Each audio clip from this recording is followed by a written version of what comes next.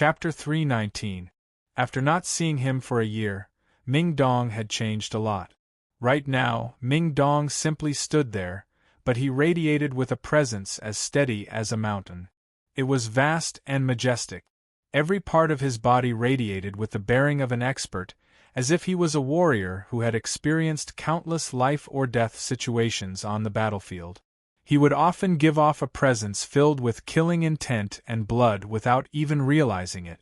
Just this invisible presence alone was enough to exert tremendous pressure on people. The current Ming Dong was like a completely different person compared to a year ago. Jianchen could not help but wonder if the black-clothed young man was really the Ming Dong he knew in the past. Ming Dong chuckled happily. He loudly said, "Jianchen, I was just worrying about where to find you. I never thought that you'd appear before me of your own accord so soon. Do you think this is the arrangement of the heavens, or that we're fated?" Dugu Feng's face immediately became extremely ugly when he heard the conversation between Jianchen and the black-clothed young man. He had been overjoyed about meeting such a powerful young man, but he never thought that the outcome would be so dramatic. The powerful young man actually knew Jianchen, and from their expressions, they seemed to be extremely close friends. Dugu Feng was immediately caught between a rock and a hard place. There was a tiger in front of him and a wolf behind him. Moreover, the two of them were not fast, especially Ming Dong. Dugu Feng immediately gave up on running after seeing the terrifying speed Ming Dong had just displayed. Even if he fled as fast as he could, he would not be able to outrun Ming Dong, who possessed wind-attributed Saint Force. Right now, there was no way for him to escape from the two of them. Dugu Feng's face became unprecedentedly grim. Death was not terrifying to him. He did not fear death. The only thing he could not let go of was the ruler armament in his hand. Once the ruler armament fell into the hands of an outsider, it would be an unbearable loss for the Dugu clan. Without the ruler armament, the status of the Dugu clan would definitely plummet. This was because a ruler armament in the hands of a sixth cycle heaven saint master was equivalent to a living saint ruler. Their battle prowess would be so terrifying that it could destroy the world. Ming Dong, let's catch up later. Let's deal with the matter at hand first, Jianchen smiled. Ming Dong glanced at the heavy-faced Dugu Feng and smiled. That's fine. Jianchen, this guy has a ruler armament. He seems to have quite the background. You better be prepared. Jianchen shrugged and helplessly said, "There's nothing I can do about it. Although I don't really like trouble, there are some troubles that I have no choice but to endure. I've already killed 2 people who also had ruler armaments. I've already caused a lot of trouble, so adding a little more won't be too much." Hearing Jianchen's words, Jianchen's eyes immediately widened. He said in shock, "No way, Jianchen. You've already killed 2 people who had ruler armament. Aren't you a little too fierce? Don't tell me that these people who have ruler armaments don't have spirit formations protecting them?"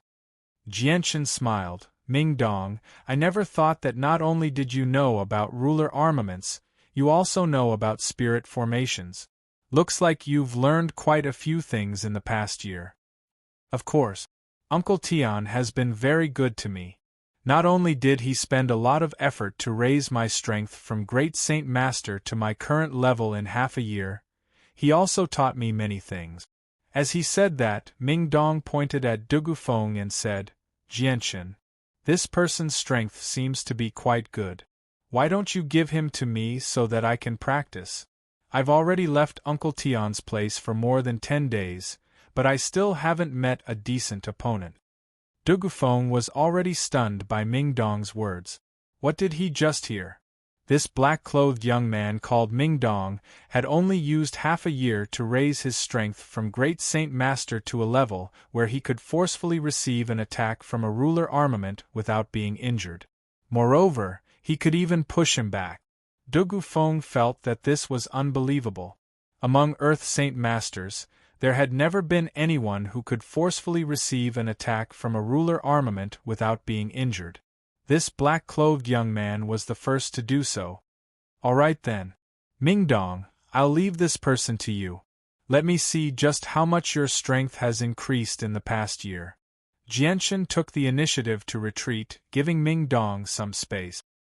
He had also witnessed Ming Dong's terrifying speed, so he wasn't worried about Dugu Feng escaping from him. Wait a moment, Dugu Feng suddenly said. He then turned to Jianshan and asked, There's been a small misunderstanding between us, but it's only a small matter. It's not enough for you to chase after me. Do you want the Heaven Tier Battle Skill page or the Ruler Armament? What do you think? Jianshan looked at Dugu Feng with a teasing smile. If you want the Heaven Tier Battle Skill page, I can give it to you. I'll even give you my space ring and everything inside. If you try to covet the Ruler Armament in my hands, then I can tell you very clearly that it will only bring you endless trouble. The Ruler Armament is just far too important to my clan. The clan will definitely not allow it to fall into the hands of outsiders. Once you kill me and take the Ruler Armament, my clan will definitely use the power of the entire clan to hunt you down. Even the ancestor of the Dugu clan will personally take action, Dugu Feng said with a heavy voice. Jianshan's expression didn't change. He said without a care, I've already killed 2 people who were protected by spirit formations like you and also had a ruler armament. Do you think I'll be afraid of that? Dugu Feng's complexion faintly paled. He had already guessed that Jianshan might also have a huge power backing him up. That power was so strong that it didn't fear the Dugu clan at all. It might even be to the point where they didn't even put the Dugu clan in their eyes. Once the ruler armament fell into the hands of such a power, the Dugu clan would no longer have any possibility of taking it back. If that really happened, then he, Dugu Feng, would become the eternal sinner of the Dugu clan. The entire Dugu clan would suffer a huge upheaval because of him. Suddenly, Dugu Feng seemed to have made up his mind. He fiercely punched his own heart, forcing out a drop of his heart's blood onto his finger. Then, he started to draw in the air in front of him. As his finger lightly moved, a very strange scene appeared in the air in front of him. Wherever his finger passed, there would be traces of blood left in the air. In the end, they actually gathered together to form a very complicated and strange blood-colored pattern. Jianshan looked at Dugu Feng with a puzzled expression. He didn't understand what Dugu Feng was doing. It was the first time he had seen such a strange scene in front of him. Furthermore, he had never heard of such a thing. Ming Dong walked over from behind Dugu Feng. He had an expression of shock as he looked at the blood-colored pattern in front of Dugu Feng. Traces of disbelief could be faintly seen in his eyes. Jianshan, I, Dugu Feng, swear a blood oath here today.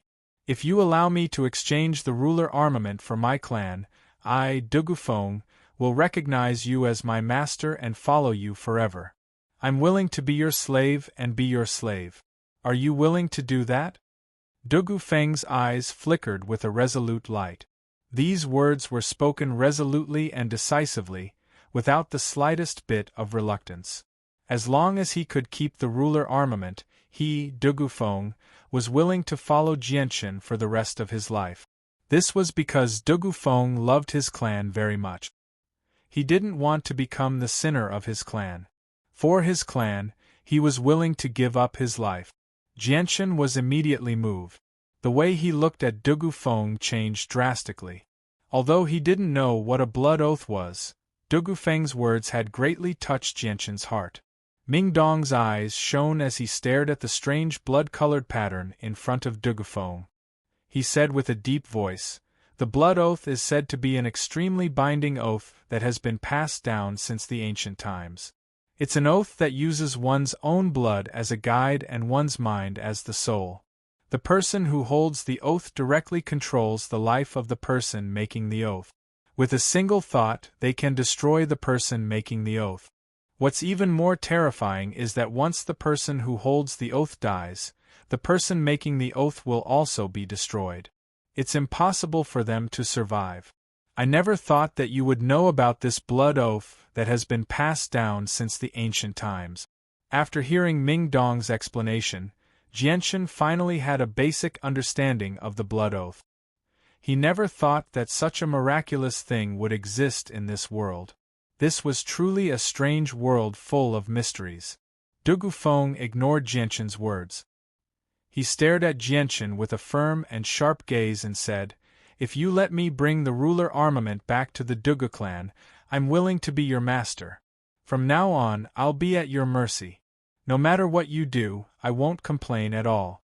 If you want the ruler armament in my hands, then even if I die, I'll do everything I can to protect it. What do you want?" "All right, I'll let you bring the ruler armament back to the clan. Remember your promise." Jianshan chose Dugu Feng without any hesitation.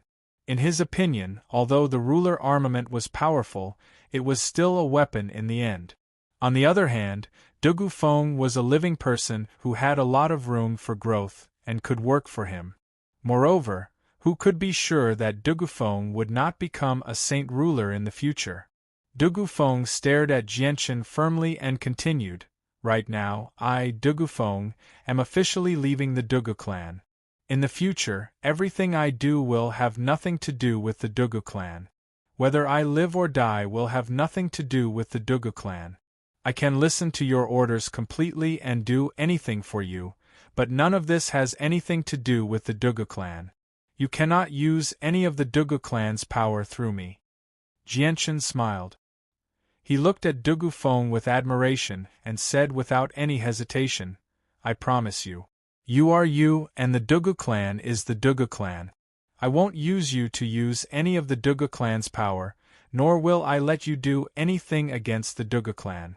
I won't force you to tell me any of the Dugu clan's secrets unless you're willing." Chapter 320. Jianshan looked curiously at the strange pattern that was completely carved out of blood. After a moment of silence, he said, "Dugu Feng, you are a truly capable man. I, Jianshan, admire you. You don't need to give me this blood oath. I don't want to control your fate, but you still have to do what you promised me. From now on, you will work for me." Hearing that, Dugu Feng could not help but be stunned. He looked at Jianshan in disbelief and asked in surprise, "Do you really trust me that much? Aren't you afraid that I'll go back on my word?" "That's right. I trust your character. I trust that you are not someone who goes back on his word. Of course, if you really are that kind of person, then you can only blame me, Jianshan, for being blind and misjudging you," Jianshan said without the slightest hesitation. Just from his tone, one could hear his trust in Dugu Feng.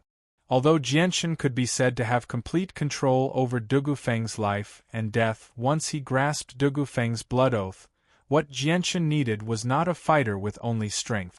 What he needed was a true comrade of flesh and blood, a living person with his own soul and thoughts. Only then would he be able to fully unleash Dugu Feng's potential. Once he accepted Dugu Feng's blood oath, although he could use Dugu Feng to do anything without any worries, Dugu Feng would also become a person without a soul. Although this would not affect Dugu Feng at all, Jianshan would never be able to obtain Dugu Feng's true loyalty. Dugu Feng stared blankly at Jianshan. His expression became complicated for a moment. At that moment, the way he looked at Jianshan had completely changed. It was as if he had gone from looking at a stranger to looking at a close friend. His gaze was filled with sincerity and gratitude.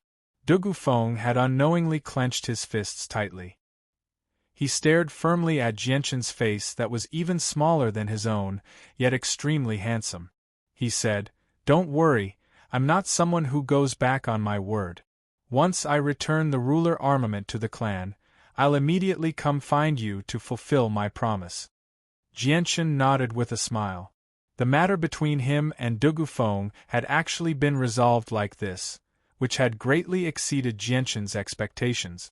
However, Jianshan was extremely happy that he could obtain Dugu Feng's loyalty. Ming Dong's strength had improved tremendously now, and with the addition of Dugu Feng, who was similarly not weak, the Flame Mercenaries' strength was rapidly increasing. As the Flame Mercenaries grew stronger, the forces under Jianshan's control gradually took shape as well. "Dugu Feng, you should continue to participate in the upcoming mercenary tournament. With your strength, you'll definitely be able to obtain a decent ranking. As long as you can enter the top 10, the rewards will be extremely generous. You definitely can't waste such a good opportunity, Jianchen said. Dugufeng nodded. All right. After the mercenary tournament ends, all the rewards I obtain will belong to you as long as they can be gifted to others. I'm no longer a member of the Dugu clan now, so everything I do has nothing to do with the clan. Jianchen shook his head. There's no need for that. As long as you obtain something with your own strength, it will completely belong to you. Dugufeng, you, Jianchen, respect you as a true, unyielding man. In the future, let's all refer to each other as brothers. I hope that we can treat one another honestly and not do anything that will harm everyone. Dugufeng immediately became rather emotional when he heard Jianchen's words. His voice trembled slightly as he said, All right, let's refer to each other as brothers in the future. None of us will be allowed to do anything that will harm everyone. Otherwise, I, Dugufeng, will be the first to not let them off. Dugufeng's words were filled with heroism. At that moment, his proud and aloof heart had finally been infected by Jianchen. Haha, I didn't think we'd have another friend in the future. Dugufeng, I'm Mingdong. You can just call me by my name. If I've offended you before, please don't take offense. I, Mingdong, sincerely apologize to you. Mingdong greatly admired Dugufeng's character, and he laughed heartily. Dugufeng could not help but smile. He patted Mingdong's shoulder and chuckled. All right, then I'll just call you Mingdong from now on. Perhaps I'm lucky today to be able to meet two brothers with such outstanding talent. The two of you are younger than me, but much more powerful than me. Especially you, Mingdong. You actually used your own strength to forcefully receive an attack from my ruler armament and even forced me back. Are you already a Heaven Saint Master? Mingdong laughed heartily. It's not that exaggerated. I'm still at the peak of the 6th cycle of Earth Saint Master. Although I'm only a step away from becoming a Heaven Saint Master, this step will take me at least 3 years. What? You've already reached the peak of the 6th cycle of Earth Saint Master? As soon as Mingdong finished speaking, Jianchen immediately cried out. His eyes widened as disbelief filled his face. In just a year, Mingdong had gone from Great Saint Master to the peak of the 6th cycle of Earth Saint Master. Such a shocking speed could not even be described as God's speed. Once a person reached Great Saint Master, every increase in strength required an astonishing amount of energy. The amount of energy and time required to go from the 1st cycle to the 6th cycle of Earth Saint Master was incalculable. However, Jianchen had only used a year to achieve this. His progress was shocking. On the other hand, Jianchen remained at the 1st cycle of Earth Saint Master. Dugufeng was also surprised by Mingdong's strength. He had never thought that Mingdong, who only seemed to be 27 or 28, would be 1 or 2 years younger than him, would be far stronger than him. He was only a step away from becoming a Heaven Saint Master. This made Dugufeng, who had been known as a prodigy in the clan since young, pale in comparison. Mingdong chuckled when he saw Jianchen's shocked expression. He seemed to enjoy being looked at like that by Jianchen. Jianchen, don't make a fuss over nothing. In order to increase my strength, Uncle Tian spent a lot of effort and used countless heavenly resources. Originally, Uncle Tian planned on directly increasing my strength to Heaven Saint Master, but unfortunately, with my current foundation, my foundation would definitely be destroyed if I reached Heaven Saint Master. As a result, Uncle Tian could only forcefully suppress my strength to the peak of the 6th cycle of Earth Saint Master in order to not affect my future path of cultivation. He used his supreme strength to trap the energy that I had not completely absorbed in my body and told me not to attempt to break through to Heaven Saint Master in the next 3 years. Dugufeng was secretly shocked when he heard that. He then asked very casually, Mingdong, your Uncle Tian is so powerful. He must be a saint ruler, right? Mingdong smiled mysteriously. My Uncle Tian is very powerful. I don't know exactly how powerful he is, but I've heard Uncle Tian mention that he was already a saint ruler 5,000 years ago. What? A saint ruler in 5,000 years? Dugu Feng paled in fright. He was utterly shocked. His eyes widened to the point where they almost fell out of their socket. Clearly, he had been quite frightened. What's wrong, Dugu Feng? Is there something wrong? Ming Dong smiled craftily as he acted like he was in doubt. Nothing, Dugu Feng hurriedly replied. His forehead was covered in a thin layer of sweat and his face was rather pale. This was the first time Jianchen had seen Dugu Feng lose his composure like that. Looks like Dugu Feng probably knows a little about the situation. Otherwise, he wouldn't have been so frightened when he heard about the saint ruler from 5,000 years ago, Jianchen thought to himself when he saw Dugu Feng lose his composure. There are still a few pages of heaven-tier battle skills in the dwelling that we haven't obtained yet. Let's hurry back, Jianchen said to the two of them. Afterwards, the three of them quickly returned to the dwelling. Because Jianchen was worried that Qin Ji and Tianmu Ling would take away the remaining heaven-tier battle skill pages, they returned very quickly. Before long, the three of them appeared 5 kilometers away from the dwelling once again. The three of them continued forward. Just as they approached the place where they had fought the 4 magic beasts, a loud roar came from the distance. The purple-gold thunder lion, covered in blood and dozens of wounds, was running towards the three of them with bloodshot eyes. What a powerful aura! I've finally met a strong opponent. Give it to me. Don't fight over it with me. Ming Dong's eyes lit up as he stared at the purple-gold thunder lion. He then took out his saint weapon and charged at the purple-gold thunder lion. Ming Dong, after dealing with the purple-gold thunder lion, come find us in the dwelling. We'll go over first. Jianchen shouted at Ming Dong from afar. Right now, Ming Dong's strength was strong enough to face a king armament head-on. Dealing with a heavily injured purple-gold thunder lion was more than enough. Got it, Ming Dong replied. Right, there might be a pangolin emperor hidden underground. Be careful of its ambush, Jianchen reminded again. Afterward, Jianchen and Dugu Feng quickly ran towards the dwelling. In the distance, they saw a large group of people gathered outside the dwelling, constantly cursing. What right do you have to not let us in? This dwelling doesn't belong to your family. That's right. You're too arrogant. This dwelling doesn't belong to your family.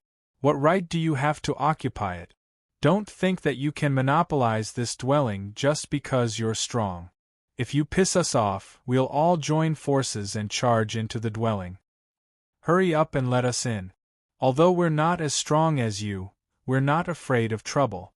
From afar, Jianchen and Dugu Feng could hear the curses that filled the sky. It turned out that these people were all blocked outside the dwelling, not letting them in. Chapter 321. Dugu Feng's loud shout immediately silenced the noisy people in the field. The people who were blocked outside the cave had a stomach full of anger. Now that Dugu Feng had made a ruckus, the anger in their hearts was immediately aroused. In the crowd, there were people who immediately began to clamor loudly. Fuck, who's shouting here? Do you want to die? Who the F***ck is yelling? Get the F***ck over here.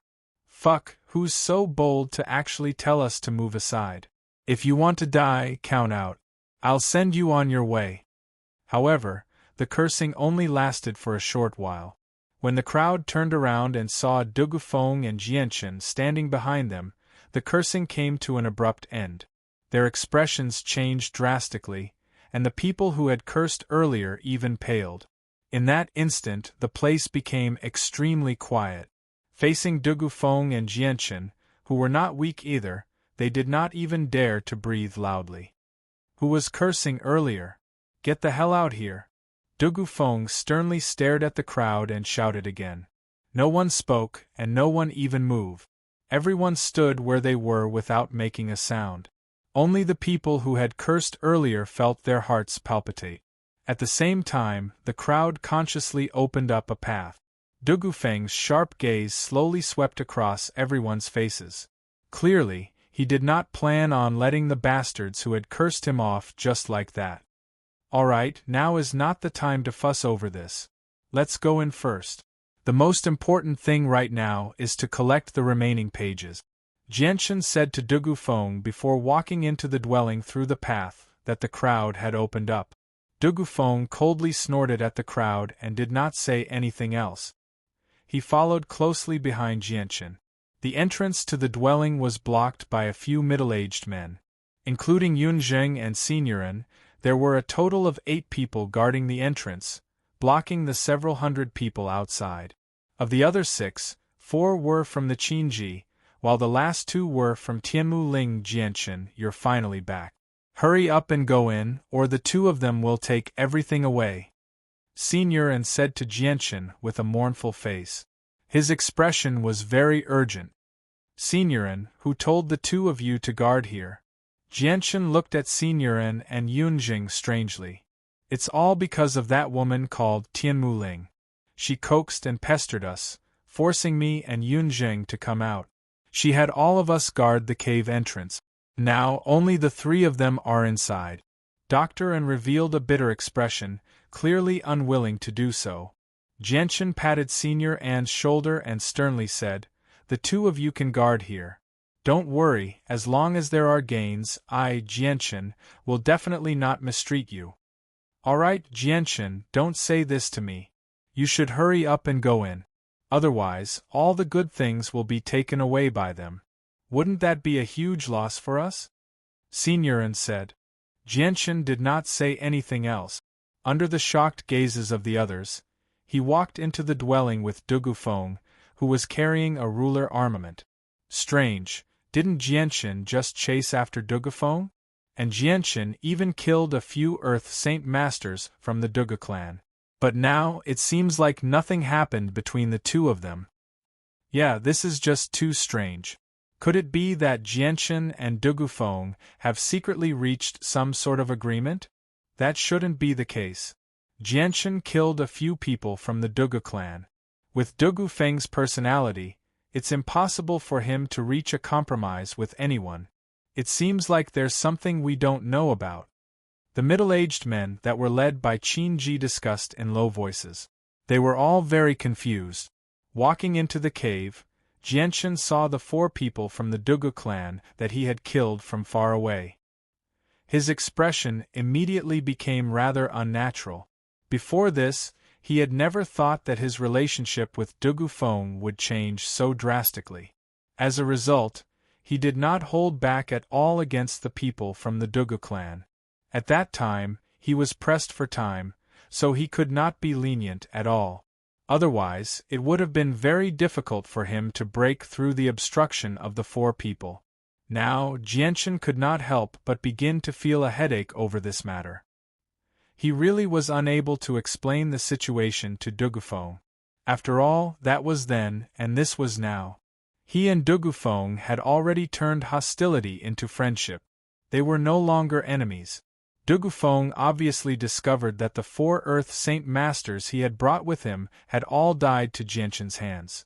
Perhaps he understood what Jianchen was thinking, so he indifferently said, "They're from the Dugu clan. They have nothing to do with me anymore. At the same time, they're only outer disciples of the Dugu clan. 2 of them have even joined the Dugu clan as disciples.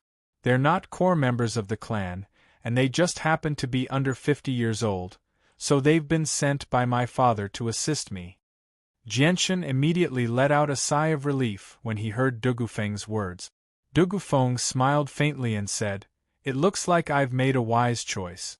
I didn't follow the wrong person. You and Mingdong are both prodigies, much more outstanding than me. I believe that traveling with the 2 of you will definitely be much more exciting than what I've experienced in the past." "Perhaps." Jianchen declined to comment. Afterward, the 2 of them entered the spacious dwelling at the same time. They saw Qin Ji, Tianmuling, and the yellow-clothed girl rummaging around in search of treasures. Sure, Xiangran's corpse was still where it had been, and no one had dealt with it. However, Jetta Wukong's corpse had been moved away. Seeing Jianchen and Dugufeng appear as if nothing had happened, Qin Ji, Tianmu Ling, and the yellow-clothed girl were all shocked. It was as if they had seen something that should not have happened. The three of them could not help but stop what they were doing. Jianchen, you too. Qin Ji was filled with doubt as he looked at Jianchen and Dugufeng, who were completely unscathed. The two of them did not look like they had fought at all. Tianmu Ling also looked at the two of them in shock and asked, "Did the two of you not fight?" Hearing that, Jianchen looked at Tianmu Ling in doubt and said, "Fight? Why would we fight?" This. Tianmu Ling was tongue-tied. She was suddenly at a loss for words.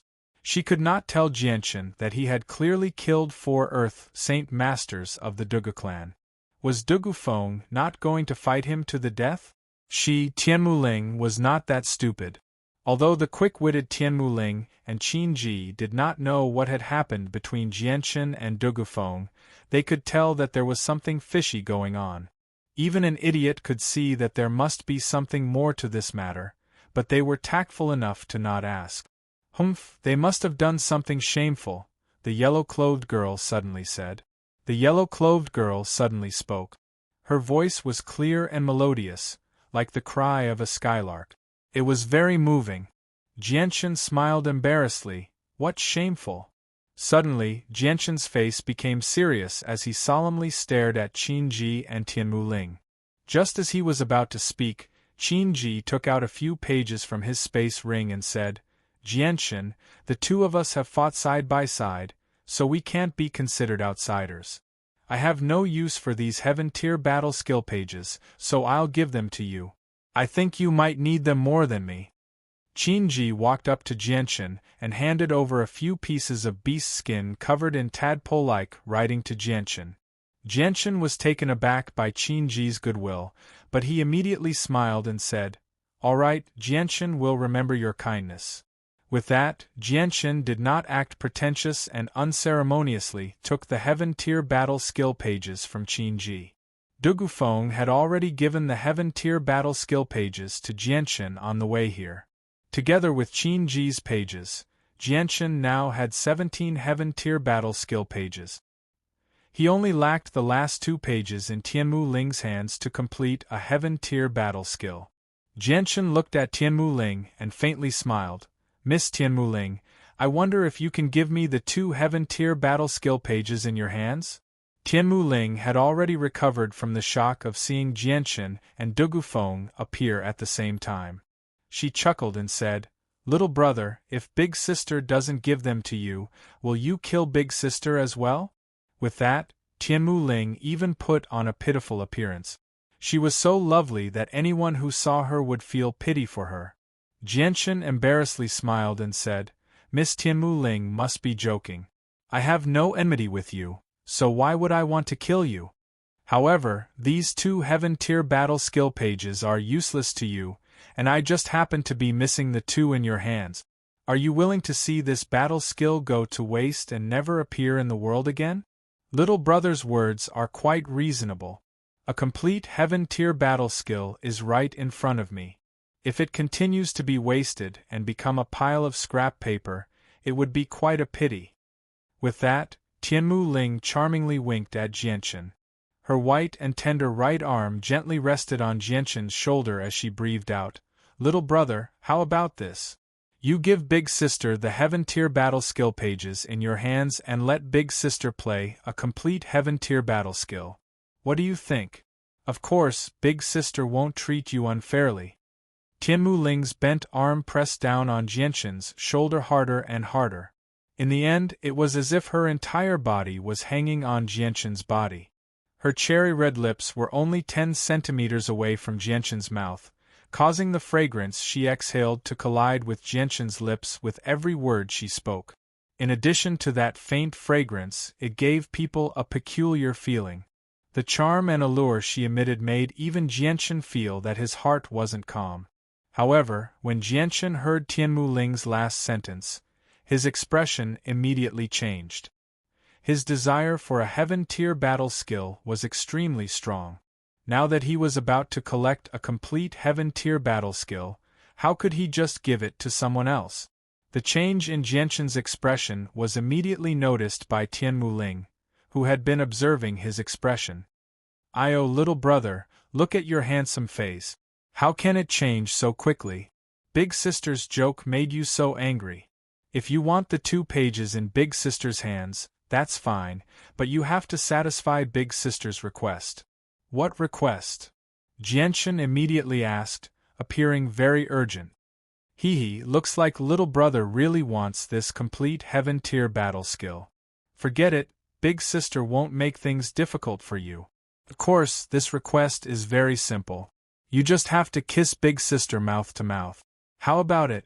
Isn't it worth it? Tianmu Ling's breath was like orchids in front of Jianxin. Her lips were still 10 centimeters away from Jianxin's mouth. Every word she spat out brought about a wave of air that gently slapped Jianxin's lips, making Jianxin's lips itch. Hearing Tianmu Ling's simple request, Jianxin was immediately speechless. A layer of sweat even appeared on his forehead. Tianmu Ling's words were so explicit that it immediately made Jianxin's face turn slightly red. He was extremely embarrassed. Pervert. Slut. Shameless. On the other side, the yellow-clothed girl stared at Tianmu Ling with disgust. She was practically gnashing her teeth as she spoke. Seeing Jianxin and Tianmu Ling so close to each other, she didn't know why, but a very uncomfortable feeling suddenly appeared in her heart. I almost forgot. Little brother, your little lover is still here. Look, your little lover is starting to get jealous, Tianmu Ling giggled. As she spoke, she threw a charming look at the yellow-clothed girl.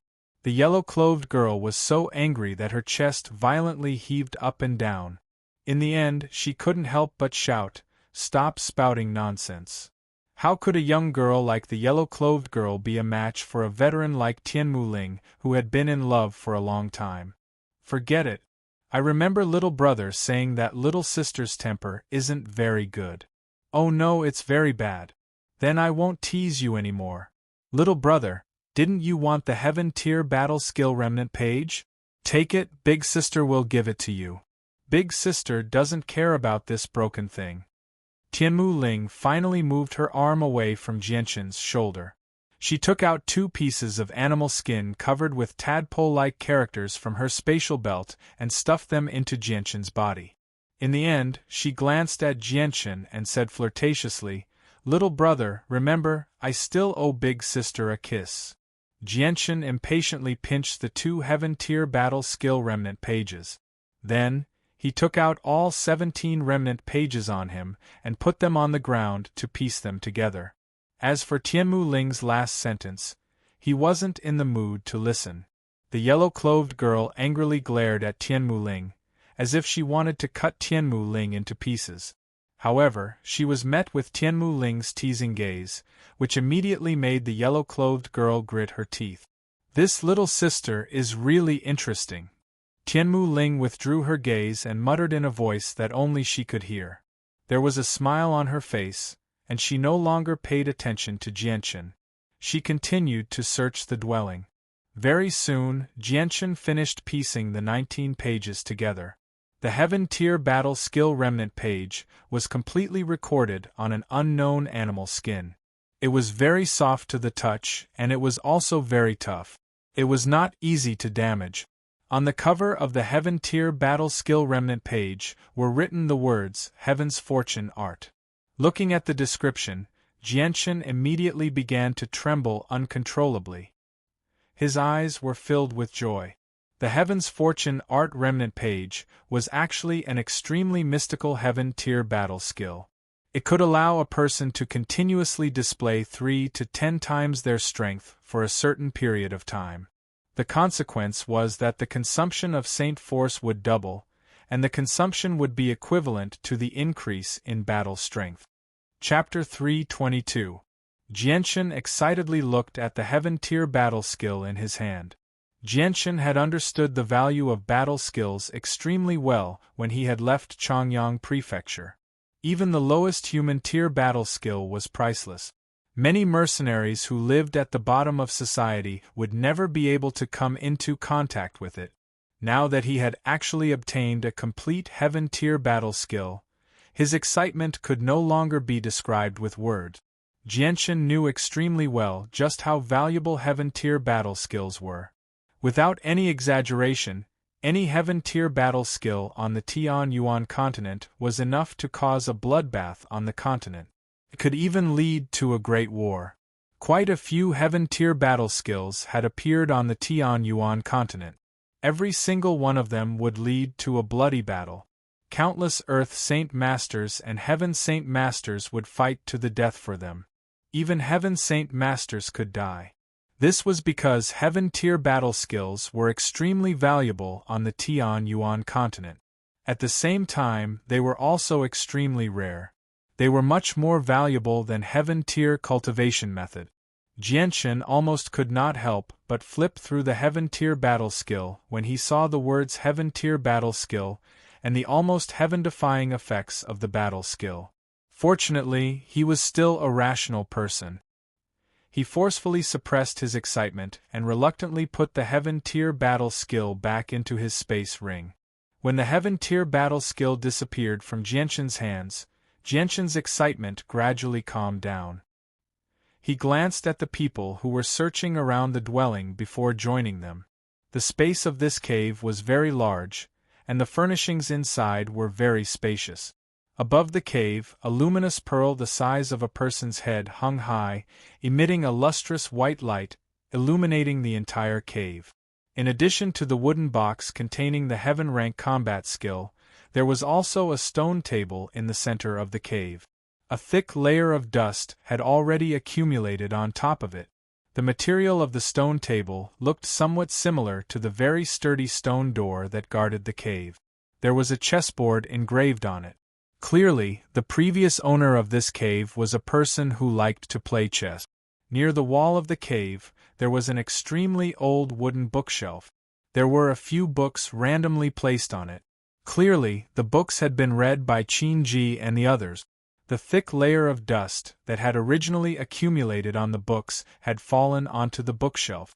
Jianchen arrived in front of the bookshelf and casually picked up a book. A sliver of surprise immediately appeared in his eyes, because the book in his hand was a human-tier battle skill. Jianchen took out the remaining books and flipped through them. He discovered that apart from 2 high human-tier battle skills, the rest were all Earth-tier battle skills. There were 4 low Earth-tier battle skills and 2 mid-Earth-tier battle skills. Jianchen was pleasantly surprised by this discovery. To him, this was yet another great harvest. Qin Ji and the others were born into large clans and possessed ruler armaments. They were all arrogant and did not place any importance on these Earth-tier battle skills. As a result, they did not take them away even though they had flipped through them. In the end, they ended up benefiting Jianchen. Jianchen was not as wealthy as them. He collected all the battle skills into his space ring. He wanted to develop the flame mercenaries, so these battle skills and cultivation methods were exactly what he needed. The large dwelling was completely empty. Even the decorations were extremely sparse. Apart from these items, there was nothing else. Qin Ji, Tianmu Ling, Dugu Feng, and the yellow-clothed girl were currently wandering around the dwelling, constantly knocking on the walls. Suddenly, a burst of noise came from outside the cave. 2 middle-aged men were sent flying in while spitting out blood. Their bodies fell heavily in the empty cave. The 2 middle-aged men were the people that Qin Ji and Tianmu Ling had brought over. Qin Ji and Tianmu Ling's faces immediately sank when they saw their people being sent flying from outside. Intense killing intent appeared in their eyes as they stared at the entrance at the same time. A black-clothed young man with a faint azure sword slowly walked in from outside. He constantly grumbled, "Why can't I go in? This dwelling isn't yours. How can you block me from entering?" With Ming Dong's entrance, there were quite a few people behind him. Apart from the ugly senior and the others, there was a large group of people behind him as well. They completely filled the narrow passageway. "Who are you?" Qin Ji stared at the black-clothed Ming Dong with a sunken face. He was very unfriendly. However, Ming Dong did not even glance at Qin Ji. There were only 5 people in the vast dwelling. He discovered Jianchen and Dugufeng with a single glance and immediately greeted them with a smile. "Hi, Jianchen, Dugufeng, you really are here. Looks like I've found the right place." With that, Ming Dong arrived before Jianchen and wrapped his arm around his shoulder intimately. Only when they saw how close Jianchen and Ming Dong were did Tianmu Ling and Qin Ji's expressions ease up slightly. Even so, the two of them were still dissatisfied with Ming Dong because he had brought in a large group of people with him. Jianchen bitterly smiled as he looked at the group of people behind Ming Dong. He said softly, "Why did you bring so many people in?" Jianchen's expression immediately became rather awkward when he heard that. He smiled embarrassedly and said, "Jianchen, don't tell me you arranged for the people guarding the entrance. If I had known earlier, I wouldn't have forced my way in." As he said that, Ming Dong casually walked to the stone table in the center of the dwelling. He bent his leg and stepped on it. In the next moment, something strange happened. The stone table actually slowly sank down from Ming Dong's casual step. Ming Dong immediately jumped away and looked at the stone table that was sinking into the ground in shock. He said in shock, "What's going on? Don't tell me I've triggered some sort of mechanism?" Everyone in the dwelling immediately became vigilant when they heard that. They were worried that they had triggered some killing formation in the cave. When the stone table sank into the ground, it seemed to have triggered some sort of mechanism, just as Ming Dong had said. The cave trembled, followed by a rumbling sound. A huge, cleverly hidden stone door slowly rose up. "There must be treasures inside. Let's go in. It'll belong to whoever gets it first. Let's go in quickly. There might be a heaven-tier battle skill inside." The people crowded in the passageway immediately began to clamor and rush inside. Jian Chern and the others did not hesitate at all. They all charged through the stone door as quickly as they could. With a flash, Jian Chen, Ming Dong, and Qin Ji all vanished from the dwelling. The space behind the stone door was extremely small. It seemed rather cramped even with over a dozen people. It seemed like a resting place for a single person. A fist-sized luminous pearl still hung above everyone's heads, shining with eternal light. However, as soon as they entered the cave, they immediately felt a formless pressure all around them, causing their expressions to become solemn. At this moment, their hearts were clear. This cave was not simple. Near the wall of the cave, there was a jade bed made entirely of white jade. A white humanoid skeleton was sitting cross-legged on top of the bed. It was unknown how many years it had been dead, but the entire skeleton was emitting a layer of faint fluorescent light. Although it was only a skeleton, it gave people an invisible pressure. The faint pressure that filled this space was also emitted by this skeleton. "That's the skeleton of a saint ruler." Tianmu Ling stared at the skeleton in shock. Her face was filled with shock. Qin Ji, the yellow-clothed girl, Dugufeng, and Ming Dong all had the same expression as Tianmu Ling. When they saw the skeleton, they were all shocked. Afterward, everyone's eyes began to burn.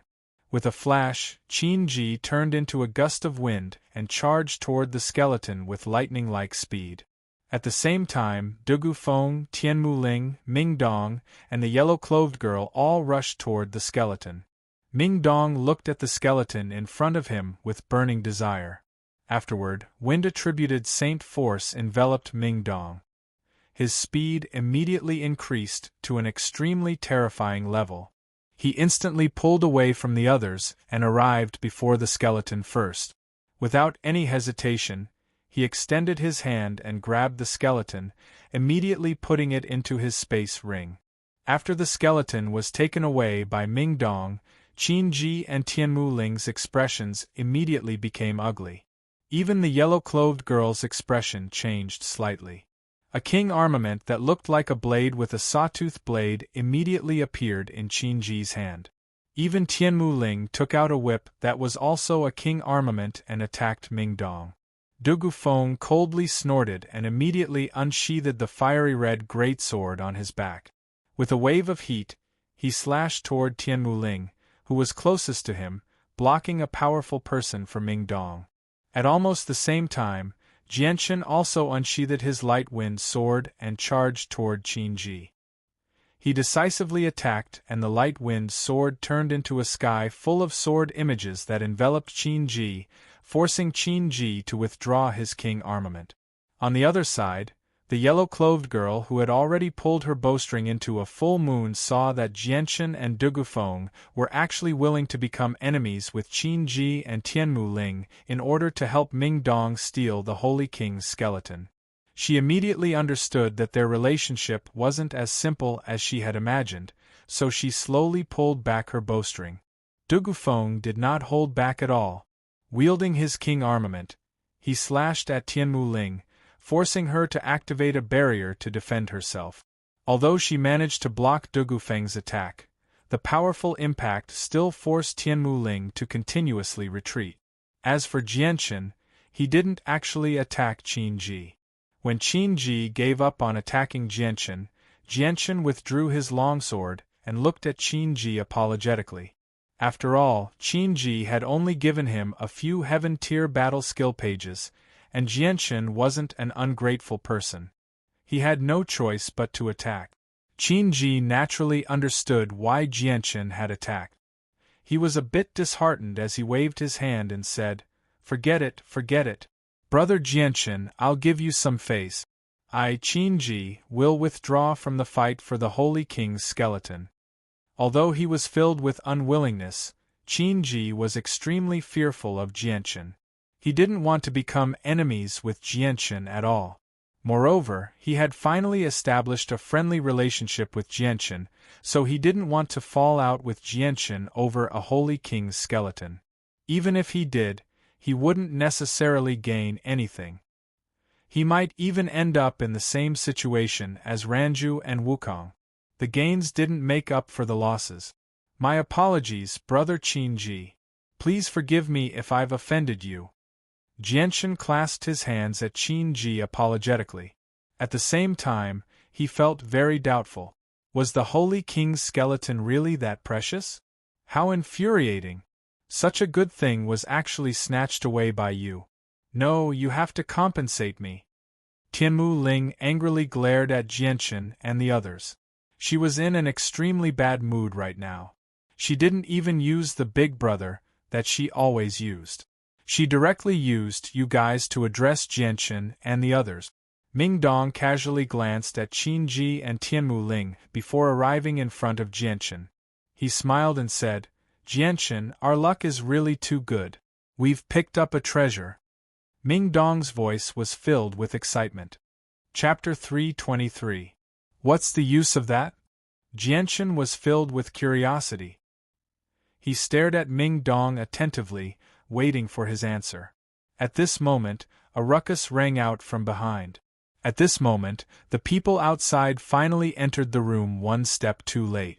Very soon, the small room became completely packed with several dozen people. Moreover, the people at the back continued to squeeze in, causing the already crowded room to become like a Rujiamo. Basically, everyone was pressed up against each other. However, there was still a small space before Jianchen's group. Many people in the crowd recognized them and knew how powerful they were.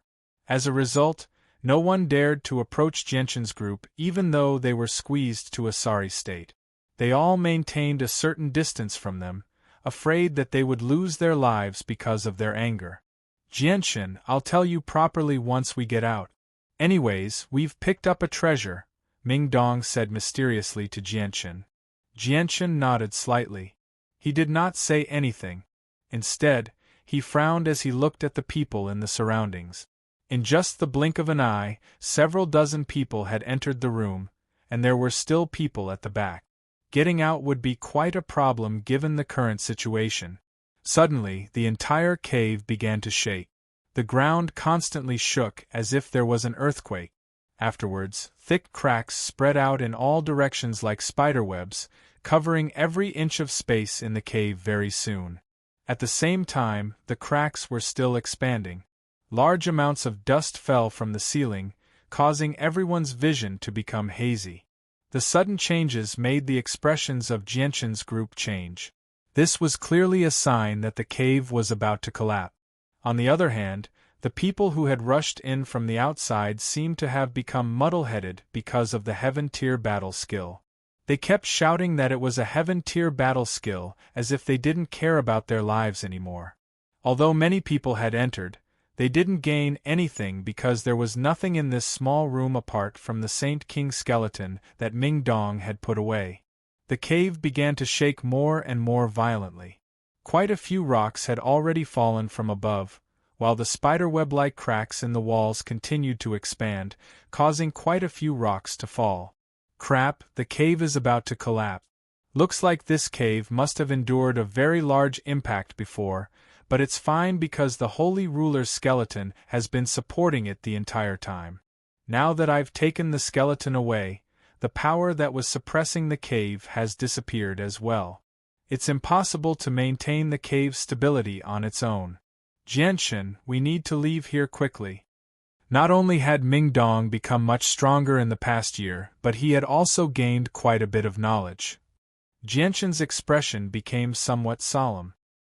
He looked at the crowded crowd and immediately shouted, "The cave is about to collapse, everyone get out immediately." Jianshan's voice was like a loudspeaker, suppressing the clamor of the crowd.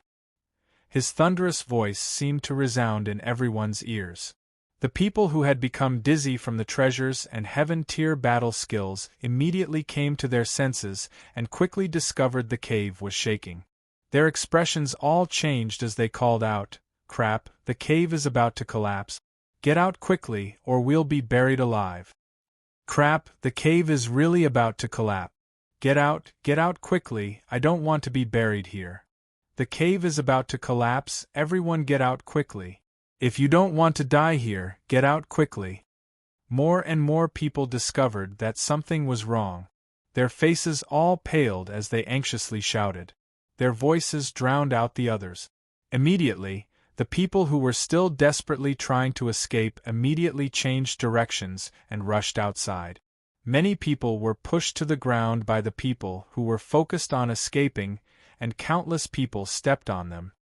Motherf *Ker, who stepped on me? Hurry up and get out of my way. Do you want to die? Who stepped on my hand? Don't step on me. The scene was in chaos. At this moment, everyone no longer cared about the treasures. They all rushed outside as if they were fleeing for their lives.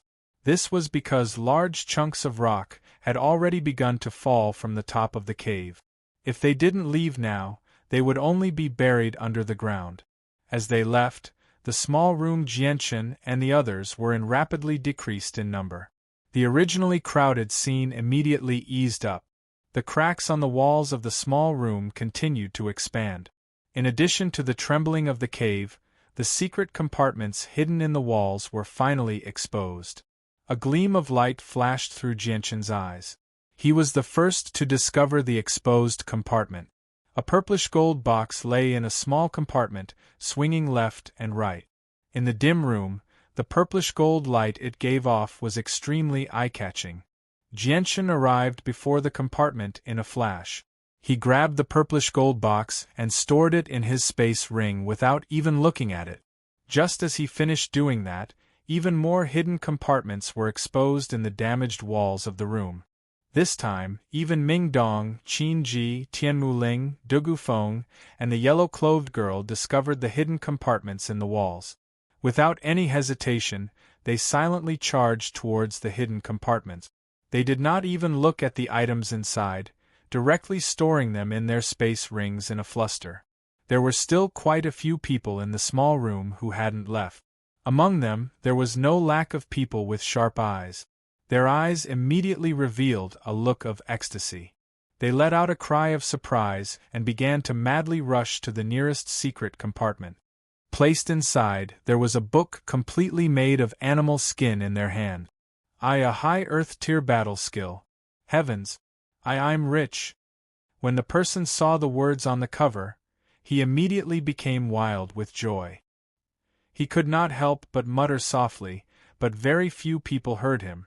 "This is a high earth-tier cultivation method. It's actually perfect for me," another person excitedly exclaimed as he picked up a book. Very soon, more and more people joined in the action of stealing the treasures in the hidden compartments. The items in the hidden compartments were extremely varied. There were space rings, secret manuals that recorded cultivation methods and battle skills, jade bottles that contained pills, and so on. With over a dozen people plundering the items in the hidden compartments, they cleared them all out very soon. At this moment, a middle-aged man with the strength of an Earth Saint Master took out a book made of unknown paper from the last hidden compartment. After reading it for a while, his eyes immediately widened. He became extremely excited and could not help but cry out, "Heavens!" Just as he said that word, the middle-aged man came to his senses. He immediately covered his mouth with his hand and cautiously looked around. There was actually some unease on his face. With a flash of fiery red light, Dugu Feng suddenly arrived before him. His ruler armament surged with energy as it stabbed into the middle-aged man's chest. Afterward, he snatched the book from the middle-aged man's hand and roughly glanced through it. A smile immediately appeared on his face as he said, "It really is a heaven-tier battle skill." Hearing that, Tianmu Ling angrily put away the whip she had just taken out. She grumbled, "You guys moved too fast. All the good stuff went to you guys." Qin Ji also put away the ruler armament he had just taken out. He constantly shook his head and sighed. Even the yellow-clothed girl took out her bow and prepared to shoot an arrow. They did not care about Earth-tier battle skills as they were born in large clans, but Heaven-tier battle skills were a completely different matter. To large clans like them, every additional Heaven-tier battle skill would indirectly increase the clan's strength. As a result, even clans with saint rulers and ruler armaments could not ignore Heaven-tier battle skills. If it were not for Dugu Feng's quick reaction and the fact that he was the closest to the middle-aged man, the Heaven-tier battle skill might have ended up in the hands of Qin Ji and the others. Killing people for their belongings was a common thing on the Tian-Yuan continent. Seeing that Dugu Feng had begun to kill people for their belongings, the other people who had gained a lot did not dare to stay for a moment longer. They all fled outside as quickly as they could. Boom! Boom! Boom!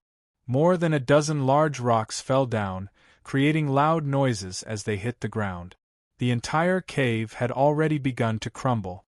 Large rocks continued to fall down, and some places had even begun to collapse, causing large chunks of soil to fall down. "We can't stay here any longer. Let's go," Ming Dong hurriedly said to the others. They immediately ran out of the cave as quickly as they could. Boom! A 4-meter-tall rock fell down, blocking the path that they had to take to leave. "Out of the way!" A loud shout came from behind as Dugu Feng heavily smashed his king armament onto the boulder. The absolute power of the attack directly turned the boulder into dust. They did not hesitate at all. They ran out of the cave in a sorry state as dust fell from the ceiling. They were extremely fast. Very soon, they finally escaped from the cave before it completely collapsed. Jianshan and the others were now in a sorry state. Not only were they covered in dust, but even their heads and faces were covered in dust as well. They looked extremely slippery. "Phew, we're finally out. We were almost buried alive." Ming Dong let out a long sigh and began to pat the dust off his body. In front of them, there were already many people who had just run out of the cave in a sorry state. Most of them were in a sorry state. If their clothes were not covered in footprints, then their bodies were covered in dust. There were even a few unlucky Saint Masters who had their heads smashed by the huge rocks that fell down and were bleeding profusely. "Out of the way, please make way." Suddenly, a voice that Jianshan was extremely familiar with came from the crowd. Jianshan followed the voice and saw Qin Shao coming in from the back of the crowd with some difficulty. His body was covered in dust. "What do you mean by out of the way? I didn't have enough just now. Are you going to throw your life away?" Motherf *Ker, a mere great Saint Master actually dares to push me. Is this brat tired of living? Immediately, a few people angrily looked at Qin Shao and cursed. There were even a few people who had a belly full of anger that had nowhere to vent. They rubbed their palms together as if they wanted to find trouble with Qin Shao. Qin Shao did not care about the curses of the people behind him. He anxiously looked around the crowd and quickly found Jianchen.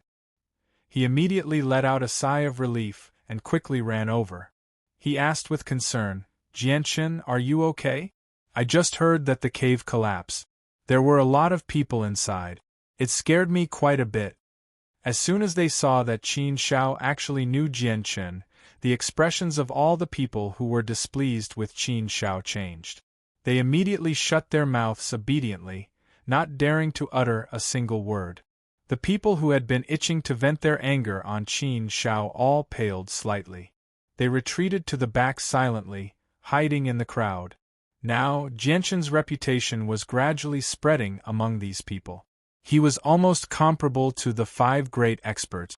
Therefore, many people recognized Jianchen and no one dared to offend him. After all, the scene of him killing Zhigu in front of so many people was clearly seen by many people. Not only did he block Zhigu's powerful attack, but he also cut off Zhigu's head.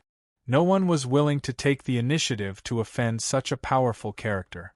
Most importantly, among the 5 great experts, Jiedu Wukong and Shi Xiangran, who had a grudge with Jianchen, both died in the cave. Although no one knew the cause of their death, the fact that they had a grudge with Jianchen at the same time was worth thinking about. Coupled with the chase between Jianchen and Dugufeng, they couldn't help but think about it. After all, there was no lack of meticulous people among them. Although they were sometimes dazzled by the temptation of a heaven-tier battle skill, this didn't mean that they were stupid. It was just that they were irresistible to them. Seeing Qin Zhao's concerned expression, Jianchen couldn't help but smile and say, "Don't worry, I'm fine." Ming Dong arrived behind Qin Shao, covered in dirt. He patted Qin Zhao's shoulder heavily and said, "Hey, brother Qin Shao, do you still recognize me?" Qin Shao immediately turned to look at Ming Dong. Although Ming Dong's face was covered in dirt, it couldn't hide his original appearance. Qin Shao immediately recognized him. Qin Zhao's eyes widened as he looked at Ming Dong in disbelief.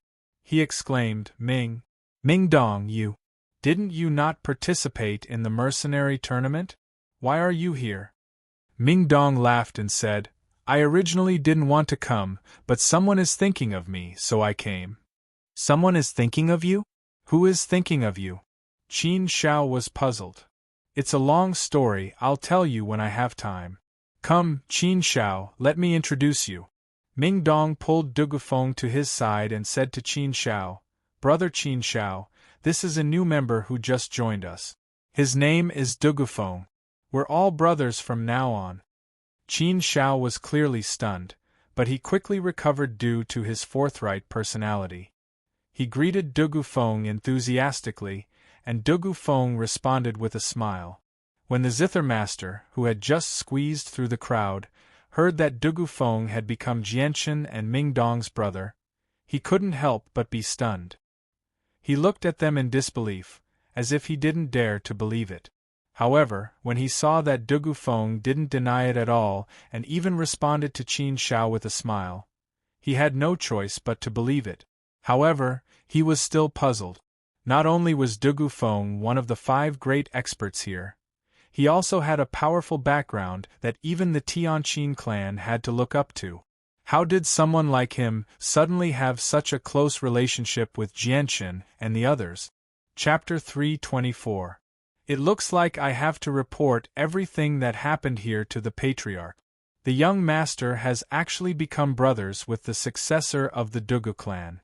This is a huge matter for our Tianqin clan. If the Tianqin clan can climb up the Dugu clan through the young master's relationship, that would be a huge matter for the clan. The Zither Master thought to himself. Although he was a person of few words and very rarely spoke, that did not mean he was stupid. Qin Ji arrived before Jianchen and smiled. "Brother Jianchen, you must come to our Qin Empire to play when you have time. Our Qin Empire is 100,000 kilometers north of Mercenary City. Once you arrive in the Qin Empire, you can directly go to the Imperial Palace of the Qin Empire. All you need to do is report my name. This jade pendant is my keepsake. As long as you take it out, I'm sure no one will make things difficult for you." With that, Qin took out a palm-sized round jade pendant from his spatial belt. There were complicated patterns on it, and there was a large Qin character in the middle. "That's good. If I have the chance in the future, I will definitely visit Brother Qin in the Qin Empire."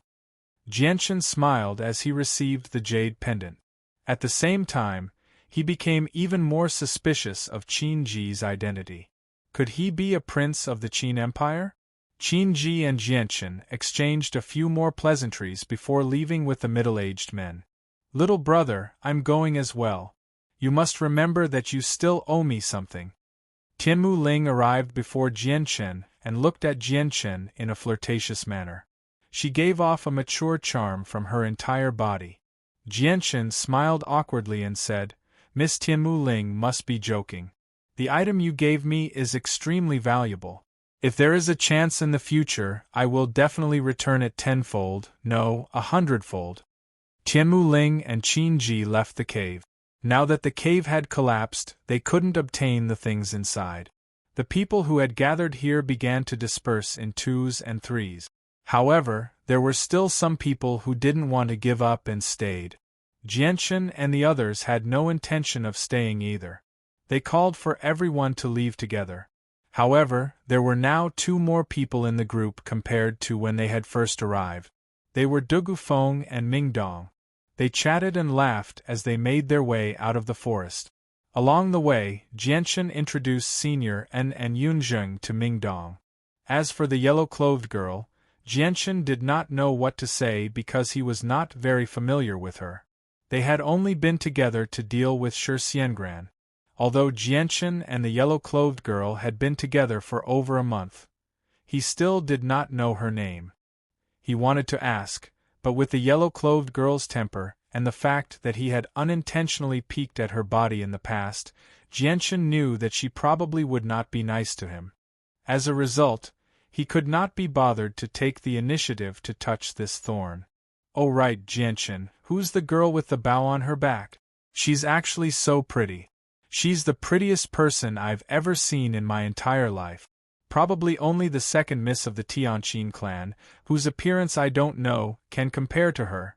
Ming Dong finally could not hold back his curiosity and whispered into Jianchen's ear. Jianchen bitterly smiled when he heard that. He said, "It's best if you don't ask me about her because I don't know her name either. I originally had some small misunderstandings with her, but because we were both being hunted down by Shi Xiangran, who possessed a ruler armament, I had no choice but to walk with her in order to deal with Shi Xiangran. This is also to prevent me from dealing with Shi Xiangran if I encounter him." Shi Xiangran? One of the 5 great experts? That's strange.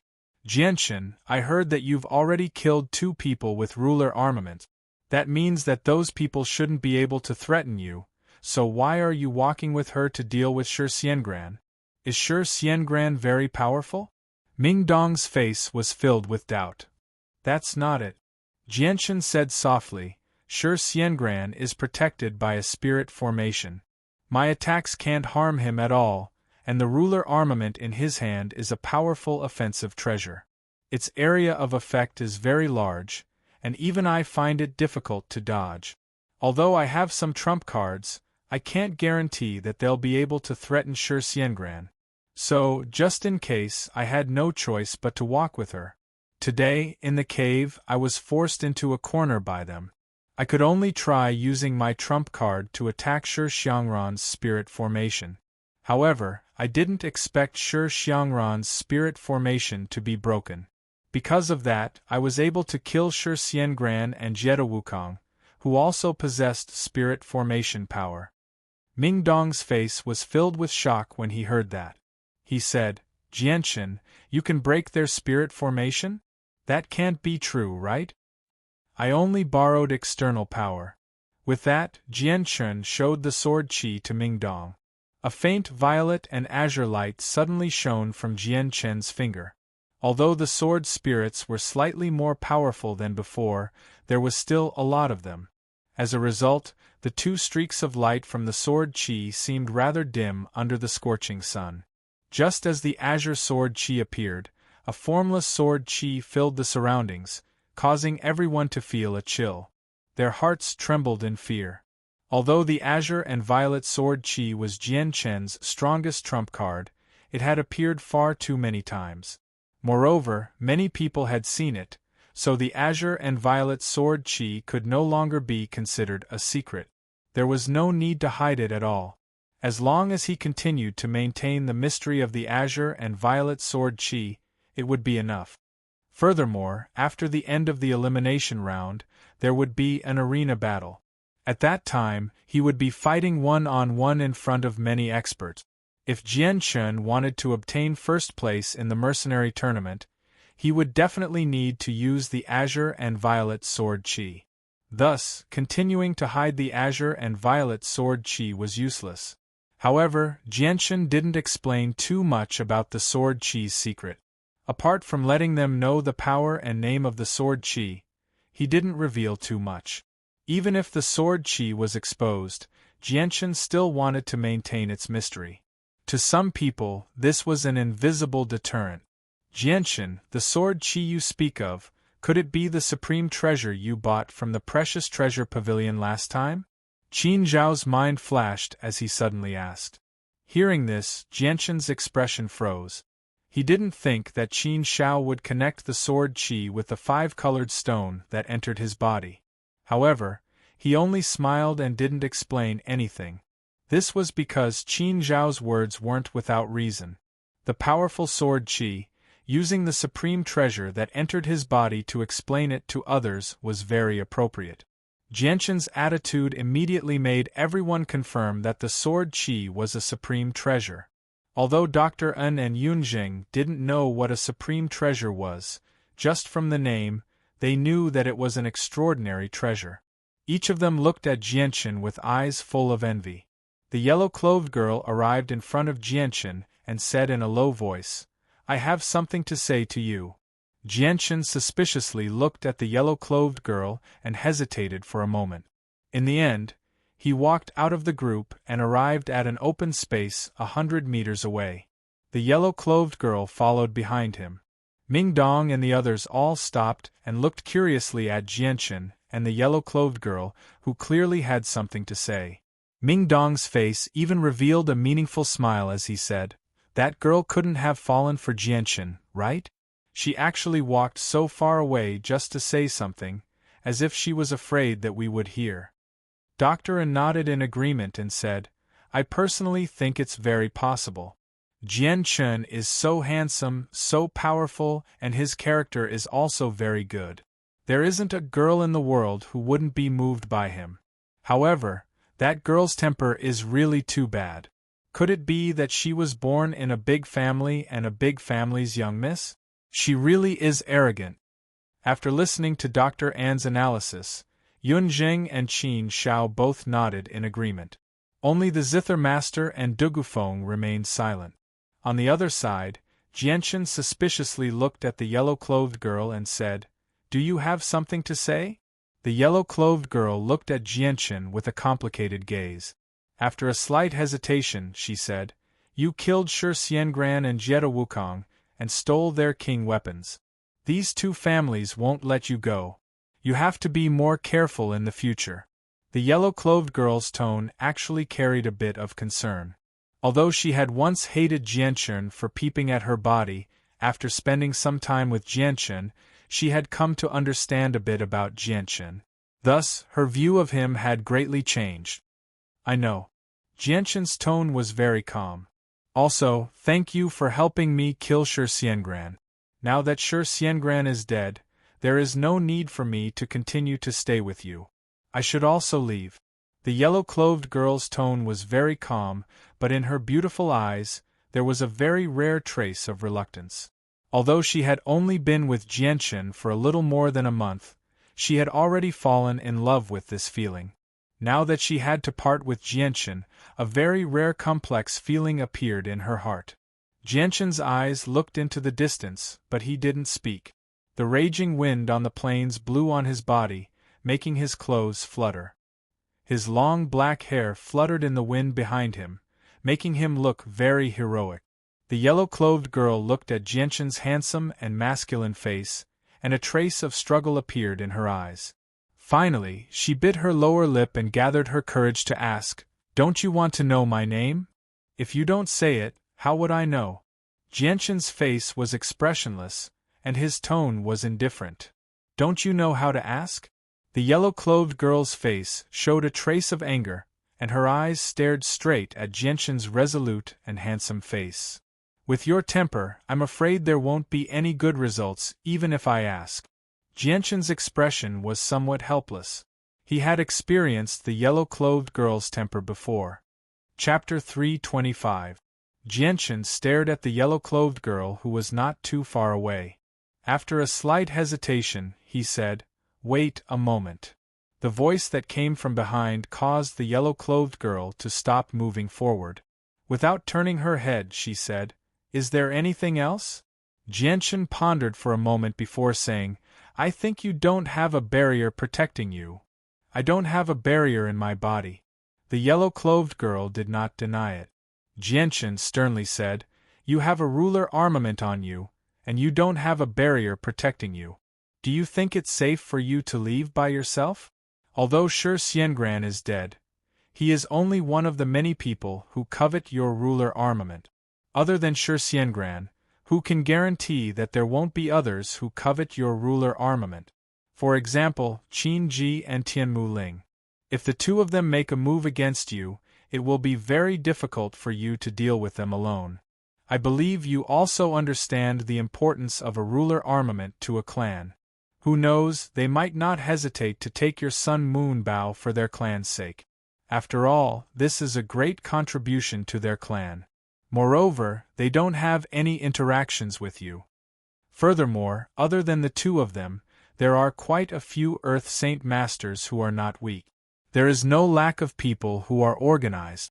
You can easily kill Earth Saint Masters with your ruler armament, but what if a group of Earth Saint Masters were to attack you at the same time? Can you handle it? After all, your Sun Moon Bow is only powerful in long-range attack. Once they get close to you, your Sun Moon Bow will lose this huge advantage. In the end, who can guarantee that no one has set a trap for you? After saying that, even Jianshan did not know why he wanted Huang Luan to stay.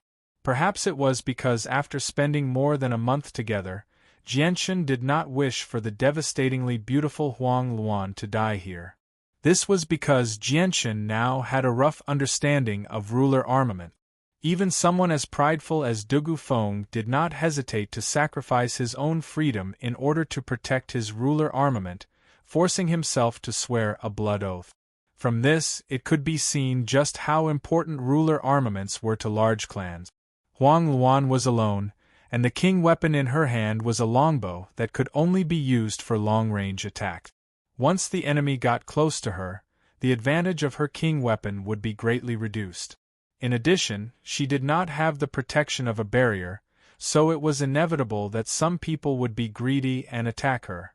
As for Qin Ji and Tianmu Ling, they were the ones that Jianshan was most worried about. This was because the two of them had been in close contact with Huang Luan for a long time. Perhaps they had already figured out Huang Luan's background. Although Jianshan was not sure if the two of them would attack Huang Luan, he had to be on guard against them.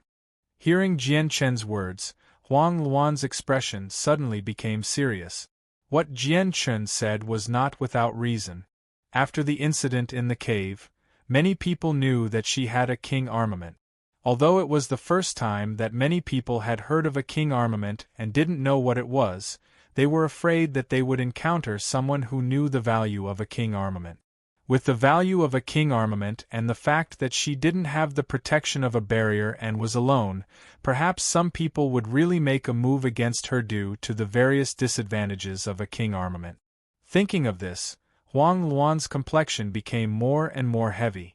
Originally, she thought that Shi Xiangran was dead and she would be fine, but she didn't expect that an even bigger trouble would appear. All of this was because the king weapon was too precious. Just in case, you should stay with us. In a dozen days, the elimination round will end. At that time, we will all be transported out. Once we leave this place, you will be truly safe. Seeing that Huang Luan's will was wavering, Jianchen immediately struck while the iron was hot. He didn't know whether he treated Huang Luan as a stranger or as an ordinary friend. In short, Jianchen was very unwilling to see Huang Luan get into an accident during the elimination round.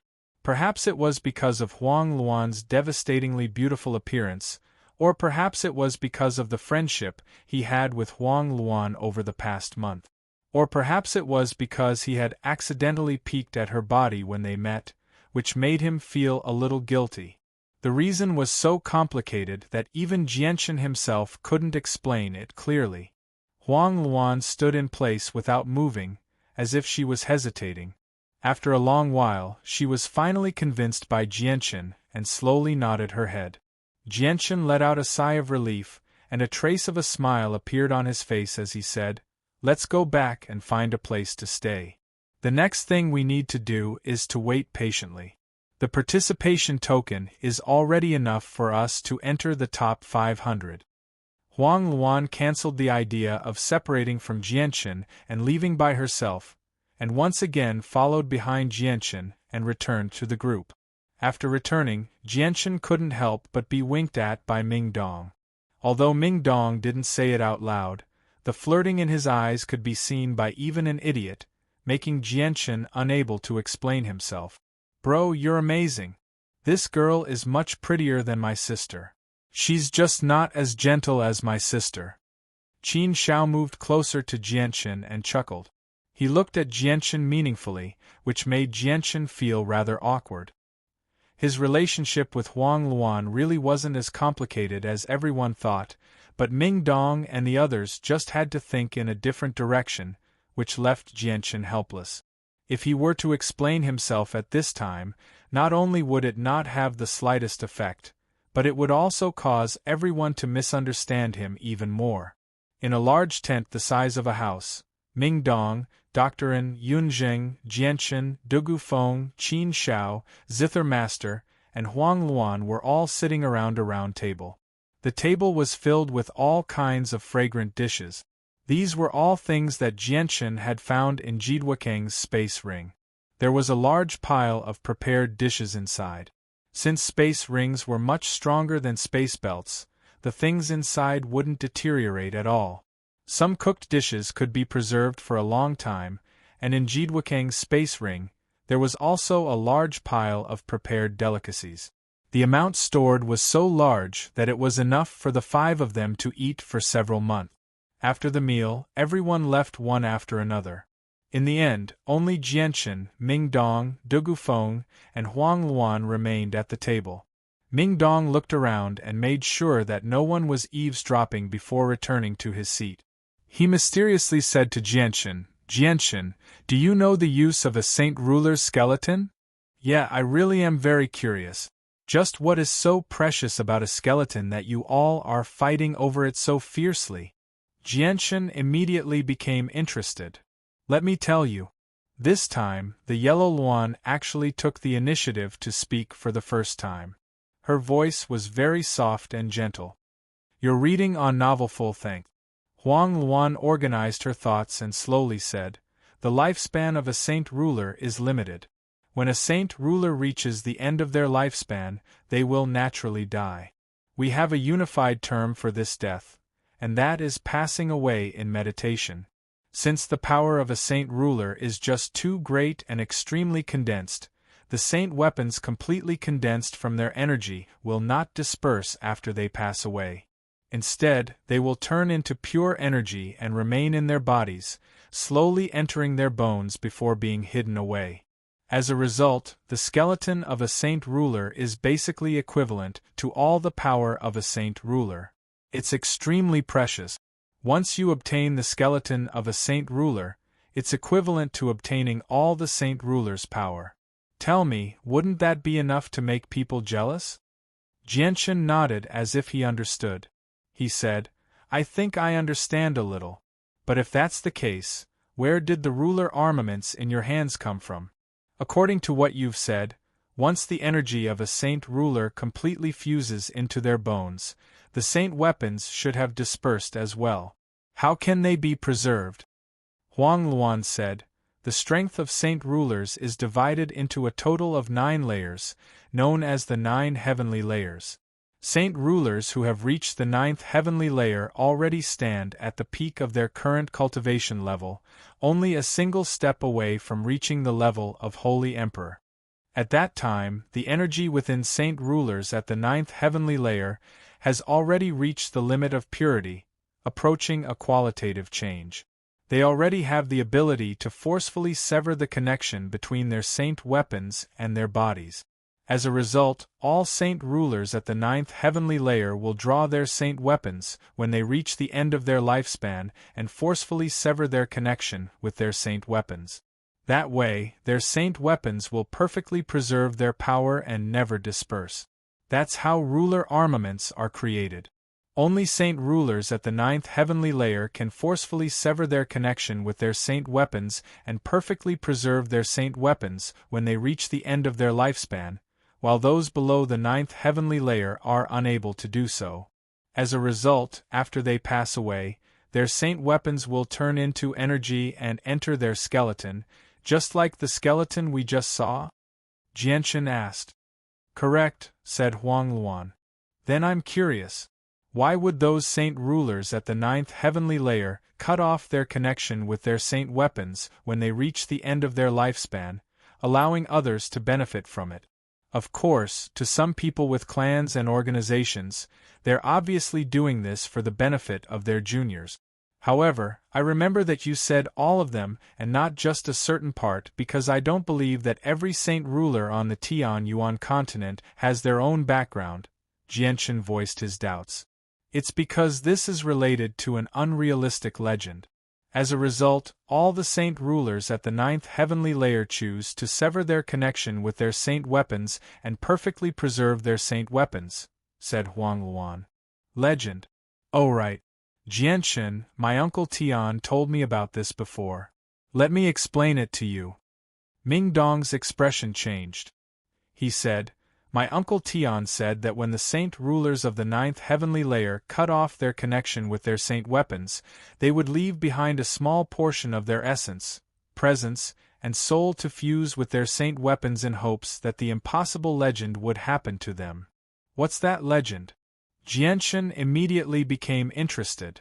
It's resurrection, said Dugufeng sternly. What? Resurrection? Jianshan was stunned before disbelief flooded his face. Ming Dong nodded sternly, that's right. It's indeed resurrection. That's what my uncle Tian told me. How is that possible? At that moment, Jianshan found it unbelievable.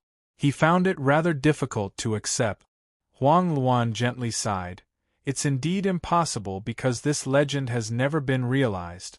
However, it's hard to understand. What's understandable is that all the saint rulers at the 9th heavenly layer firmly believe in this matter. As a result, all the saint rulers of the 9th heavenly layer choose to sever their connection with their saint weapons when they reach the end of their lifespans without exception. Dugufeng pondered. I think there's definitely something we don't know about, or I really don't understand why those saint rulers of the 9th heavenly layer firmly believe in this legend that has never been realized. Jianshan forcefully shook his head and murmured, this is just too unbelievable. The saint weapons left behind by saint rulers can actually resurrect them. That's just too ridiculous. No wonder this legend has never been realized. It's just impossible. Chapter 326. Some matters regarding saint rulers shocked Jianshan. Huang Luan and Dugufeng both came from large clans. Their clans all had saint ruler ancestors. Coupled with the fact that they possessed very high statuses in their clans, they knew a lot about saint rulers. Although Ming Dong was born in a small mountain village, he knew a lot of secrets from the Hall Master due to his relationship with the unfathomable Hall Master. His knowledge was no less than Huang Luan and Dugufeng's. The three of them talked about the secrets of saint rulers one after another. Not only did they tell Jianshan that saint rulers were divided into the 9 heavenly layers, but they also told him about the origins of ruler armaments and saint ruler skeletons. The skeletons of saint rulers contained all the power of a saint ruler. It was completely hidden in the depths of the skeletons and could be absorbed by people to cultivate. However, the only flaw was that only Heaven Saint Masters could use the power in the skeletons because the power was just too pure and powerful. It was impossible for people below Heaven Saint Master to endure the cleansing of such power. Moreover, the ruler armaments actually hid a shocking secret. They could actually revive saint rulers who had passed away. Although it sounded like a fantasy story and had never been done before, the fact that every saint ruler of the ninth heavenly layer would choose to leave behind their saint armaments was enough to prove that the legend was not baseless. There were definitely some secrets unknown to ordinary people. The two pieces of information greatly impacted Jianchen. He felt that this world was just too wondrous. It was incomparable to the world he had lived in before. Du Feng took out a book made of unknown paper from his space ring and passed it to Jianchen. He said, "This is a heaven-tier battle skill, but it's only suitable for people with water-attributed saint force to cultivate. It's useless to me, so you can have it." A gleam of light flashed through Jianchen's eyes when he heard that. He took the heaven-tier battle skill and took a look. He discovered that it was a basic heaven-tier battle skill and was indeed only suitable for people with water-attributed saint force to cultivate. Jianchen passed the heaven-tier battle skill to Huang Luan and said, "I remember that you just happen to have water-attributed saint force, so this heaven-tier battle skill is perfect for you." Huang Luan glanced at the heaven-tier battle skill before tossing it to Jianchen. She said, "My heaven-tier battle skill is of a higher level than this one. I don't need it." "Can't you cultivate both of them together?" Jianchen asked. Huang Luan looked at Jianchen strangely and said, "A heaven-tier battle skill is already a peak battle skill on the Tian Yuan continent. Every single heaven-tier battle skill is extensive and profound. Regular people will struggle to completely comprehend a single heaven-tier battle skill in their entire life. It's not like cultivating more is better. Even if you cultivate several heaven-tier battle skills, you won't be able to compare to someone who has completely comprehended a single heaven-tier battle skill. As a result, unless you completely comprehend a single heaven-tier battle skill, it's best not to waste time on other heaven-tier battle skills. Not only will it be a waste of energy, but it'll also lead to nothing." Jianchen felt that it was very reasonable with that, so he put the heaven-tier battle skill away. Although he had no use for it, a heaven-tier battle skill was a necessity for the flame mercenaries to grow stronger. Jianchen took out Shi Xiangran and Jetta Wukong's space rings and pulled out a large pile of pitch-black tokens. They formed a small mountain on the table. There were no less than 2,000 tokens in total. "Mingdong, you haven't been out for very long, so you probably haven't collected many tokens yet. You can take as many as you need," Jianchen said to Mingdong. Mingdong immediately beamed with joy. He said, "That's great. I just happen to be lacking these things. It's not easy to find tokens right now.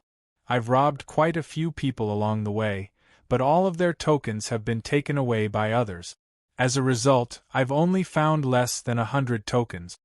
With that, Mingdong grabbed a large handful of tokens and stored them in his space ring without any hesitation. "It's enough. 500 tokens should be enough for me to advance." Mingdong only took around 400 tokens. "It's not enough.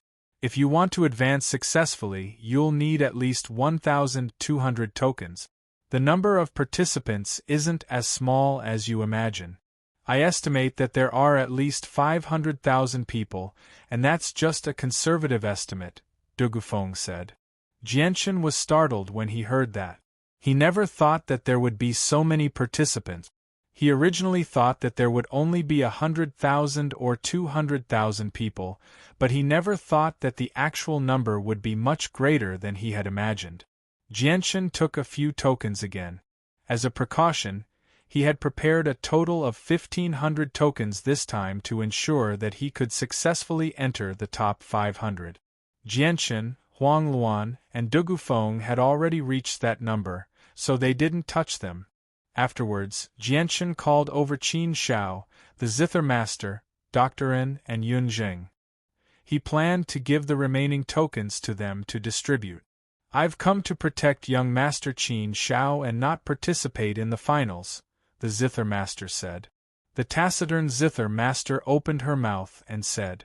She then took out the dozens of tokens she had collected and donated them to everyone.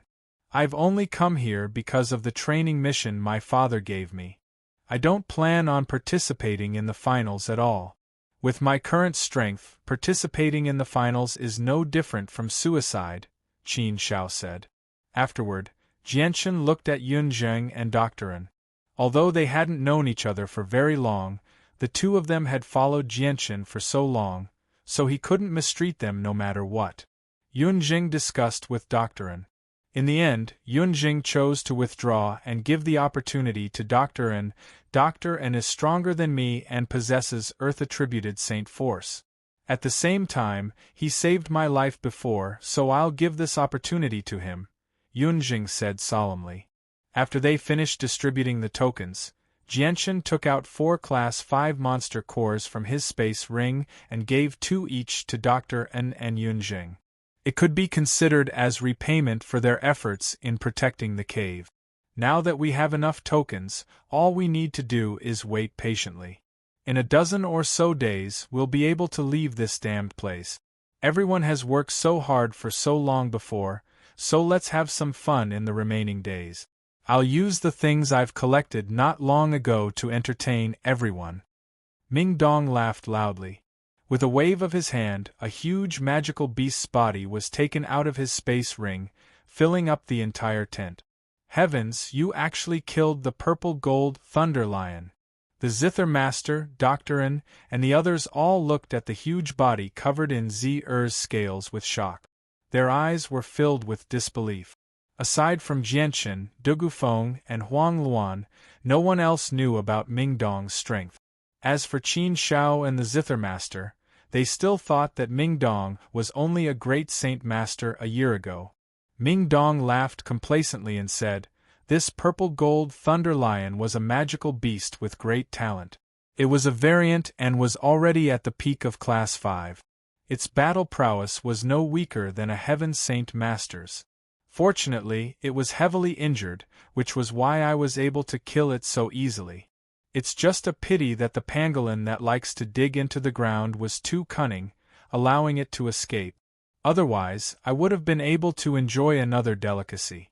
Eating the meat of these high-class magical beasts for a long time is very beneficial to the body." After leaving the tent, Jianshan took out the things he had found in the hidden compartments of the cave and organized them. In the final moment when the cave was about to collapse, he had collected a total of 3 Earth-tier battle skills, 4 Earth-tier cultivation methods, and more than a dozen white jade bottles. They were all holy healing medicines. Just a whiff of their auras was enough to make one feel relaxed and happy. Needless to say, they were extremely precious. In addition, there were a few pills completely condensed from Radiant Saint Force. They were wrapped in a layer of powder that Jianshan did not know about, preventing the Radiant Saint Force from leaking out.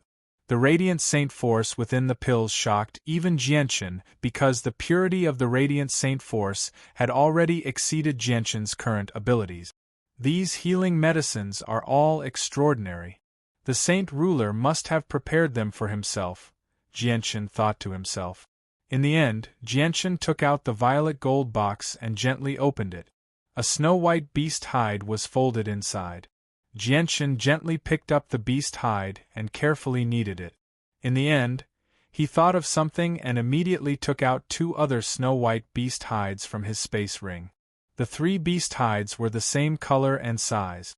They seemed to have been cut up from the same beast hide. One of the 3 beast hides was given to him by Jianshan's mother, Bai Yuntian. It had always been kept in the Bai family as a legacy treasure. It was extremely precious. Just what kind of secrets are hidden in these strange beast hides? Jianshan stared at the 3 beast hides in his hand in a daze. He was filled with doubt. Jianshan had studied these beast hides for quite some time in private, but he had come up empty-handed. Jianshan knew that it was impossible for him to find the secrets of these beast hides, so he didn't waste any time. He put the 3 beast hides together and stored them in his space ring. In the next few days, Jianshan and the others had a relatively easy time. Because the strength of the team had reached the point where they didn't need to fear anyone, they stayed on the plains and ate roasted purple gold thunder lion meat 3 times a day. They had a relatively leisurely time, quietly waiting for the end of the elimination round. However, Jianshan was not idle. Apart from eating, he spent the rest of his time in his tent, painstakingly studying the Heaven Tier battle skill he had obtained in the cave. The Heaven Tier battle skill, the art of stealing heaven's fortune. This battle skill directly increased his strength by several times, which was extremely helpful to Jianshan. During this time, quite a few people discovered Jianshan's team, but they all watched from afar. No one came to disturb them, afraid that they would accidentally offend someone with a bad temper and lose their lives. 3 days before the end of the elimination round, bad news arrived. In the north, 3 powerful people had appeared, and every single one of them possessed Saint Force of the Light attribute. This kind of Saint Force was extremely rare on the Tianyuan continent, and the people who possessed this kind of Saint Force were all called Radiant Warriors. At the same time, they were also known as the Undying. This was because once they were injured in battle, they would quickly recover through their healing abilities. In a battle of the same level, it would be very difficult to kill them unless they were killed in a single strike. The Radiant Warriors all possessed the same abilities as Radiant Saint Masters. They could control Radiant Saint Force to heal themselves, but unlike Radiant Saint Masters, their Radiant Saint Force could only be used by themselves. They couldn't heal others like Radiant Saint Masters. The appearance of the 3 people who could control Radiant Saint Force immediately led to many discussions. This was because Saint Force of the Light attribute was just too rare on the Tianyuan continent. Almost at the same time, everyone began to compare the 3 of them to the 5 great experts. For a moment, all sorts of rumors began to spread. Some people said that they had personally seen a Radiant Warrior behead a Class 5 magical beast with a single strike. Others said that they had personally seen a Radiant Warrior kill over a dozen Earth Saint Masters at the same time. No matter what the rumors were, they all demonstrated the strength of the 3 Radiant Warriors. Jianshan felt some pressure when he heard the legends about the 3 of them. He had visited many places on the Tianyuan continent and met many people, but this was the first time he had heard of people who possessed Saint Force of the Light attribute. This was because Saint Force of the Light attribute was just too rare on the Tianyuan continent. 3 days passed in the blink of an eye. Today was the day of the elimination round. Jianshan and the others had already put away their tents. They sat on the ground and waited quietly. More than half a day later, the originally bright sky suddenly darkened. The entire horizon instantly turned gray. Then, a powerful energy fluctuation that could shake one's heart swept through the sky, wreaking havoc in the air. The sky grew darker and darker. The entire world seemed eerie and sinister. The violent energy constantly wreaked havoc in the sky. In the end, a huge crack suddenly appeared in the sky. It seemed like the sky had been forcefully cleaved apart by someone. The crack rapidly expanded in all directions. Very soon, it filled the entire sky. Looking at it now, the entire sky had become pitch black. There was no light at all, nor was there a single star. It was extremely oppressive. Suddenly, a great suction force appeared from above. It was so great that Jianshan and the others felt like they were unable to resist it. The world seemed to have completely collapsed. The entire world was enveloped in a layer of darkness. Jianshan was unable to see anything at all. He could only feel his body being enveloped by an irresistible force as it constantly rose into the sky. The darkness did not last for long. After about 20 breaths of time, the darkness that shrouded the sky finally shattered, and the world returned to its original state. However, compared to before, there was no one in this world. Everyone who stayed in this world had been teleported out. Chapter 327.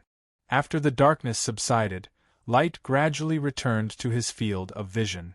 When Jianchen could no longer see, he had already appeared in an extremely large hall. The hall could hold 10,000 people at the very least. Currently, the hall was filled with people. Many of them were in horrible shape. They were all participants like Jianchen, who had just been teleported out by a mysterious power. I wonder what kind of power was that just now. It was so powerful that it teleported everyone out of this space. Was it a saint ruler? Or was it an existence like the Holy Emperor or the Holy Emperor? Jianchen still felt shocked inside. The power earlier was just far too powerful, so powerful that he actually felt like he could not resist it. Those who have a token, come and register with me. Those who don't have one, leave immediately. The door is right behind you.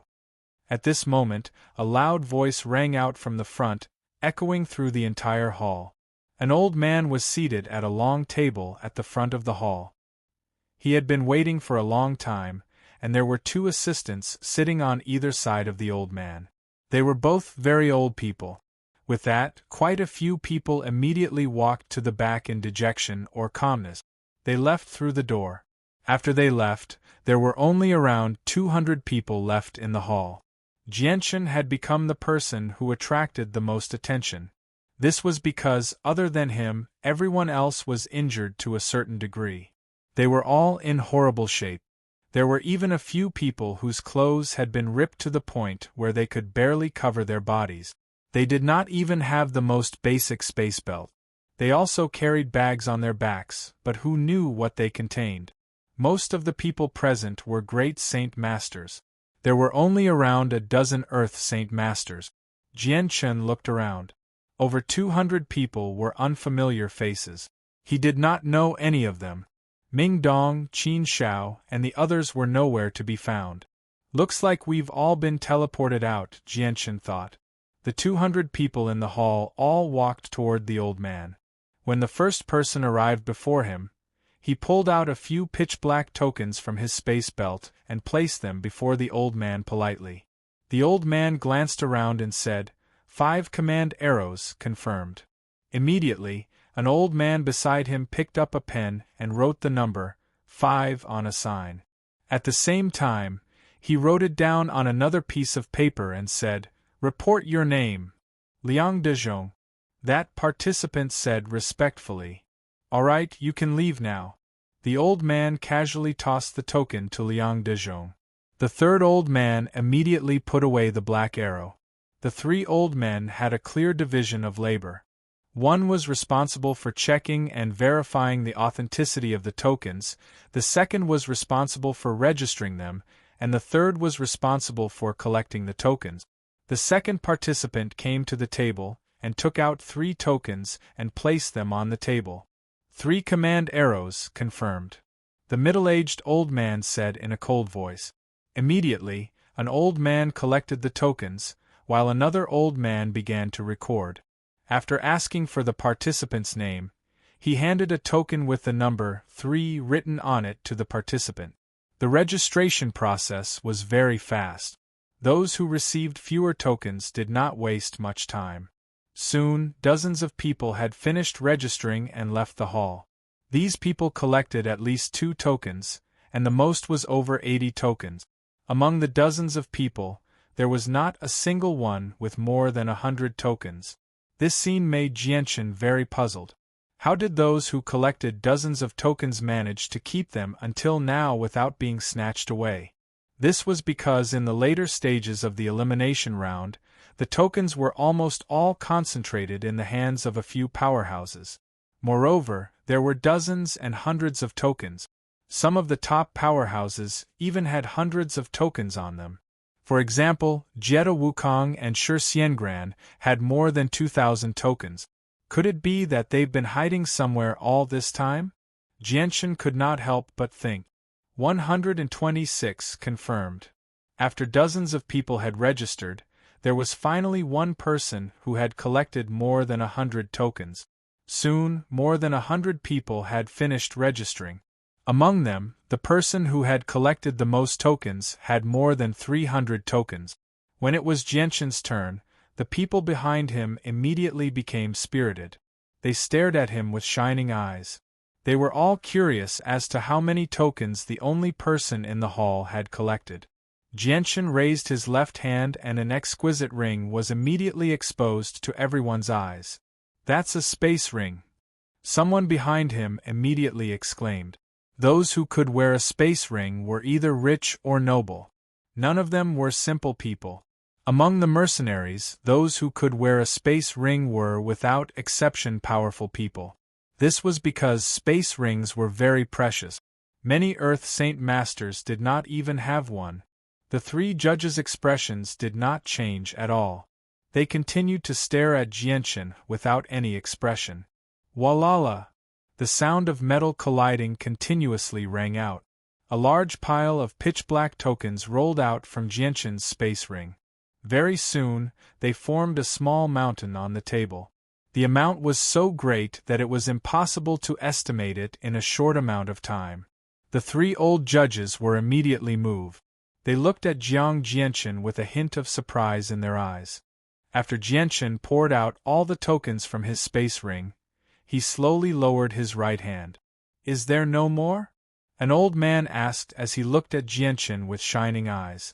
Jianshan felt speechless. He shook his head and said, "There's no more." The people behind Jianshan were all dumbstruck. They had all been frightened by the number of tokens. This time, the old man in charge of counting took some time to finish counting. He said, 1,873 tokens confirmed. When they heard this number, everyone behind Jianshan took a deep breath. Each and every one of their hearts began to beat vigorously. For those people who had only collected a few dozen tokens or at most 100 tokens, this number was really too great. It was a huge blow to them. They never thought that a young man who looked to be in his 20s would actually leave them far behind. The three judges' attitude towards Jianshan changed quite a bit.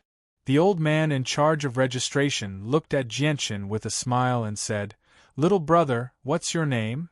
"Jianshan." "Very good, little brother Jianshan. Your results have shocked us. I hope you can continue to work hard and obtain good results in the upcoming promotion competition." The old man in charge of registration had a smile on his face. He then wrote 1,873 on a plate and handed it to Jianshan. At the same time, he also recorded it on another piece of paper. Holding the plate, Jianshan left without any reluctance. He left behind a large group of mercenaries who had yet to recover from their shock. They stood there blankly and stared at him with wooden faces. "Jianshan, that young man's name is Jianshan," someone said in a low voice. "Jianshan, I've heard of this name before. He's a person who emerged recently. I heard that he's very close to the 5 great experts. His strength is not weaker than them. So that's how it is. No wonder he could collect so many tokens. Turns out that his strength is already comparable to the 5 great experts." After walking out of the main hall, Jianshan discovered that this place was actually arranged like a courtyard house. In the middle was a huge open space surrounded by tall halls. Every hall was very large, and the hall he had just sat in was one of them. One after another, participants in a sorry state walked out from the various halls. The open space in the middle was already filled with people. In the middle of the crowd, there was a huge spatial gate that was 10 meters tall, flickering with multicolored light. Through the spatial gate, one could vaguely see a huge stone statue and some familiar scenery. "Jianshan, over here, we're over here." A familiar voice came from afar. Ming Dong was waving and shouting at him from afar. Beside him, Huang Luan, Dugufeng, and the others were all there. Seeing that they were actually together, Jianshan's eyes revealed a trace of pleasant surprise. He originally thought that they were randomly sent to different places. He didn't expect to meet them outside. They gathered together very soon, and all of them were overjoyed. Mercenary City is just far too powerful. They've actually created so many spaces, Ming Dong sighed emotionally. Jianshan's heart skipped a beat. He asked, Are we still in a space? Ming Dong nodded, That's right. This place is still an independent space. Do you see that spatial gate? We can only truly return to the Tian Yuan continent through that spatial gate. Jianshan was not too surprised because he knew that he was not in Mercenary City when he saw what was inside the spatial gate. He had just never thought that he would be in an independent space. Let's go out. The Great Elder is probably waiting anxiously for us, Qin Shao suddenly said. Afterwards, they walked towards the space gate together. When they emerged from the space gate, they were already standing in the huge square at the center of Mercenary City. Nearby, a huge stone statue stood there. The statue was extremely lifelike, as if it was a real person. It was filled with a supreme charm. Its head was slightly raised as it gazed into the distant horizon. It was as if it could see through the void and see through the world. Although I wasn't born in Mo Tianyun's era, I've heard quite a few legends about him. In the past, the founder of Mercenary City, Mo Tianyun, was invincible. He repelled the experts of the Bai clan all by himself and preserved the Tian Yuan continent. His might was unprecedented, but unfortunately, he still couldn't stop the erosion of time, Dugu Feng murmured as he stared deeply at the statue. His emotions were mixed. Huang Luan also stared deeply at Mo Tianyun's statue before saying to Jianshan, It's time for me to leave. Let's part ways here. I hope I can see you in the finals. Take care. Also, be careful of Shi Xiangran and the others. They've come prepared this time. Your uncles Tian and Yun will probably be in trouble, Jianshan sternly warned. It's fine. They won't dare to do anything in Mercenary City. Huang Luan did not mind. She stared deeply at Jianshan before turning around and leaving without looking back. Jianshan turned his head to look at Yun Zheng and Seniorin. He clasped his hands. Gentlemen, it's time for us to part. May we meet again someday. Hold on, Jianshan. I've heard from Jianshan that you seem to have formed a mercenary group. I wonder if that's true, Seniorin suddenly said as he stared at Jianshan in interest. Jianshan's heart skipped a beat when he heard that. He smiled, That's right. I have indeed formed a mercenary group. Do you want to join us, Seniorin? Seniorin chuckled as he rubbed his bald head. Yeah, Jianshan. I want to join you, but I wonder if that's possible. You're both so powerful and so talented. I believe that I'll definitely have a bright future if I follow you. Of course you're welcome. Jianshan beamed as he agreed in a hurry. He then looked at Yun Zheng and smiled. Does brother Yun Zheng want to join us as well? Yun Zheng smiled. If brother Jianshan doesn't mind, I'll follow you in the future. Seniorin is right. I believe that I'll definitely have a brighter future if I follow you. Jianshan was more than happy to have the two of them join, so he agreed without hesitation. Right now, the Flame Mercenaries were in need of experts. The addition of 2 Earth Saint Masters was extremely important to the mercenaries' development. Haha, it's great now. Our Flame Mercenaries has become a little stronger. I believe that we'll definitely be able to make the Flame Mercenaries shine brightly on the Tian Yuan continent. Ming Dong laughed happily as well. Afterward, everyone made their way to the inn. Qin Shao and the others had agreed with the Great Elder that they would meet up at the inn once they came out. Dugu Feng was not with Jianshan. The seniors of the Dugu clan were waiting for him, so he needed to return. Jianshan and Ming Dong returned to the inn with Seniorin, Yun Zheng, and Qin Shao. As soon as they entered, they saw the Great Elder sitting before a table. The table was already filled with dishes. The Tianqin clan's Great Elder glanced over everyone indifferently. When he saw that Qin Shao and the Zither Master were safe and sound, he could not help but smile happily. He said, Come, sit down. I've already prepared good wine and food. I'm just waiting for you to return safely. This was the first time Jianshan had seen the Great Elder smile since he had met him. It was also the first time he had spoken so amiably. Even Qin Shao was no exception. At that moment, Qin Shao and the Zither Master both felt rather restrained. "I'm sorry for making Grand Elder worry." Qin Shao bowed respectfully before sitting down at the table with everyone else. Chapter 328. Ming Dong chuckled when he saw how shocked the Great Elder was. He said, "The Great Elder really does have good eyesight. You actually saw through my strength with a single glance. However, there's no need for you to lose your composure like that." Before the mercenary competition, the Great Elder, who was a Heaven Saint Master, had pressured Ming Dong greatly, but now, Ming Dong was much more relaxed in front of the Great Elder. He did not feel pressured at all because he was only a step away from becoming a Heaven Saint Master. If it were not for the fact that he had to follow Uncle Tian's request, Ming Dong could have become a Heaven Saint Master at any time.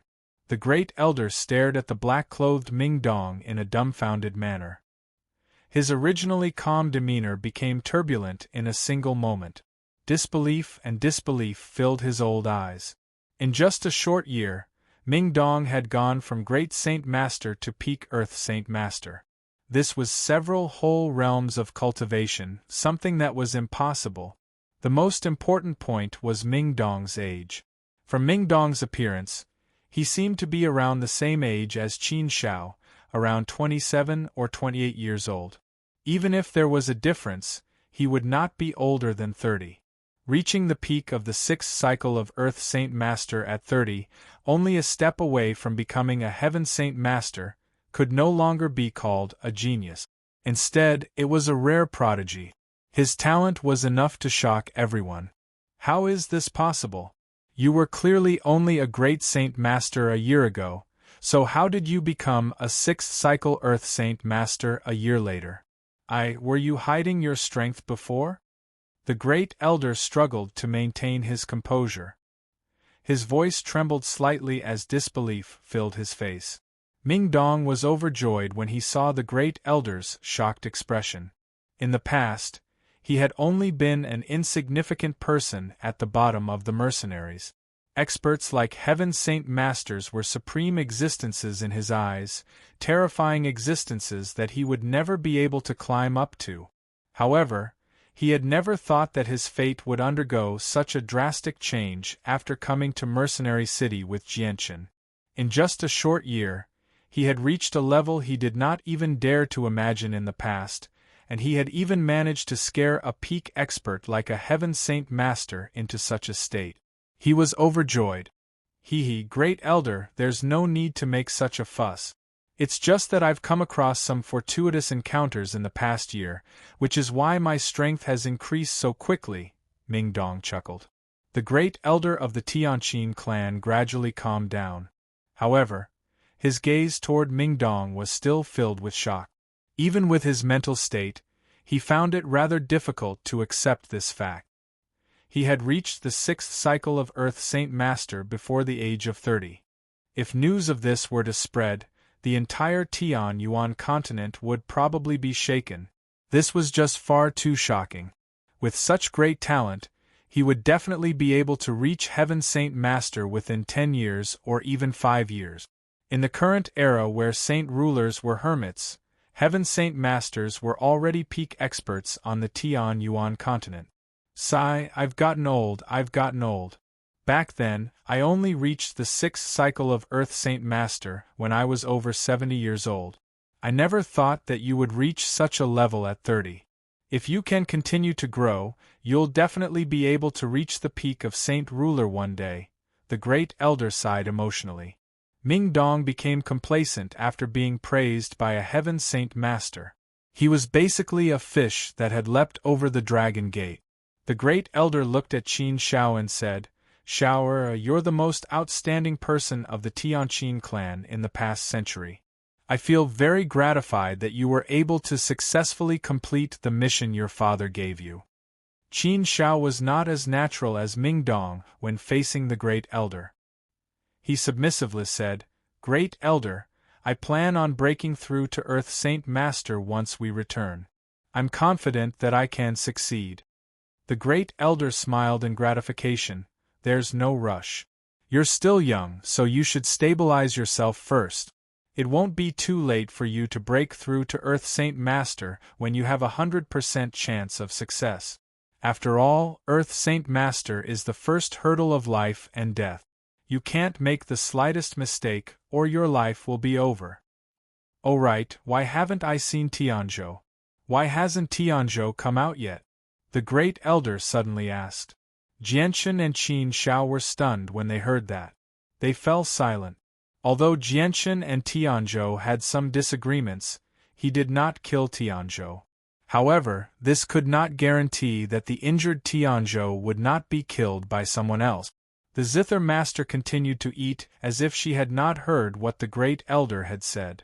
She did not even raise her head. Sigh, Tianzhou's talent is not bad. I hope he's still alive. The Great Elder clearly knew a little about the situation of the elimination round, so he did not ask Qin Shao and the others. After the meal, Jianchen and the others all returned to their rooms. Since Tianzhou and the 3 people he had brought with him had not returned, there were 4 empty rooms left. Yunzheng and Senior and just happened to be staying in them. After returning to his room, Jianchen called Jianchen over. The 2 of them began to study the Heaven's Fortune art together. Although the elimination round was over, there were still one-on-one battles. Adding on the fact that he had killed Jieto Wukong and Shi Xiangran, the organizations behind them would definitely not let him go. Therefore, Jianchen needed to increase his strength as quickly as possible. Right now, the only thing that could increase his strength quickly was this Heaven-tier battle skill. In a Heaven-tier room of an inn in Mercenary City, Jieto Wukong's corpse was placed on the ground. Beside him, 2 white-haired old men stood there with gloomy faces. Their eyes were filled with intense killing intent. On the other side, the 2 middle-aged men who had carried away Jieto Wukong's corpse were kneeling there in fear. Their bodies were constantly trembling. Who killed Wukong? One of the old men asked with a gloomy face. His expression was extremely ugly. Elder, Young Master Wukong was killed by someone called Jianchen. One of the middle-aged men said with a trembling voice. Then where is the broken cloud sword that young master carried with him? The other old man immediately shouted. His gaze was extremely frightening. The 2 middle-aged men's faces turned pale. They did not dare to speak. Speak! The old man who had asked about the broken cloud sword was furious. He stared at the 2 men with a sharp gaze. It should have been taken by Jianchen. One of the middle-aged men trembled as he spoke. As soon as he finished speaking, one of the old men slammed his palm heavily on the table. The entire table was instantly reduced to dust. He said angrily, "Trash, you 2 trash. What's the use of keeping you?" As he spoke, the old man stretched out his hand, wanting to slap the 2 men's heads. Seeing this, the other old man's expression changed slightly. He immediately stopped the old man and said, "Third Elder, calm down. Don't forget where you are. You can't fight here." Hearing this, the old man who was called the 3rd Elder put down his hand with a gloomy face. He said in a deep voice, "You 2, immediately go and find out where Jianchen is. You must find out where Jianchen is in the shortest amount of time possible. We must get back the king weapon." Yes, 3rd Elder.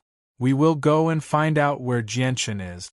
The 2 men acted as if they had been given a great order and left the place as if they were escaping. At the same time, in another luxurious inn, 3 old men and a middle-aged man were anxiously waiting. So much time has passed. Why hasn't young master returned yet? Could something have happened? The middle-aged man anxiously paced back and forth in the room. There was an indescribable anxiety on his face. Although the 3 old men in gray clothes did not say anything, there was a sliver of worry on their faces. One of them said, "Let's wait and see. Old 4 has already gone to get the young master. I believe he'll be back very soon."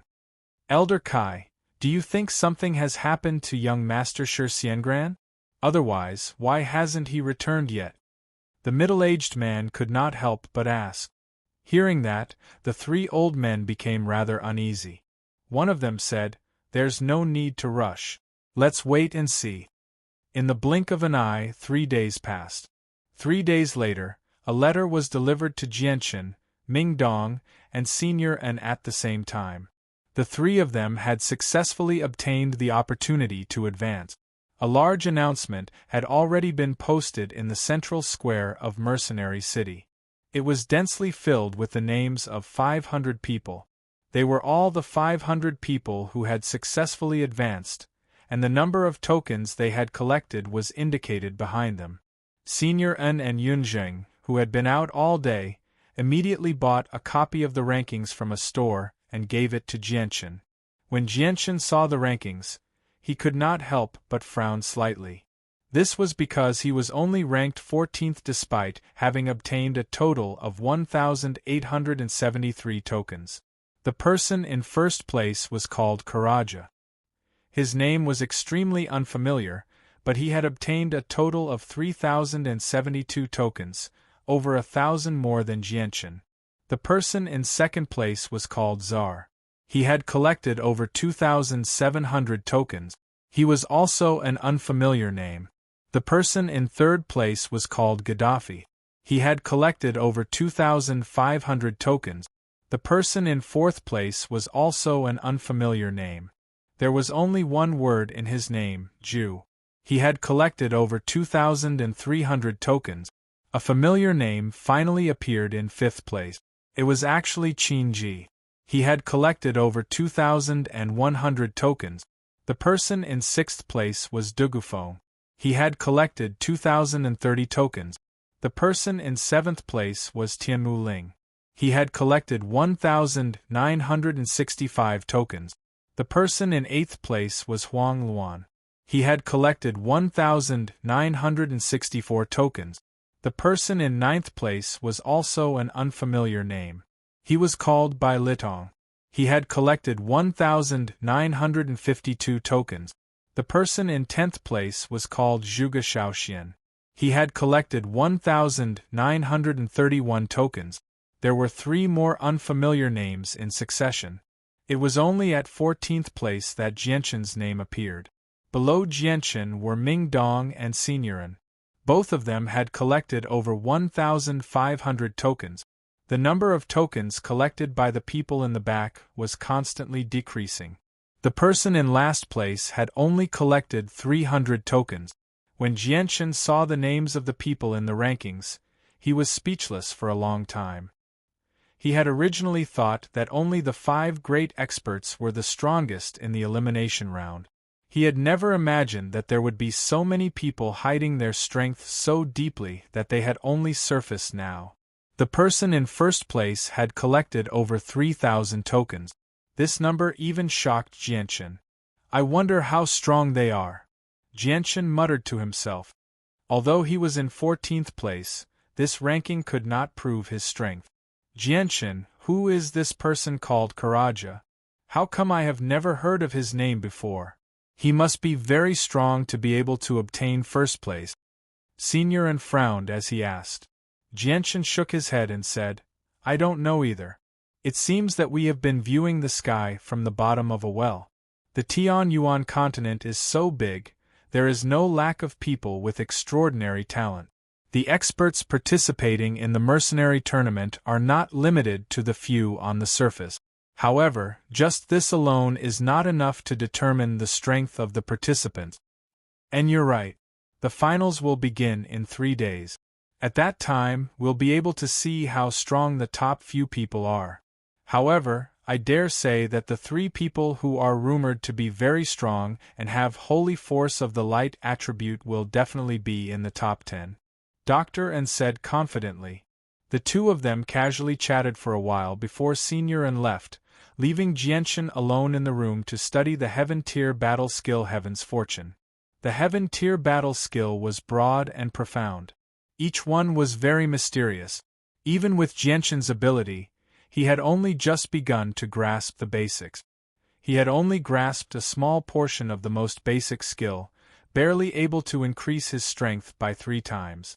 However, he could not control it very well. Therefore, he did not have time to go out. He had to quickly grasp the basics of Heaven's Fortune and use it proficiently. The heaven's fortune was divided into a total of 8 layers. The first layer was also the basics. After reaching the basics, one could increase one's strength by 3 times, the second layer could increase one's strength by 4 times, the third layer could increase one's strength by 5 times, and so on. Once one reached the 8th layer of the heaven's fortune, one could increase one's strength by 10 times. Although the increase in battle strength from the heaven's fortune was rather terrifying, its consumption was also extremely great. No matter how many times one's strength was increased, the consumption of Saint Force would increase as well.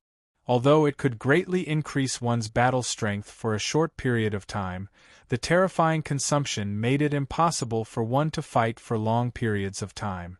Jianchen calmly studied the heaven-tier battle skill by himself in his room. Ming Dong was the same. Only Qin Shao and the others were playing around all day. As for the great elder of the Tianqin clan, he was always elusive. Today, 2 white-robed old men arrived at the inn Jianchen was staying in with sunken faces under the lead of 2 middle-aged men. They directly went up to the 3rd floor and arrived before Jianchen's room. Without any politeness, they kicked the door open. Jianchen, who was studying the heaven-tier battle skill on his bed, slowly opened his eyes.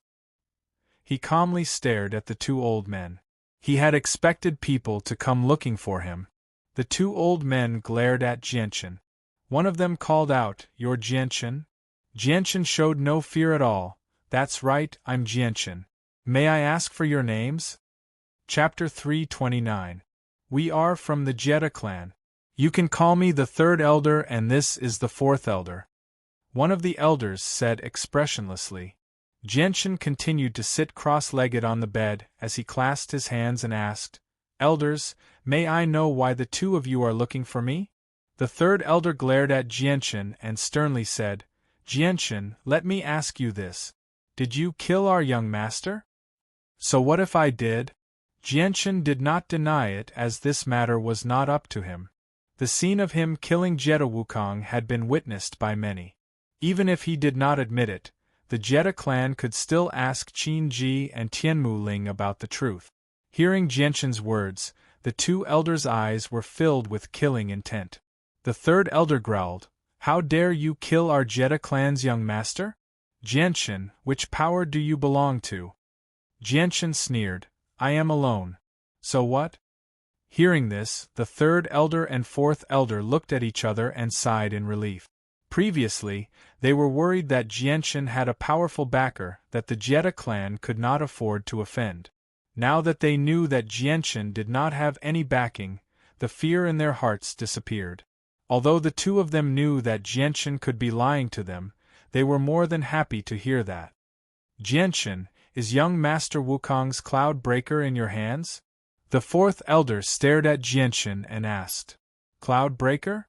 Is that the ruler weapon in Jetta Wukong's hands? I never thought that this short sword would be called Cloud Breaker. Not a bad name," Jianchen said with a chuckle.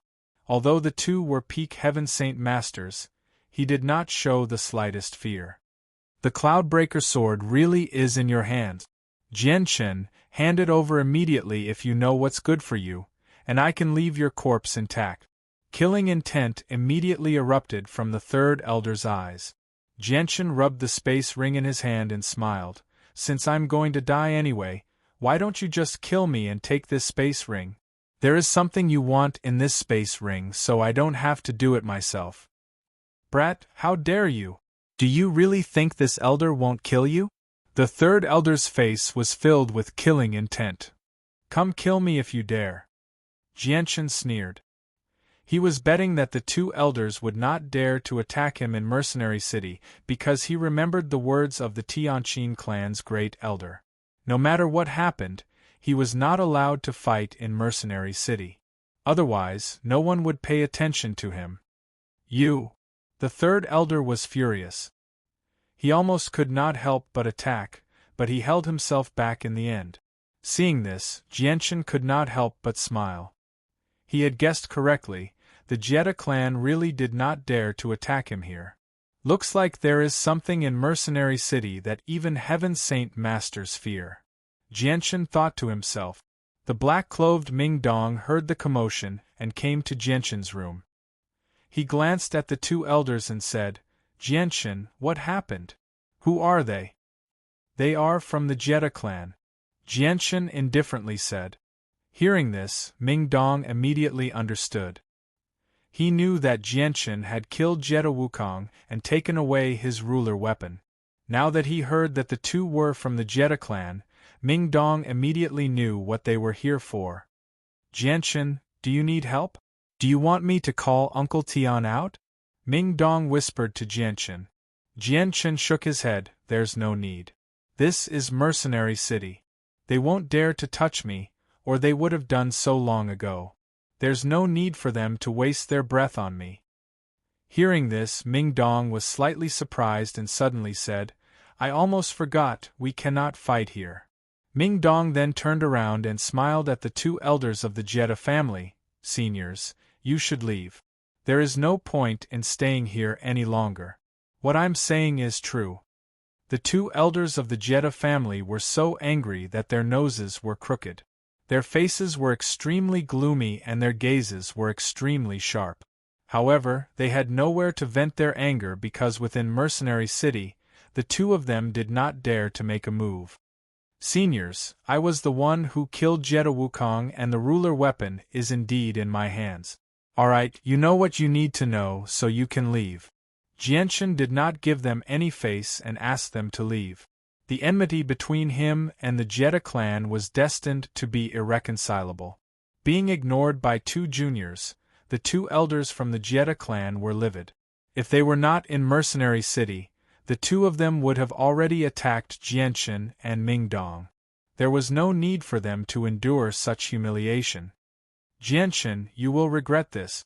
The fourth elder gritted his teeth and said, Jianchen, hand over the Cloud Splitter sword. Otherwise, no matter where you run, the Jetta clan will hunt you down. The third elder did not give up and threatened. Jianchen coldly snorted and pointed in the direction of the door, saying, You too, you can leave now. Jianchen did not want to waste any more words with them. The two elders from the Jetta clan were extremely gloomy. The third elder opened his mouth again and said, Jianchen, do you really want to completely offend the Jetta clan? Jianchen did not move and did not listen. The fourth elder said, Jianchen, we will give you one last chance. Hand over the Cloud Splitter sword and we will not make things difficult for you. Even if you leave Mercenary City, we will not take the initiative to make things difficult for you. The fourth elder knew that using force would not work on Jianchen, so he had no choice but to use a soft approach. The ruler weapon, Cloud Splitter sword, was too important to the Jetta clan and they had to successfully bring it back. You two, please leave. Jianchen's expression was somewhat impatient. Jetta Wukong's position in the Jetta clan was definitely not low. He had killed Jetta Wukong and had already formed a grudge with the Jetta clan. Only a fool would hand over the ruler weapon and increase the strength of the enemy to deal with him. You really don't want to hand over the Cloud Splitter sword? The third elder's knuckles cracked as the anger in his heart had already reached its limit. This time, Jianchen simply closed his eyes and did not even bother to look at the two. These two elders of the Jetta clan were very thick-skinned. Their master had already ordered them to leave, and yet they still refused to leave. Seeing Jianchen's resolute attitude, the fourth elder took a deep breath and slowly calmed himself down. At this point, he also knew that it was almost impossible for Jianchen to hand over the ruler weapon. Let's go! The fourth elder shouted as he waved his sleeve and turned to leave with a belly full of anger. The third elder stared at Jianchen with eyes full of resentment before leaving with a cold snort. With a wave of his hand, Ming Dong closed the door with a gust of wind and sat down beside Jianchen.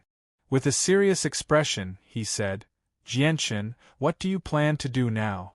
These two are peak Heaven Saint Masters and will not be easy to deal with. Jianchen did not mind at all. He smiled, it's fine. They won't dare to do anything in Mercenary City, and we'll be participating in the finals soon. We'll be staying in Mercenary City for a while. If we want to leave, I have a way to avoid them. Ming Dong took out a book from his space ring and handed it to Jianchen. Jianchen, this was given to me by my uncle Tian. It's a heaven-tier battle skill for movement.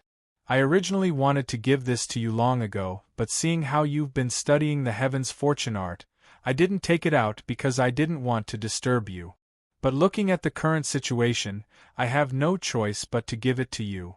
The sooner you learn it, the more likely you'll be able to survive when a Heaven Saint Master pursues you. When he heard that it was a heaven-tier battle skill, Jianchen's heart could not help but skip a beat. A heaven-tier battle skill was something he did not even dare to think about before. Who would have thought that in just a few days, he would obtain 3 heaven-tier battle skills? Chapter 330. Holding the heaven-tier illusory flash, Jianchen found it difficult to hide his excitement. This was because this battle skill was a pure speed battle skill. It was different from the footwork recorded in the Azulite Sword Art.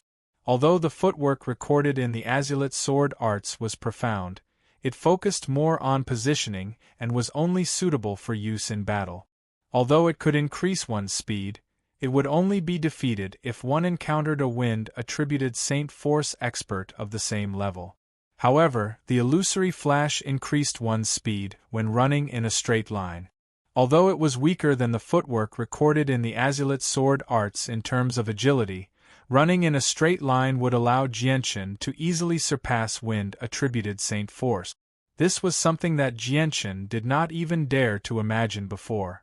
Moreover, it was recorded in the illusory flash that if this battle skill was trained to the highest level, one's speed would be unparalleled in the world. No one would be able to match it, and one would be able to cross 1,000 kilometers in an instant. Although it sounded very exaggerated, it also showed how terrifying illusory flash was from another perspective. Jianchen, don't underestimate this illusory flash. My uncle Tian said that although this illusory flash is only a heaven-tier support battle skill, its actual effect is comparable to a saint-tier battle skill. Uncle Feng and my ancestor obtained it in the Death Nest. It's said that this illusory flash is the supreme technique of an ancient race. It's extremely precious, but its only flaw is that it's just too difficult to learn. Even I've only grasped a rough portion of it, but my speed has increased by 2 or 3 times, Jianchen explained to Ming Dong seriously. Hearing this, Jianchen immediately thought of the scene when he first met Ming Dong. He could still clearly remember that Ming Dong's speed was unbelievably fast. In less than a breath's time, he had crossed a distance of several kilometers. His speed was truly terrifying. Jianchen, I copied this illusory flash for you. Once you've memorized it, you must burn it. You can't let it fall into the hands of outsiders, Ming Dong sternly said in a low voice. Jianchen could not help but tighten his grip on the heaven-tier battle skill. He solemnly nodded. I understand. Jianchen, continue comprehending. I won't disturb you anymore. However, I suggest that you grasp the basics of the illusory flash as soon as possible. That way, even if you can't defeat a Heaven Saint Master, you'll still have the ability to escape. With that, Jianchen left the room to leave. Jianchen immediately stopped studying the Heaven's Fortune art and began memorizing the contents of the illusory flash. The illusory flash was a heaven-tier support battle skill. There was not a lot of content inside, only around 30 pages. Jianchen quickly memorized all of it with his superb memory before burning the entire book, not leaving behind a single word. Jianchen quietly sat on his bed as he organized his thoughts. He had finally witnessed the mysteries of the illusory flash.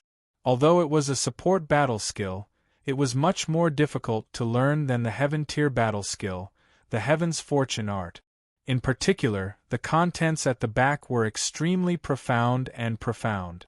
It even seemed to have something to do with space, which was something Jianchen struggled to understand. For the next 3 days, Jianchen remained in his room, silently comprehending the mysteries of the illusory flash. Sometimes he would sit on his bed, and sometimes he would walk around his room, doing his best to study the mysteries of the illusory flash. Very soon, the finals of the mercenary tournament arrived. After 3 days of comprehension, Jianshan finally had a vague understanding of the illusory flash. However, he had not even reached the basics. The illusory flash was broad and profound. Its mysteries far exceeded Jianshan's imagination. Although he had not reached the basics, Jianshan had still made some small gains.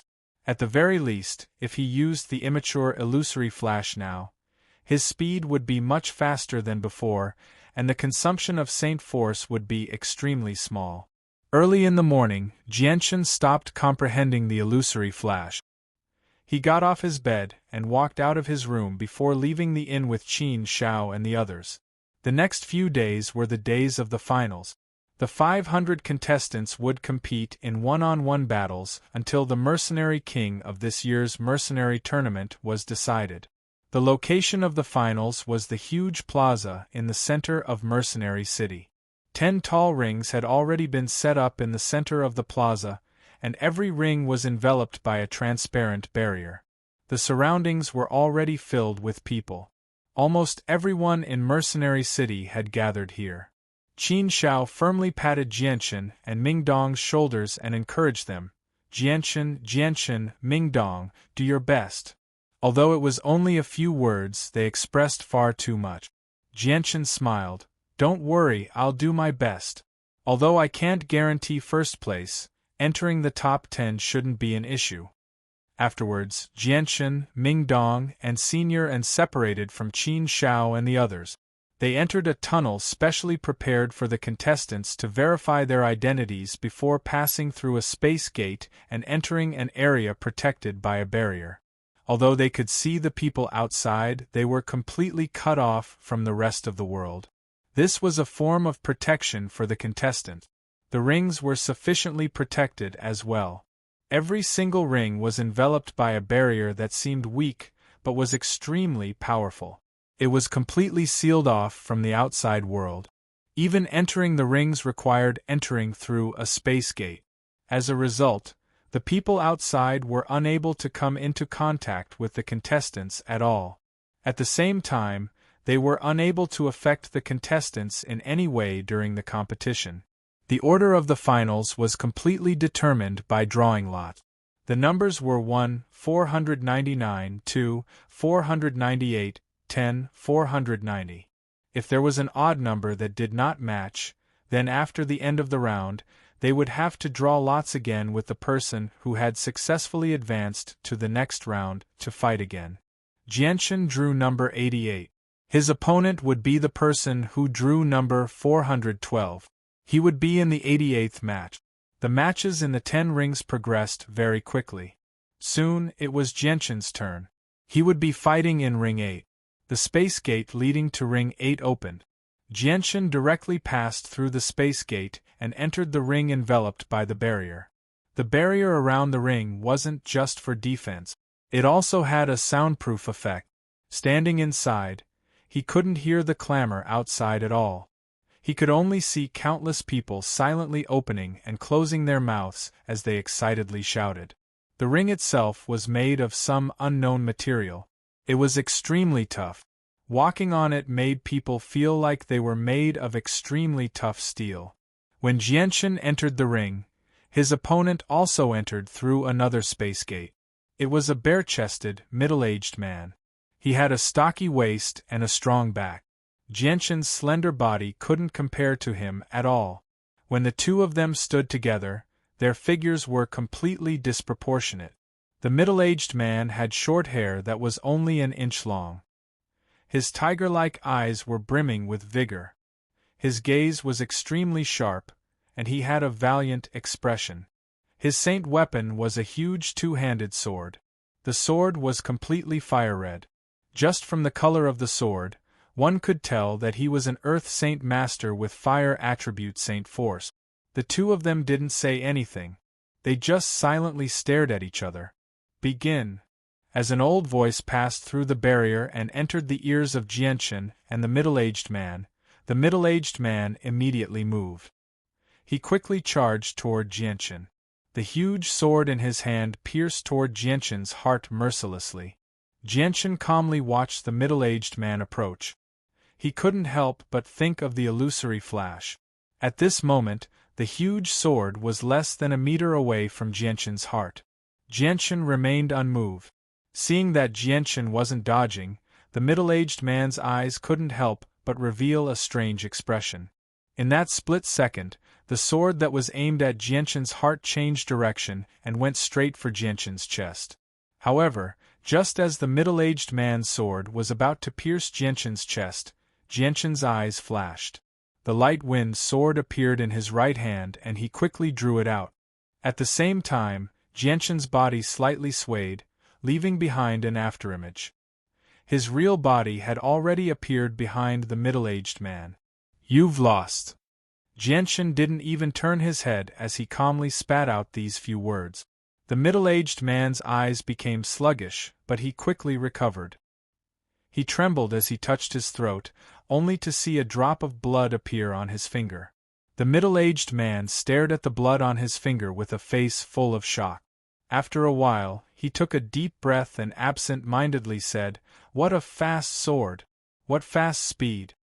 In that split second, Jianchen's light wind sword had already cut through the middle-aged man's throat, but it didn't take his life. If the light wind sword had pierced any deeper, the middle-aged man would have already fallen to the ground. Arena number 8, Jianchen wins. The referee's voice sounded out as 2 space gates appeared on the 8th arena. "Little brother, thank you for showing mercy." After thanking the referee, the middle-aged man walked through the space gate with a face full of disappointment and left the 8th arena. Afterwards, Ming Dong and Senior and successfully advanced as well.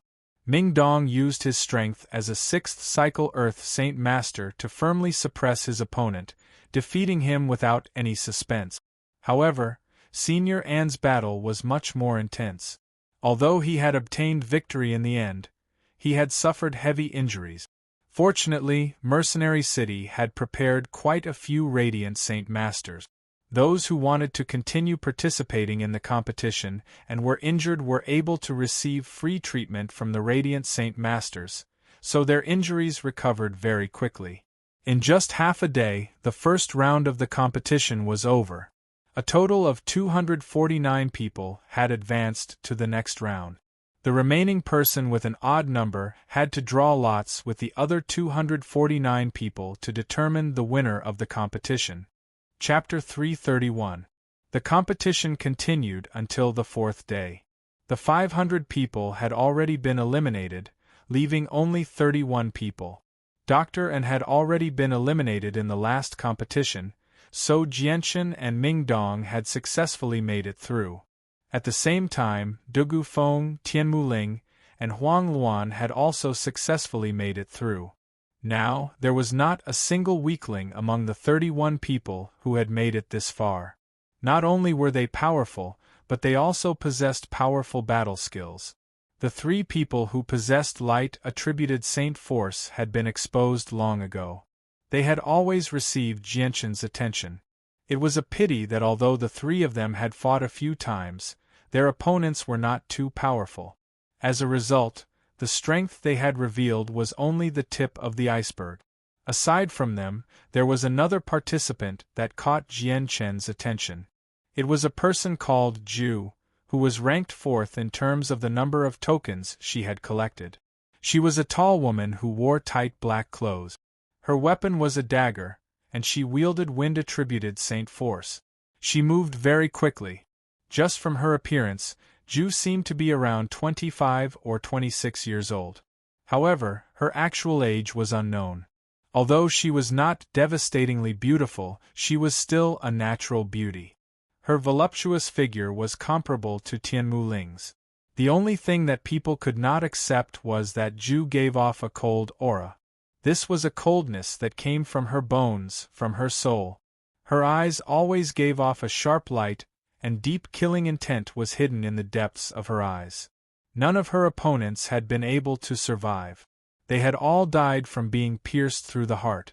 Her dagger was only slightly faster than Jianchen's. At night, Jianchen locked himself in his room to comprehend the Flash Shadow's 1000 illusion art. The top 16 would be decided the next day. Then, the top 10 experts would be chosen from these 16 people. Finally, the competition for the top 10 would begin. Experts were as common as clouds on the Tianyuan continent. There was no lack of talented people. Although Jianchen had only heard of 5 experts when he was collecting tokens, the number of experts participating in the mercenary gathering was definitely more than that. There was no lack of low-key people among them. They would only gradually reveal themselves after the elimination round. Or perhaps everyone who knew of their strength had died, so it was impossible for the news to spread. Now, Jianchen discovered that he was a little narrow-minded. From tomorrow onwards, every battle would become more difficult. At this stage of the mercenary gathering, the weak had all been eliminated. The remaining 31 people were all elites among elite. There were even some people who were stronger than Dugufeng. At this moment, a knock on the door.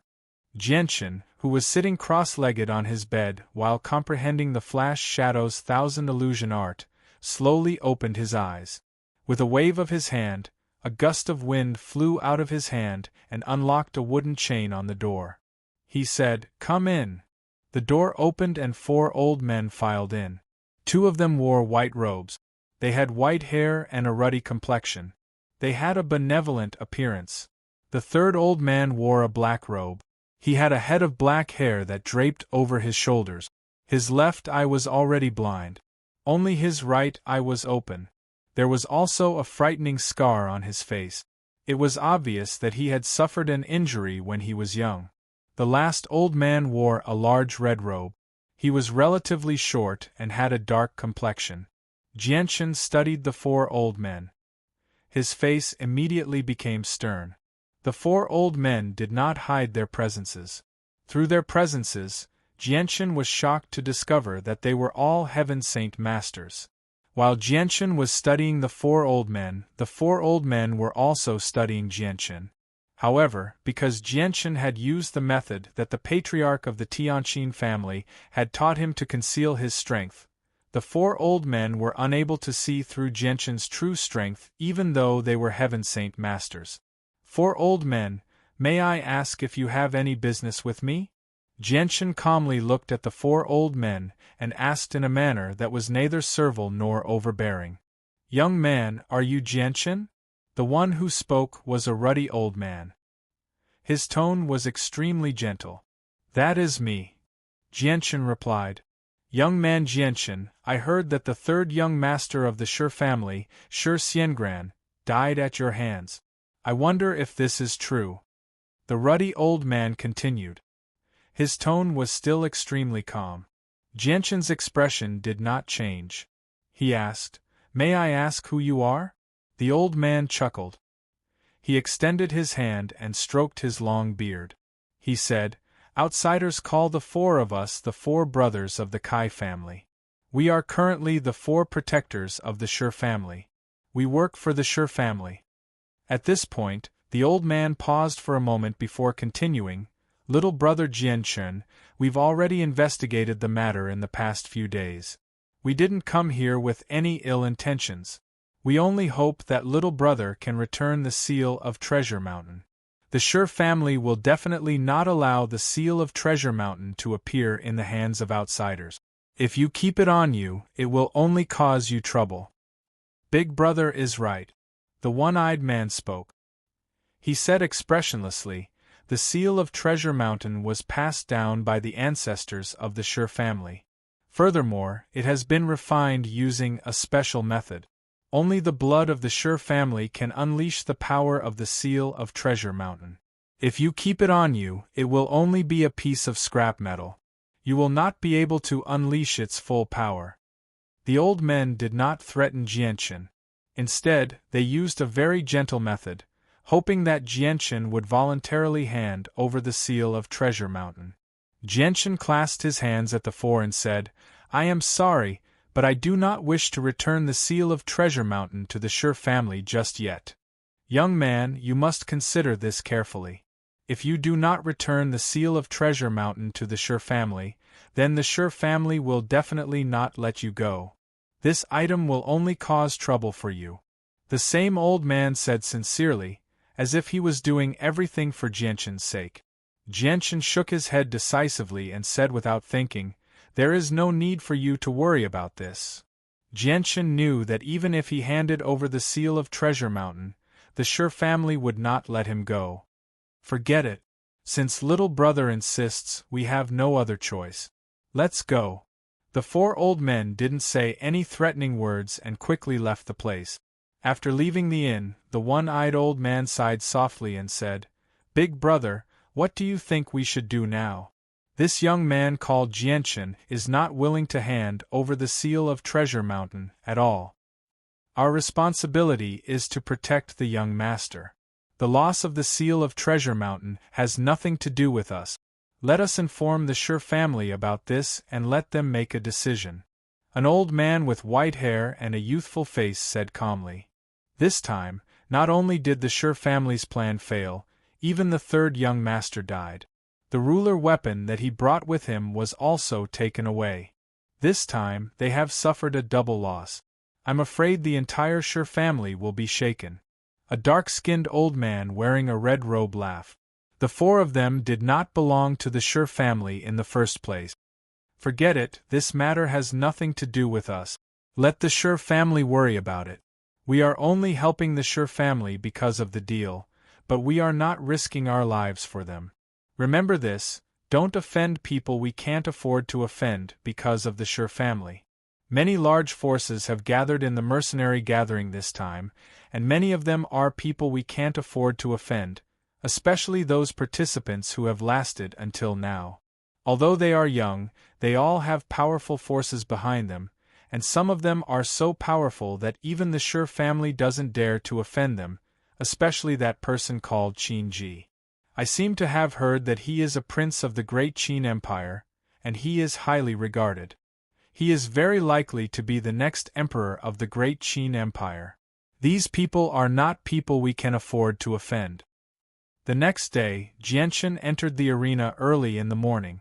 After drawing his lot, he directly entered the arena through the space gate. Soon after Jianxin entered, his opponent also entered the arena through the space gate. However, when he saw who it was, Jianxin immediately became stunned, because his opponent was actually Dugufeng. Dugufeng was stunned as well. He bitterly smiled and said, "I never thought it would actually be you." Jianxin also felt rather helpless. He shrugged and said, "It's just too much of a coincidence." Very soon, the sound of the beginning of the match rang out through the barrier. However, neither Jianxin nor Dugufeng had any plans to take action. "Jianxin, I hope you can obtain first place." With that, Dugufeng directly admitted defeat. Jianxin had won this battle without a fight. After leaving the arena, Jianxin continued to stay in the arena and watch the other matches. After the matches ended, 16 of the 32 people successfully advanced to the next round. 3 of them had died and 2 of them were heavily injured. One of them had his heart pierced by Terminus in just 10 moves, dying on the spot. Even the powerful Radiant Saint Masters of Mercenary City were powerless to save him. Mingdong was the same as Jianxin, successfully advancing to the top 16. Qin Ji and Tianmu Ling had also advanced to the top 16 with their ruler armament. Their opponents had all been heavily injured by their ruler armament. Although Huang Luan possessed the Sun Moon Bow, it basically lost all of its advantages in the arena. At the same time, she was only an Earth Saint Master of the first cycle, so she lost without a doubt. This was because her opponent was someone who possessed Saint Force of the Light attribute, who was far more powerful than her. Dugufeng, who was not weak, had also encountered Jianxin due to a coincidence of fate, so he had no choice but to be eliminated. The other 2 people with Saint Force of the Light attribute had also successfully advanced to the top 16. The 3 of them really were as powerful as the rumors made them out to be. They were all extremely powerful, at the very least at the 4th cycle of Earth Saint Master. They had also grasped quite a few battle skills. The next 10 experts would be chosen from the top 16. The rules of the competition were that 8 people would advance and the other 8 would be eliminated. The only difference was that the final 2 people would be chosen from the 8 people who had been eliminated. Since it was still early, the competition continued. After Jianchen had drawn his lot, he quietly sat on a stool and waited for the competition to begin. The other 15 participants all sat in the same place as Jianchen. They were surrounded by a barrier, completely isolated from the outside world. "Hey Jianchen, you have to get first place. Don't disappoint us. We all have great expectations for you." Ming Dong extended his hand and placed it on Jianchen's shoulder as he chuckled. He, little brother, there are as many experts as there are clouds here. Although you can defeat us, the others aren't weak either. Are you confident that you can get first place? Tianmu Ling arrived in front of Jianchen when she heard that. She stared at Jianchen with a pair of enchanting eyes. Her clear voice was like a demonic voice that could shake a person's soul. It immediately attracted the gazes of everyone else. Jianchen looked ahead and looked at the situation outside through the barrier. He said, "I can only say that I will do my best." As soon as Jianchen finished speaking, a sarcastic voice rang out from behind him. "Humph, do your best. Brat, how old are you? You actually don't know how high the heavens are and you want to get first place. Do you really think all of us are trash?" Jianchen turned his head when he heard that. He saw that the speaker was a middle-aged man around 45 years old. He wore white robes with patterns on them. Jianchen was not unfamiliar with this person. He was one of the 3 people who possessed Saint Force with the light attribute. Beside the middle-aged man, a person around his age stared at Jianchen and the others in disdain. He casually said, "Whatever, Karaja. Don't lower yourself to the same level as a brat. He's just bragging." The conversation between the 2 made Jianchen frown slightly. His calm gaze immediately became rather sharp. Ming Dong, on the other hand, was furious. He glared at the 2 people and yelled out, "It's best if you don't let me see you in the ring." The 2 people immediately became furious when they heard that. The person called Karaja immediately yelled out, "What an ignorant brat! If this weren't Mercenary City, I would have cut you up long ago." "Brat, you seem to be called Ming Dong, right? Let me give you a piece of advice as well. If you see me in the ring, you better surrender immediately. Otherwise, I can swear that you won't be able to leave the ring alive," the middle-aged man beside Ming Dong said with a deep voice. He did not hide his powerful killing intent at all. If it were not for the fact that they were here, the 2 of them probably would have attacked long ago. Ming Dong snorted coldly as killing intent filled his eyes. He coldly said, "Let's see if you have the ability." Jianchen's face was somewhat gloomy. He stared sharply at the 2 people who were talking and said in a low voice, "Karaja, Gaddafi, remember what you said. Let's see who will live and who will die in the end." These 2 people were the ones who won first and third place in the token arrow competition. Jianchen already knew their names. "Humph, 2 ignorant brats," Gaddafi sneered, not putting Ming Dong and Jianchen in his eyes at all. "That's enough. You 2 have no sense of shame. You're already so old, yet you still dare to bully 2 juniors. I feel ashamed for you 2. A middle-aged man standing beside the 2 finally couldn't bear to watch any longer and interrupted. Hearing that, Gaddafi and Karaja both snorted coldly at the same time. Gaddafi expressionlessly said, "Tsar, this is between the 2 of us. It's none of your business. Do the 2 of you think that bullying juniors is a very honorable thing to do? How stupid. If this matter spreads out, you will only become a disgrace to us warriors of light." Tsar said with a cold expression. "Enough." Karaja stared at Tsar with an embarrassed expression and said in a low voice, "Tsar, don't forget your position. Which side are you on? How dare you speak for an outsider who has nothing to do with you?" Tsar snorted coldly and said, "Don't give me those crooked excuses. I'm not speaking for an outsider. I just don't like the 2 of you. You've completely lost the face of us warriors of light. You." Gaddafi and Karaja trembled with anger, but they could not find anything to say. At this moment there was a change outside the barrier. The barriers on the 10 arenas suddenly disappeared. In the next moment, all the arenas slowly sank into the ground. Soon, they disappeared without a trace. They merged with the ground, forming a flat surface without any bump. Jianshan widened his eyes in surprise at this scene. He never thought that mercenary city would actually hide such a wondrous thing. However, before Jianshan could understand how the arenas had sunk, an even larger arena slowly rose from the ground. This arena was extremely large, several times larger than the arenas used in the previous competition. It was 500 meters in length and width. Chapter 332. Participants, please enter the ring. An old voice rang out in everyone's ears. No one knew where it came from. Jianshan looked at the number in his hand. His number was 3, so it was the third battle. Today was the day that the top 10 experts were announced. The format of the competition was different from before. Instead of 10 battles being held simultaneously, they would be held one by one. After all the people who could reach this stage were geniuses of the Tianyuan continent.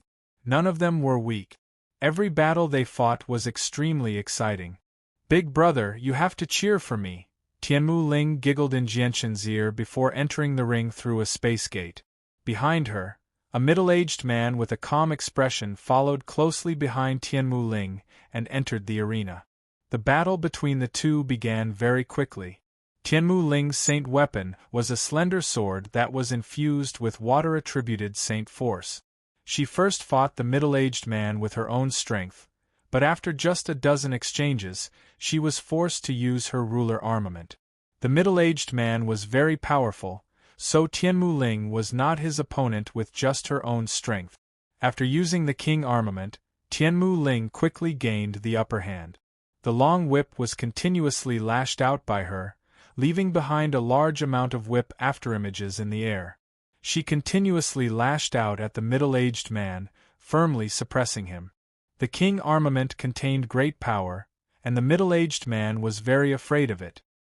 He didn't dare to take the long whip's attacks head-on, and could only focus on dodging.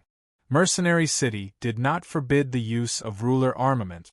Although it required the use of external force, there was no absolute fairness on the Tianyuan continent. No matter what method was used, victory was the way of the king. As a result, external force could be regarded as a manifestation of strength. The middle-aged man dodged in a horrible manner. When a gap appeared in Tianmu Ling's whip, he suddenly bellowed out. Surging energy surged out of his body, drowning him in an instant. Afterward, the energy quickly gathered on the huge sword in his hand, turning into a 10-meter-long sword that was completely formed from energy. It stabbed toward Tianmu Ling through the gap in the whip with a thunderous force.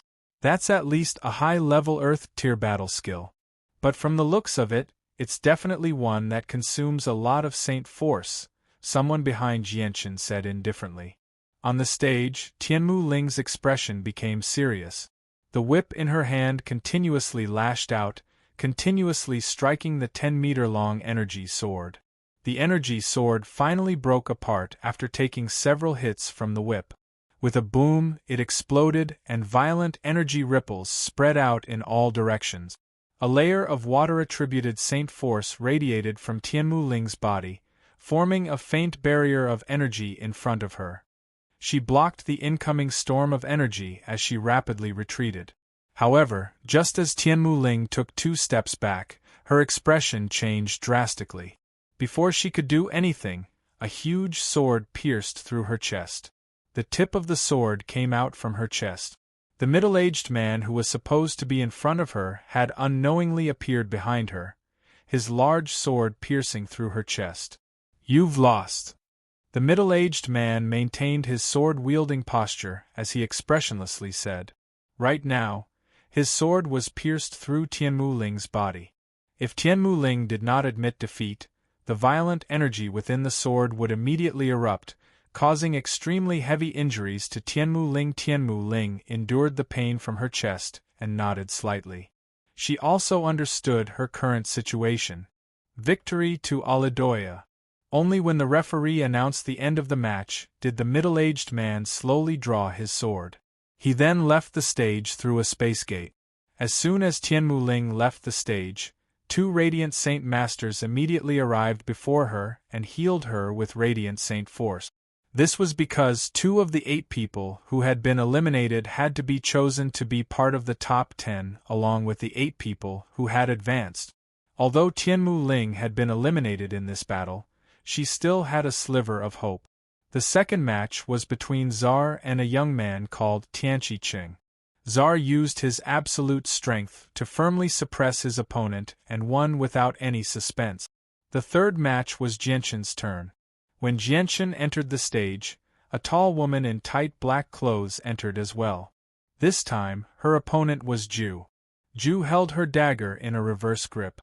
Her gaze was cold as she looked at Jianqin without any emotion. She seemed cold. She just stood there like a normal person, but she gave off the feeling of a cold iceberg. She seemed unapproachable. Jianqin looked at her calmly. He had already observed Ju for a very long time. He knew that the woman before him was definitely a vicious and merciless person. She was cold-blooded and merciless. No one who had been her opponent had ever survived. Even Jianqin could not compare to her viciousness. Match begin. The referee's aged voice sounded through the barrier. At the same time, Ju moved. Her body turned into a black blur as she quickly appeared in front of Jianqin. Her dagger flashed with a blue light as it pierced towards Jianqin's heart. At the same time, an extremely cold aura was emitted from Ju's dagger, causing Jianqin's body to involuntarily shiver. Jianqin's eyes flashed with a trace of surprise. This was the first time he had fought Ju. He did not think that her saint weapon would be able to emit such a cold aura. Although he was surprised, Jianqin's movements were not slow. A silver light flashed as the light wind sword collided with Ju's dagger. Ding! With a crisp sound, Ju's dagger was blocked. However, Jianqin's light wind sword was already covered in a thin layer of ice. The cold aura made Jianqin feel as if he was naked in a world of ice and snow.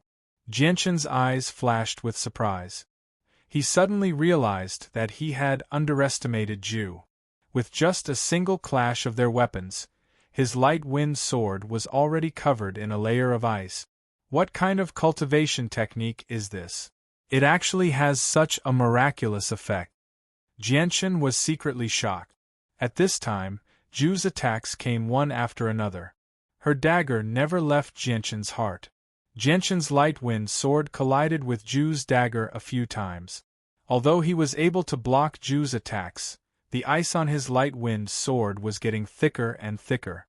The cold aura even made Jianqin's arms feel stiff. It was as if his blood was about to be frozen.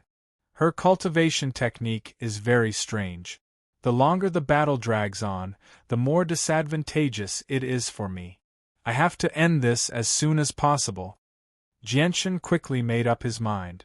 With a wave of his hand, the ice on his light wind sword shattered and fell to the ground. With a wave of his hand, the light wind sword turned into a sky full of sword images that surrounded Ju. Ju's eyes flashed with a sharp light, and a white cold air rose from her body. It seemed to freeze the air around her, turning it into hard ice. The temperature of the entire stage was greatly affected. In an instant, the temperature became extremely cold. Even the barrier protecting the stage was quickly covered in a thin layer of ice. Jianqin's light wind sword was blocked in the air and continuously made ding-ding-dang-dang-dang sounds. However, Ju's body was like a fish in water. She was not affected in the slightest. Her dagger turned into a cold light as she once again stabbed towards Jianqin's heart. Seeing Ju's dagger coming at him, Jianqin subconsciously used the illusory flash technique. His body moved, leaving behind a series of afterimages as he quickly arrived behind Ju. The light wind sword turned into a silver ray of light as it pierced towards Ju's back. Ju quickly turned around and blocked the light wind sword with her dagger. Instead of retreating, she moved closer to Jianqin's body and once again stabbed towards Jianqin's heart. At the same time, a layer of ice froze Jianshan's legs, causing Jianshan to be unable to move. With his movements restricted, Jianshan's face changed. Without any hesitation, he used his light wind sword to stab out 3 times. The first time he blocked Ju's dagger, the second and the third time he stabbed towards Ju's throat and heart, successfully forcing her back a few steps. Jianshan let out a low roar as both of his feet heavily stomped on the stage. A powerful surge of Saint Qi erupted from his feet, shattering the ice around his feet. Once he regained his freedom of movement, Jianshan immediately used the illusory flash and arrived at Ju's side like a bolt of lightning. His light wind sword struck out again and again, suppressing Ju with its speed. Although Ju's attack speed was not slow, it was still weaker than Jianshan's. After a few exchanges, Jianshan's light wind sword turned into a thin layer of ice, increasing the weight of the light wind sword and affecting the speed of Jianshan's attacks. At this critical moment, a powerful sword qi shot out from the light wind sword and shattered the ice into powder. Without slowing down, the sword qi continued to stab towards Ju. Ju quickly retreated. At the same time, an even more powerful white qi was released from her body, freezing the space around her. Jianshan's mouth curved into a cold smile as he activated his Stealing Heaven's Fortune, increasing his battle strength by 3 times. The sword qi from the light wind sword suddenly soared and broke through the frozen space, finally stopping right in front of Ju's throat. Seeing that the sword qi had already reached her throat, Ju stopped her attacks and expressionlessly stared at Jianshan. Her eyes were still as cold as ever, without the slightest trace of emotion. Jianshan wins. The referee's voice quickly sounded out as 2 space gates appeared in front of Jianshan and Ju. Jianshan put away his light wind sword and walked out without saying a word. Ju also remained silent and expressionlessly left through the space gate. Jianshan, good job. After exiting the space gate, Ming Dong happily walked over to Jianshan. When Ming Dong put his hand on Jianshan's shoulder, he immediately withdrew his hand and cried out, "Heavens, Jianshan, you just came out of the ice cave. Why is your body so cold?" Jianshan bitterly smiled, more or less. That place was even colder than the ice cave. If I wasn't careful, I would have been frozen. Ju is not a simple person. Her martial skill is very profound, allowing her to control extremely cold qi. If I fought with her, even if I was stronger than her, I would still be in a passive position. Hearing Jianshan's words, Ming Dong's expression became serious as he muttered, "It seems that I'll have to be careful when I meet her in the future." Chapter 333. Ming Dong's match was right behind Jianshan's. With the referee's announcement, Ming Dong and his opponent entered the ring at the same time. Perhaps it was the arrangement of the heavens, but Ming Dong's opponent was actually Gaddafi, who he had a small conflict with earlier. Ming Dong sneered, "Jianshan, I'll definitely cut him in half this time." Jianshan patted Ming Dong's shoulder and shot him an encouraging glance. Nothing needed to be said. Gaddafi also stared at Ming Dong with a sinister smile. He said in a strange tone, "What a coincidence. My opponent is actually you. Looks like even the heavens don't want you to continue living, so they've specially sent me to deal with you. Kid, aren't you very arrogant? I'll let you be as arrogant as you want later." Killing intent flashed through Ming Dong's eyes when he heard that.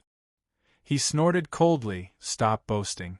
Once we're in the ring, I'll make sure you can't cry even if you want to." With that, Ming Dong directly stepped into the space gate and entered the ring. "Humph, you're still so arrogant even when you're about to die." Gaddafi completely ignored Ming Dong's threat. In the end, he entered the ring with a sneer. "Begin." When the two of them entered the ring, the referee's voice rang out in their ears. Killing intent exploded in Gaddafi's eyes. He viciously stared at Ming Dong like a bloodthirsty beast. Light attributed Saint Force surged out of his right hand, condensing into a 2-meter-long silver-white sword very quickly. The sword shone with a faint, milky white light, making it seem extremely divine. It seemed like a divine sword. "Go die." Gaddafi roared out furiously as he charged toward Ming Dong with the huge sword. He viciously swung the huge sword at Ming Dong with dense saint force. Ming Dong sneered as a faint, azure sword appeared in his hand as well. With a slight sway of his body, he charged toward Gaddafi with unbelievable speed. The huge sword seemed to fuse with the wind as it swept past Gaddafi's waist with a flash of azure light. A vicious wound appeared on Gaddafi's waist. Ming Dong's speed was unbelievably fast. Even Gaddafi couldn't see him clearly. Gaddafi reached out and touched the wound on his waist. His palm was already stained with blood. Gaddafi's expression became very ugly. He had been injured by Ming Dong without even seeing him. He had always looked down on Ming Dong in his heart, and had even said that he would not let Ming Dong leave the arena alive. He felt deeply humiliated. He had never thought that he would be injured in the first exchange. This made him feel very embarrassed. "Brat, you're courting death." Gaddafi's gaze became increasingly gloomy. As he spoke, a layer of milky white light emerged from his wound and quickly healed it. Ming Dong snorted coldly in disdain. "I heard that you people with Saint Force are unkillable, known as unkillable. Today I'd like to see if you really are unkillable." As soon as he finished speaking, Ming Dong once again charged at Gaddafi. His speed was extremely fast, leaving behind afterimages that were difficult to capture with the naked eye. So fast! Heavens, how can he be so fast? Is he a wind-attributed Heaven Saint Master? Cries of surprise immediately rang out from the countless spectators below the arena. Many of them had been stunned by Ming Dong's speed. Gaddafi became rather stern as he stared at Ming Dong's rapidly approaching body. When Ming Dong approached him, he immediately bellowed out and swung his sword at Ming Dong's chest with surging saint force. However, the attack missed. It had only targeted Ming Dong's afterimage. Oh no! Gaddafi was shocked. As soon as he realized that something was wrong, a sharp pain rang out from behind him before he could do anything. A faint, azure sword had emerged from his chest. Gaddafi immediately bellowed out angrily. He suddenly charged forward and removed the sword from his body. The next moment, dense radiant saint force surged out from his body and rapidly healed the wound on his chest. Fortunately, the wound on his chest was not fatal. Although it was rather heavy, it did not affect his battle prowess too much. "Brat, you've completely infuriated me. I'll tear you to pieces today." Gaddafi's eyes were bloodshot as he stared at Ming Dong, who had a look of disdain on his face. He roared in a voice that was close to a roar. "Do you really think you're invincible? If I wanted to kill you, I would have stabbed you in the heart. You would have died long ago." Ming Dong sneered at Gaddafi as if he was toying with him. Gaddafi bellowed out furiously as an even denser radiant saint force erupted from his body. In the end, it condensed into silver-white armor that enveloped his entire body. Only his eyes were exposed. When Karajel and Tsar saw Gaddafi wearing the CAE family uniform, they were shocked. Tsar sneered and said, "You've brought trouble upon yourself. Now you've even brought out the Holy Crown. What a disgrace." Karaja's expression was ugly as he stood beside Tsar. He did not say anything. The surrounding contestants were also shocked by Ming Dong's display of strength. Although Ming Dong was young, his strength wasn't any weaker than any of the contestants present. His speed, in particular, was unbelievably fast.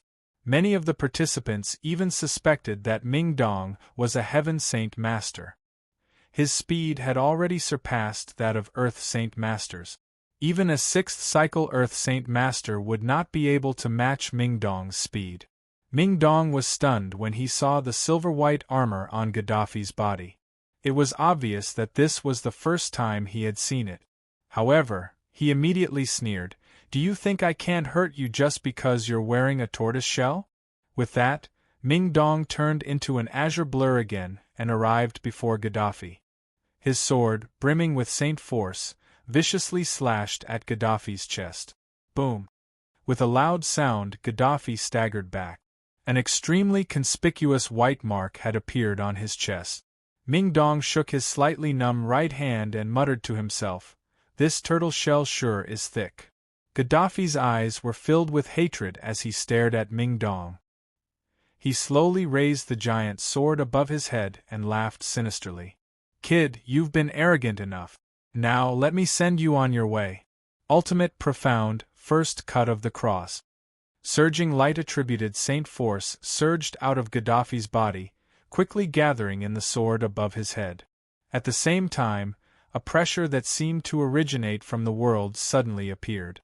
It was vast and majestic, filling the entire ring. It pressed down on Ming Dong to the point where he almost suffocated. This pressure that came from heaven and earth wasn't affected by the barrier at all. It passed through the barrier at the edge of the stage and spread outside. Immediately, it made some people who were standing closer to the stage feel as if they were carrying a huge mountain on their back. The pressure made them unable to move at all. As for some great saint masters, their faces even paled from this pressure. Traces of blood already flowed out from the corners of their mouth. "That's a heaven-tier battle skill. He's actually using a heaven-tier battle skill." A white-haired old man exclaimed in shock. Hearing that, the other people all paled in fright and quickly circulated their energy to resist the pressure. At the same time, they all excitedly stared at Gaddafi in the ring. Many of them had never seen a heaven-tier battle skill before. Now that a once-in-a-lifetime opportunity was right in front of them, no one was willing to miss it. Even a few Heaven Saint Masters stared at Gaddafi in the ring. This was because heaven-tier battle skills were just too precious on the Tian-Yuan continent. Many of the Heaven Saint Masters present did not possess a single heaven-tier battle skill. Ming Dong finally became rather stern when he saw Gaddafi use a heaven-tier battle skill. He coldly snorted, "Don't think that you're the only one who knows a heaven-tier battle skill. I'll let you taste the power of a high-level heaven-tier battle skill right now." With that, surging energy surged out of Ming Dong's body and quickly gathered in the huge sword in his hand. In the next moment, an even more powerful pressure was emitted from Ming Dong's body, instantly suppressing the heaven-ranked battle skill Gaddafi's pressure. When this pressure passed through the barrier and spread outside, several hundred great saint masters who were relatively close to the stage all let out muffled groans and spat out mouthfuls of blood, their complexions becoming deathly pale. At this moment, the sea of people below the stage finally began to stir. Those who stood in front of the stage were unable to withstand this pressure, and they all squeezed to the back. All kinds of exclamations were incessantly heard. "Heavens, it's actually another heaven-tier battle skill. I wonder just which heaven-tier battle skill is stronger in a clash between two heaven-tier battle skills. The collision of two heaven-ranked battle skills will definitely be earth-shattering. I wonder if the barrier around the stage will be able to withstand it. Everyone, quickly retreat. I wonder what the result of the clash between two heaven-tier battle skills will be. I'm really looking forward to it." The millions of spectators in the center of Mercenary City fell into chaos because of Ming Dong and Gaddafi's simultaneous use of heaven-tier battle skills. At that moment, no one could remain calm, especially the great Saint Masters and Earth Saint Masters. They were extremely excited. A clash between two heaven-tier battle skills was a rare sight on the Tian-Yuan continent. Using a heaven-tier battle skill required an extremely large amount of energy. With Ming Dong and Gaddafi's abilities, they were unable to use the heaven-tier battle skill as they wished, so they needed time to charge up. The clouds churned in the sky as a violent gust of wind kicked up around the ring. The invisible pressure from the two heaven-tier battle skills grew stronger and stronger, forcing the great Saint Masters to constantly retreat. Even a few Earth Saint Masters had retreated quite a distance. At this moment, only a few peak Heaven Saint Masters remained standing within 20 meters of the ring without any change in expression. However, a faint layer of energy could be vaguely discovered around them. It seemed like a long process, but only a few seconds had passed. Finally, the two of them finished preparing their heaven-tier battle skills. Ultimate profound, first slash of the cross. Tyrant's sword style, sword shakes the 9 heavens. Chapter 334. With 2 furious roars, the 2 of them swung their saint weapons at each other at the same time. The silver-white greatsword that Gaddafi held high above his head seemed to transform into a holy sword. He slashed twice with lightning speed, forming a cross that emitted a dazzling light. The strong light illuminated the entire sky, and many of the spectators below could not help but close their eyes. Surging energy wreaked havoc on the stage as the cross shot toward Ming Dong with lightning speed, bringing with it boundless might. Ming Dong swung his sword at Gaddafi at the same time. As he swung out, the clouds in the sky changed, causing the surroundings to dim. A sword chi that had been compressed to the limit shot towards Gaddafi with lightning-like speed. When it collided with Gaddafi's cross, the 2 of them immediately erupted with a great rumble. Powerful ripples of energy surged into the sky, dispersing as soon as they came into contact with the barrier. Ming Dong's slash easily shattered the cross, then continued to shoot toward Gaddafi like a hot knife through butter. In the end, it pierced through Gaddafi's body and slammed into the barrier behind him. When the shocking strike struck the barrier, it did not cause any ripples at all. It vanished in the blink of an eye. In the arena, the violent energy was wreaking havoc. However, the barrier that surrounded the arena seemed to be able to absorb all the energy. When the energy shock waves hit the barrier, it was like a stone sinking into the ocean. It didn't cause the slightest ripple. Very soon, the energy shock waves that were wreaking havoc in the arena completely calmed down. Ming Dong continued to maintain the same composure as before. Compared to before, he was no longer able to maintain his composure. His face was slightly pale. A heaven-tier battle skill consumed an extremely large amount of Saint Force. After unleashing that strike, Ming Dong did not have much Saint Force left.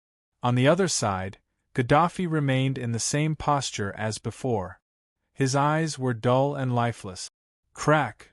Suddenly, a crack appeared on the forehead of the silver-white armor that covered Gaddafi's entire body.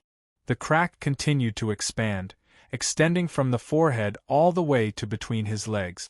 Bright red blood flowed out from the crack, looking very eye-catching on the silver-white armor. In the next moment, something shocking actually happened. Gaddafi's body began to crack in half from the middle in an unbelievable manner. He fell to the ground loudly while his organs had already been reduced to mincemeat. Blood splattered out from the cracks. Ming Dong emerged unscathed from the clash of heaven-tier battle skills, while Gaddafi had been cleaved in half. All the spectators below were stunned. Even a few Heaven Saint Masters were filled with disbelief. Although there were over 1 million spectators in the center of Mercenary City, the entire place was silent. It was so quiet that only the heavy breathing of the crowd and the thumping of their hearts could be heard. Everyone had thought of countless possible outcomes from the clash of heaven-tier battle skills, but even more people expected both sides to be heavily injured or tied. However, they had never thought that the outcome would be so unbelievable. Both of them had used heaven-tier battle skills at the same time, but one of them emerged unscathed while the other died a horrible death. He had been cleaved in half. An old man had appeared in the air above the ring at some point.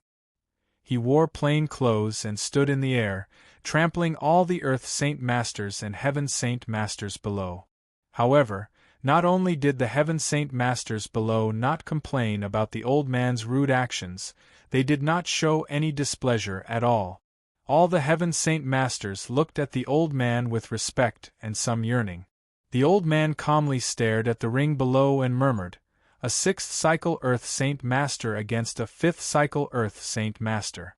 A high-level Heaven-tier battle skill against a low-level Heaven-tier battle skill. There's no doubt about the outcome at all." The old man's voice was not loud, but many people heard him clearly in the silent plaza. Immediately, the entire plaza fell into an uproar. Everyone stared at Ming Dong in shock. Their gazes were extremely mixed. Envy, jealousy, and various other gazes gathered on Ming Dong. A high-level Heaven tier battle skill. He's actually using a high-level Heaven tier battle skill. I've been a Heaven Saint Master for over 20 years, but the most powerful battle skill I've ever used is only a high-level Earth tier battle skill. Sigh. He's actually become a 6th cycle Earth Saint Master at such a young age. Heavens, this is just too unbelievable. Did I hear wrong? He's not even 30, yet he's already a 6th cycle Earth Saint Master. And he even has a Heaven tier battle skill.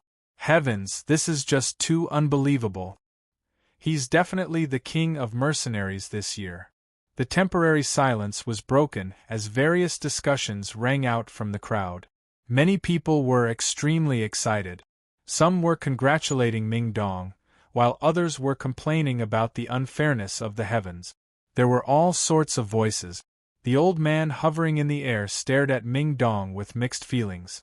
There was actually a sliver of envy in his eyes. He murmured somewhat absent-mindedly, "I never thought that the Grand Elder would actually pass on his famed tyrant's sword style to you. And you've already grasped it somewhat in less than a year.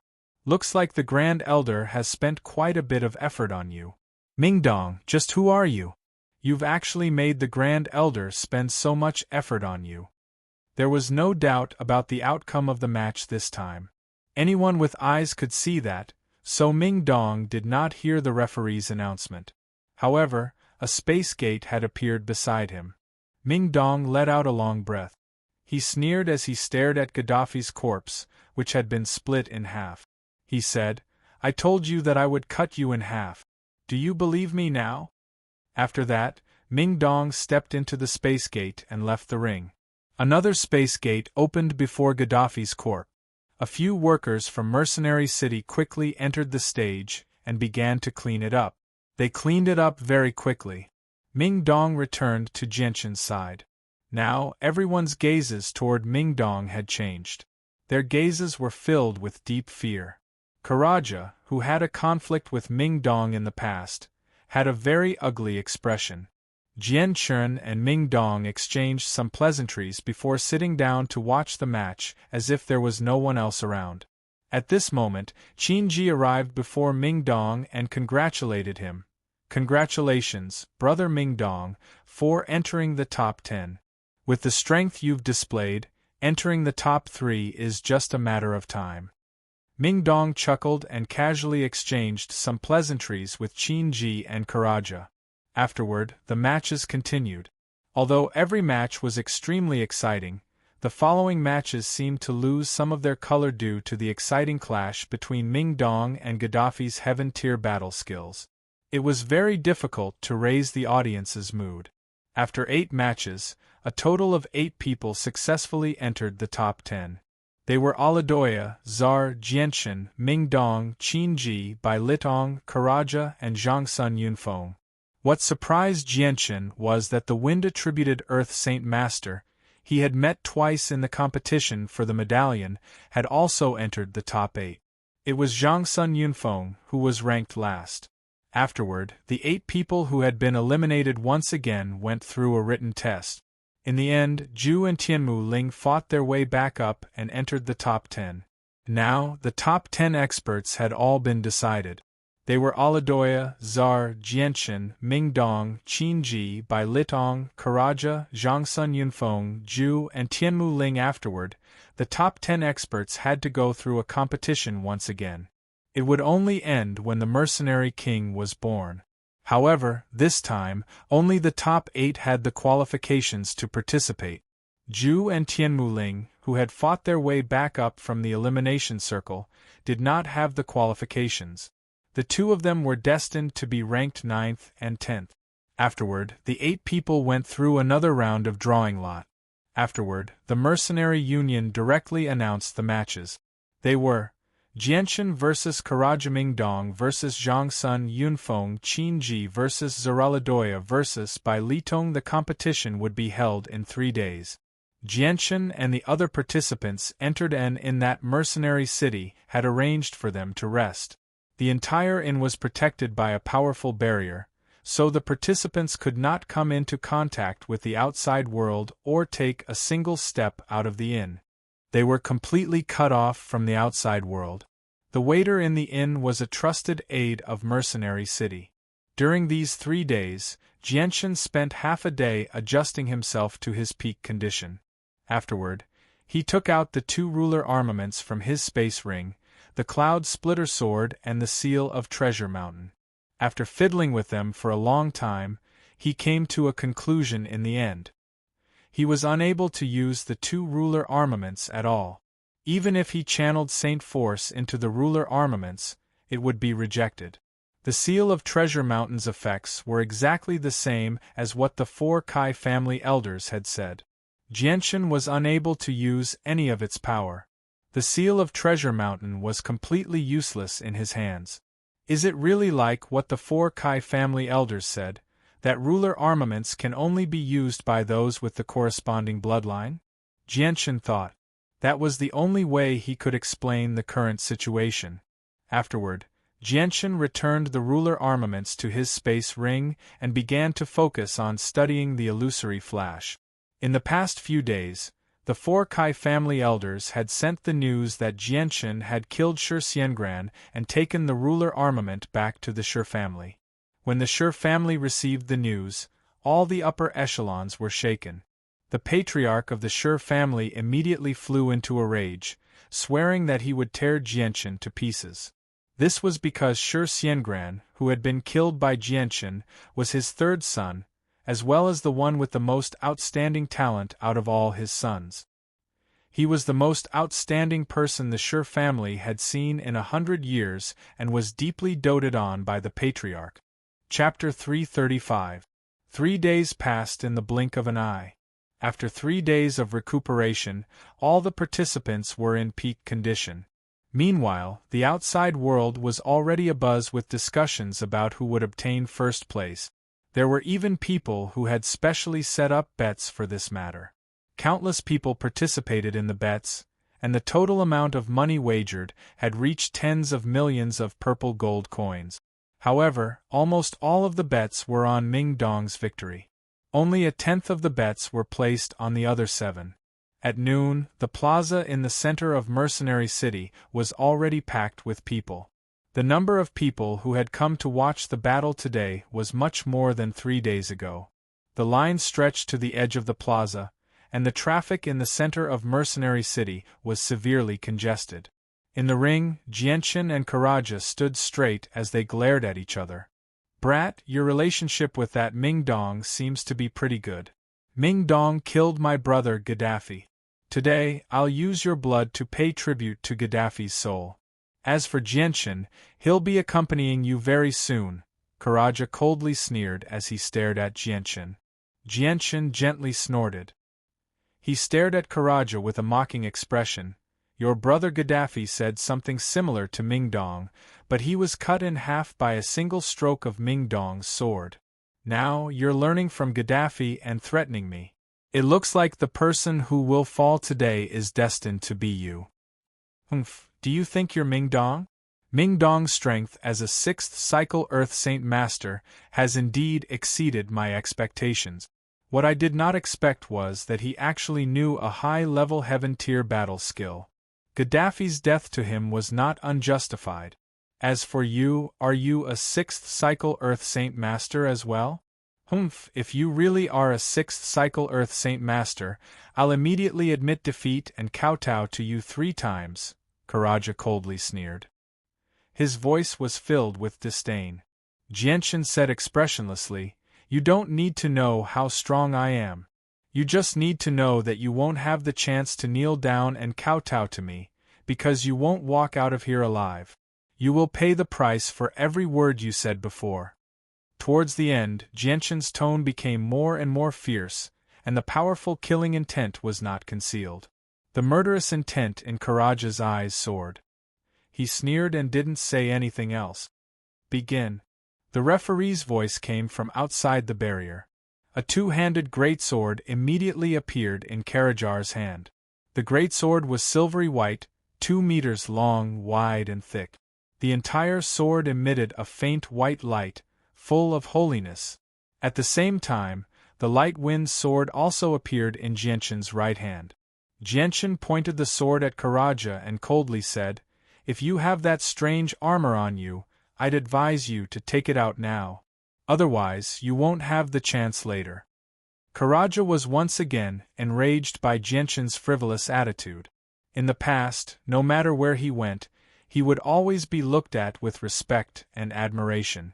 Today was the first time he had been looked down upon by a brat who wasn't even 20 years old. How could the high and mighty Karaja endure this? He immediately angrily said, "Looks like you don't know how the word death is written. Against you, there's no need to use the Radiant Saint armor. Die." As soon as he finished speaking, Karaja raised his greatsword and charged at Jianshan. The Saint force on his greatsword was even stronger than the 5th cycle Earth Saint Master Gaddafi's. Karaja's strength was actually the same as Mingdong's, at the 6th cycle Earth Saint Master realm. Jianshan coldly stared at Karaja. In the next moment, a purple and green sword chi suddenly appeared on the light wind sword, adding a bit of color to the pure white sword light. Qin Ji and Tianmu Ling, who had been paying attention to Jianshan the entire time, both had their eyes fixed on the sword in Jianshan's hand. To be more accurate, their eyes were focused on the purple and green light on the light wind sword. They couldn't help but think back to the day when Jianshan had easily pierced through Shi Jingran and Jetta Wukong's barrier. They could still vaguely remember that at that time, Jianshan's light wind sword had suddenly appeared with a purple and green light. Right now, the purple and green sword chi was very thin, but because of the pure white sword light of the light wind sword, the appearance of the purple and green sword chi was very eye-catching. Although Karaja had noticed the purple and green sword chi on Jianshan's light wind sword, he didn't pay it any mind since he didn't know what it was. He continued to charge at Jianshan and used sweeping away to attack Jianshan's waist. At the same time, Jianshan also moved. The light wind sword met the great sword and the two saint weapons fiercely collided. Boom! A violent energy burst out from the point of contact between the two holy weapons. Karaja's holy force was much stronger than Jianshan's, so the light wind sword's sword chi was immediately scattered. The sword chi scattered in all directions, but when it came into contact with the ground, it didn't leave a single mark. As for the sword chi that came into contact with the enchantment, it disappeared into nothingness. Although most of the sword chi on the light wind sword had been dissipated, the purple and green sword chi was not affected at all. When the purple and green sword chi collided with Karajar's radiant holy sword, the indestructible radiant holy sword was like a piece of rotten wood. A hole as wide as a thumb and as deep as 2 fingers could be seen. With his saint weapon damaged, Karaja was also affected. With a groan, he opened his mouth and spat out a mouthful of blood. His face instantly became pale. Almost at the same time that the light wind sword and Karaja's radiant sacred sword collided, Jianshan's second strike followed. The speed of the first strike was so fast that it only took a blink of an eye. Whether it was the speed of the strike or the frequency of the strike, it was inconceivable. Karaja had just realized that his saint weapon had been damaged.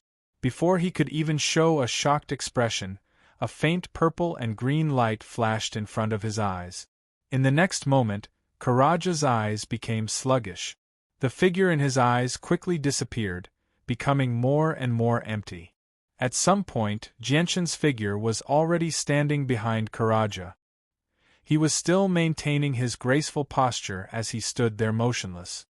Below the stage, countless people were pointing at the two people fighting on the stage.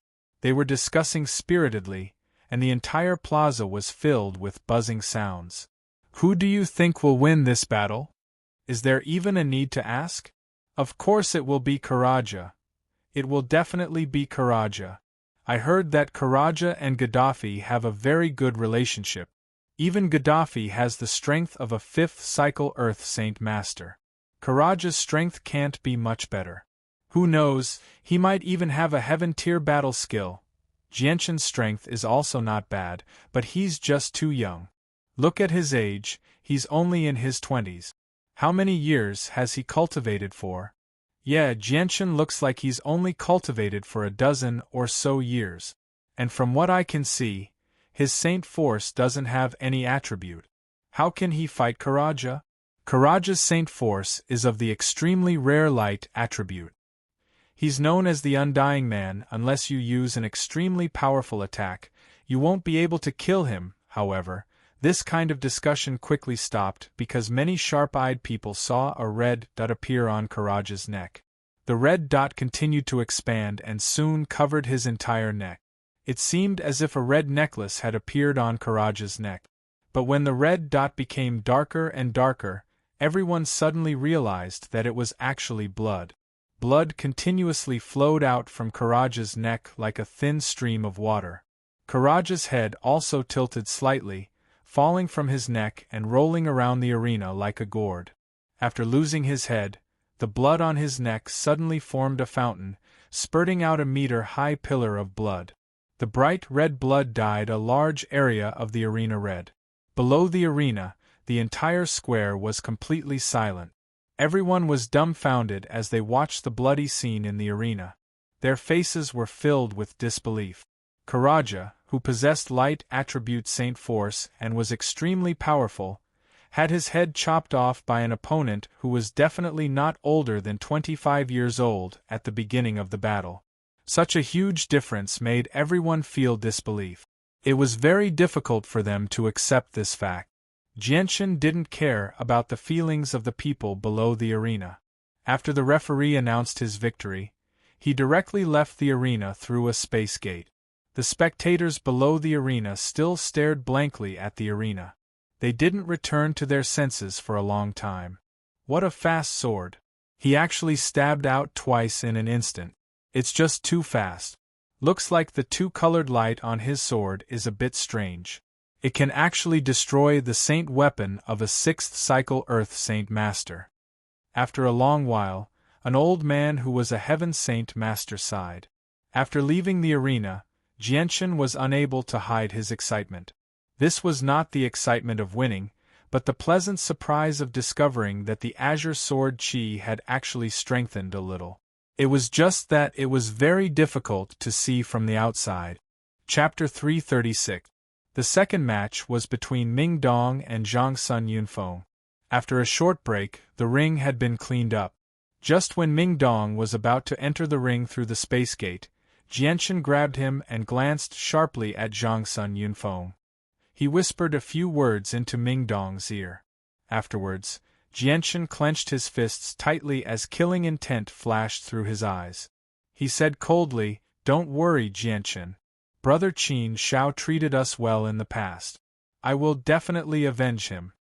With that, Ming Dong entered the ring with killing intent. Zhang Sun Yunfeng was a middle-aged man. He had a refined appearance and seemed like a well-educated scholar. His eyes flickered as he looked at Jianshan and Ming Dong. His heart began to thump uncontrollably. After a moment of hesitation, he gritted his teeth in the end and strode towards the space gate with his head held high. Very soon, the two of them entered the ring at the same time. Jianshan's gaze towards Zhang Sun Yunfeng was rather cold. The killing intent in his eyes leaked out without any concealment, causing Zhang Sun Yunfeng's expression to become rather unnatural. He became stern. He had a small conflict with Jianshan in the past, and it just so happened that the two of them were on extremely good terms. With all of that added together, Zhang Sun Yunfeng could obviously guess that Jianshan was using Ming Dong to get rid of him. "Begin." The referee's voice rang out. Ming Dong did not hesitate at all when he heard that. He left behind an afterimage on the spot as he charged towards Zhang Sun Yunfeng with great speed. "I concede," Zhang Sun Yunfeng called out almost as soon as the referee announced the start of the match. After personally witnessing the battle between Ming Dong and Gaddafi, Zhang Sun Yunfeng gained a clear understanding of Ming Dong's strength. He did not believe that he was Ming Dong's opponent. However, Ming Dong did not plan on sparing Zhang Sun Yunfeng at all. He arrived before Zhang Sun Yunfeng in the blink of an eye, and his huge sword shot through the air with saint force so great that even Zhang Sun Yunfeng would sigh in admiration. At the same time, an indescribable pressure radiated from the huge sword, viciously pressing down on Zhang Sun Yunfeng's body. Zhang Sun Yunfeng immediately felt like he was in a quagmire, making it extremely difficult for him to move. An Earth-tier battle skill. Zhang Sun Yunfeng's face drastically changed. He had never thought that an ordinary attack from Ming Dong would possess the might of an Earth-tier battle skill. He had actually used an Earth-tier battle skill so casually. Ming Dong's huge sword tore through the air with unparalleled might, slashing towards Zhang Sun Yunfeng like a thunderbolt. It was so fast that Zhang Sun Yunfeng, whose movements were restricted, had no time to dodge at all. At this moment, a barrier fell from the sky. It was like a barrier between Jian Ming Dong and Zhang Sun Yunfeng, completely separating the two of them. Ming Dong's attack landed heavily on the barrier that had suddenly descended. The surging energy from the huge sword was completely absorbed by the barrier like a whale sucking in water, while the barrier did not even tremble in the end. When one side concedes, the other side is forbidden from attacking again. Ming Dong is victorious. The referee's voice rang out in their ears. Afterward, 2 space gates appeared before them. Ming Dong viciously glared at Zhang Sun Yunfeng before letting out a helpless sigh in the end. He walked through the space gate with some disappointment. Zhang Sun Yunfeng also let out a huge sigh of relief. At the last moment, the referee had acted in time to stop Ming Dong. Otherwise, although he might not have died from Ming Dong's attack, he definitely wouldn't have been able to walk out of the arena unscathed. Zhang Sun Yunfeng stared at Ming Dong's back with some lingering fear. He then left the stage through the space gate beside him with a rather gloomy expression. He had cultivated arduously for over 40 years to reach his current level, but he had never thought that he would be forced into such a miserable state by a junior who was not even 30 years old. Next up was Qin Ji against Czar. Although Qin Ji had a king armament, his spirit power was suppressed in the arena, so he couldn't use his spirit power at all. On the other hand, Czar had the Holy Light armor, which had a very strong defense. After a short exchange, Qin Ji was quickly defeated by Czar, and in the end, Czar won. The final match was between Oliai Duoya and Bai Litong. Both of them were burly middle-aged men with similar strength. They were both 5th cycle Earth Saint Masters. The two of them fought fiercely on the stage for an hour. In the end, Bai Litong took out a king weapon and defeated Aladoya, obtaining the final victory. Currently, the top 4 had already been decided. They were Jianchen, Ming Dong, Czar, and Bai Litong. After a day of rest, the competition continued the next day. After a round of drawing lots, the final list was announced by Mercenary City. However, what made Jianchen and Ming Dong extremely depressed was that they would be opponents in the next battle. Czar's opponent was Bai Litong, who had only revealed his ruler armament at the very last moment. In the arena, Jianchen and Ming Dong both looked at each other helplessly. Fate was making fools of them. They never thought that the heavens would play such a huge joke on them at the very last moment. Today's battle would determine the final 2. If Ming Dong and Jianchen had not met, it was extremely likely that the two of them would take 1st and 2nd place. Now that the heavens had arranged it, one of them was destined to be eliminated. Begin. The referee's voice rang out, but the two of them had no intentions of fighting. Ming Dong, you're very strong. I believe you can take 1st place. I hope you don't disappoint me, Jianchen said calmly. He had already planned on surrendering. He knew extremely well that if he did not use the sword spirit's powers, he would not be Ming Dong's opponent at all. His swift sword style posed no threat to Ming Dong. This was because Jianchen was a 6th cycle Earth Saint Master with wind-attributed Saint Force. Moreover, his comprehension of the illusory flash was much deeper than Jianchen's. Jianchen had no chance of winning against Ming Dong in terms of speed. I admit defeat. Just when Jianchen was about to admit defeat, Ming Dong beat him to it. Ming Dong chuckled when he saw Jianshan's stunned expression. Jianshan, you're no weaker than me. I believe you have the ability to take first place, so don't disappoint me. Jianshan bitterly smiled. Ming Dong, it's not difficult for you to take first place with your strength. Why did you give it to me? Because you need it more than me. Jianshan, I've heard from Uncle Tian that anyone who takes first place can enter the sacred grounds of Mercenary City to cultivate for half a year. Jianshan, you know that I'm a peak 6th cycle Earth Saint Master right now. As long as I want to, I can break through to Heaven Saint Master at any time, so the sacred grounds are useless to me. However, it's different for you. Jianshan sternly stared at him. Jianshan smiled freely. All right then. Jianshan, since you've given it to me, I definitely won't disappoint you. Congratulations on your success, Ming Dong smiled. Ming Dong was completely unaware that his admission of defeat had attracted a lot of curses. This was because many people believed that Ming Dong would get first place, so they had all bet on Ming Dong's victory. Now that he had admitted defeat, everyone who had bet on him had lost a lot of money. The final outcome of the battle between Jianshan and Jianshan had indeed exceeded everyone's expectations. Only a few people who knew the two of them seemed to have expected it. They had all spent some time with the two of them, so they knew that Jianshan was indeed very powerful. However, they all followed Jianshan's lead when it came to making decisions, as if Jianshan was Ming Dong's boss. The millions of people in Mercenary City who had no idea what had happened all discussed the matter loudly. They were extremely displeased that Ming Dong had given the opportunity to Jianshan after admitting defeat. Only when a Heaven Saint Master said that Jianshan was definitely no weaker than Ming Dong and could behead Karaja in the blink of an eye did the discussions gradually calm down. As for the people who had lost money, they all hung their heads in dejection. They were filled with regret. However, no matter how loud the discussions were, Ming Dong and Jianshan were unable to hear a single word from within the barrier. The barrier was soundproof, so the sounds outside could not reach them at all. The next match was Zar against Bai Litong. Zar was already a 6th cycle Earth Saint Master, and his battle skills were quite powerful. On the other hand, Bai Litong was only a 4th cycle Earth Saint Master. Even though he wielded a ruler armament, he was not much of a threat to Zar, who was protected by the Radiant Saint armor.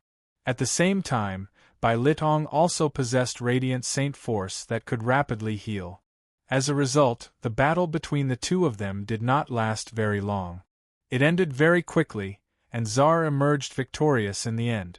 The final match was held the next day, and it was also the battle that received the most attention. This was because the final battle would determine the strongest person in this year's mercenary tournament. At the same time, the winner would be crowned as the Rookie King of the mercenary tournament. Jianshan did not relax at all during the rest of the time. He used all of it to study the illusory flash. His Heaven's Fortune art had already reached the first layer, increasing his battle prowess by 3 times. Jianshan was already extremely satisfied with this. Even if he spent the rest of his time on the Heaven's Fortune art, it would be impossible for him to reach the second layer. Taking a step back, even if he could raise the Heaven's Fortune art to the second layer, it would only increase his battle prowess by 1-fold. On the other hand, the consumption of Saint Force would be 4 times higher than normal. With his current strength as a first cycle Earth Saint Master, even if his strength increased by 4 times, he would still be unable to contend against a Heaven Saint Master. Chapter 337. The next day, the competition that countless people had been anticipating was finally about to begin. This was because today would be the day that the strongest person in the mercenary tournament would be born. The mercenary tournament that was held once every 50 years would finally come to an end today. At the same time, information regarding Jianshan and Zar had become the focus of countless people's discussions. There were even a few Heaven Saint Masters who used their exceptional eyesight to analyze Jianshan and Zar's strength. In the end, their analysis was actually pretty close to the mark. Zar was between 45 and 50 years old. He was a 6th cycle Earth Saint Master and possessed Saint Force of the Light attribute. He was known as the Undying Person. No matter how severe his injuries were, he could quickly heal himself using Saint Force of the Light attribute. He possessed a unique advantage, and had an extremely complicated relationship with the two people he had killed before who also possessed Saint Force of the Light attribute. He seemed like a friend yet also an enemy. The battle skill he currently possessed was unknown, but he possessed a mysterious armor with extremely powerful defense. However, according to the speculations of some people, Zar possessed at least one heaven-tier battle skill. Jianshan was between 20 and 25 years old. He was an Earth Saint Master from the first cycle to the second cycle. The attribute of his Saint Force was unknown, but his attacks were extremely sharp. The speed at which he struck with his sword was unbelievably fast, to the point where even a 6th cycle Earth Saint Master would find it difficult to dodge. Moreover, he was able to fight for a long period of time. His arm did not seem to feel sore or numb at all. He had grasped the highest level of movement technique, so his speed was extremely fast. Currently, the battle skill he possessed was unknown, but he had a mysterious trump card that could destroy the saint weapons of 6th cycle Earth Saint Masters.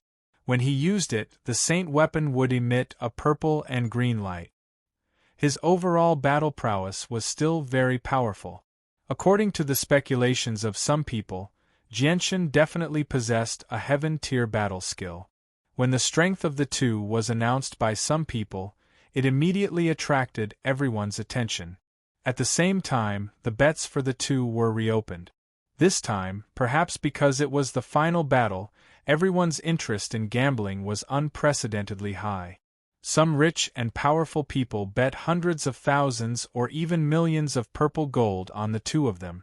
In the end, it led to the total amount of bets being more than 100 million purple gold. Because the strength of the two of them was not easy to evaluate, some people favored Jianshan, while others favored Zar. In the end, the ratio of bets was directly tied. Half of the people bet on Jianshan's victory, while the other half bet on Zar's saint power. Ha ha ha, it's so lively.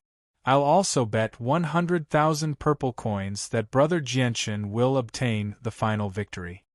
Tianmu Ling extended her hand and threw over a spatial belt filled with 100,000 purple coins. I'll also bet on Brother Jianshan's victory. 500,000 purple coins. Qinji also joined in and threw over a spatial belt filled with 500,000 purple coins. I'll bet on Jianshan's victory. 1,000 purple coins. That's all I have. Doctor An took out a large amount of purple coins and threw them onto the gambling table. 30,000 purple coins. I'll bet on Jianshan's victory. I'll bet everything I have on Jianshan. Qin Shao also squeezed in from behind and joined in on the bet. 100,000 purple coins. I'll bet on Jianshan's victory. Dugu Feng also did not want to fall behind. He also squeezed in from outside with an expressionless face. In the arena, Jianshan and Zar were already standing there. Jianshan was still as calm and carefree as before. His body was straight as a ramrod as he stood there with a sword in his right hand.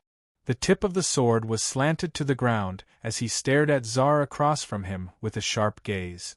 Zar was a burly man. He was at least 2 meters tall. His sharp gaze was also staring at Jianshan across from him. At this moment, he was already fully armed. He wore a set of silver-white armor that shone brightly. One could see streaks of light energy flowing on the surface of the armor with the naked eye. It caused the entire Kai clan to emit a faint layer of white light, giving off a holy aura. The Kai clan covered Zar's entire body.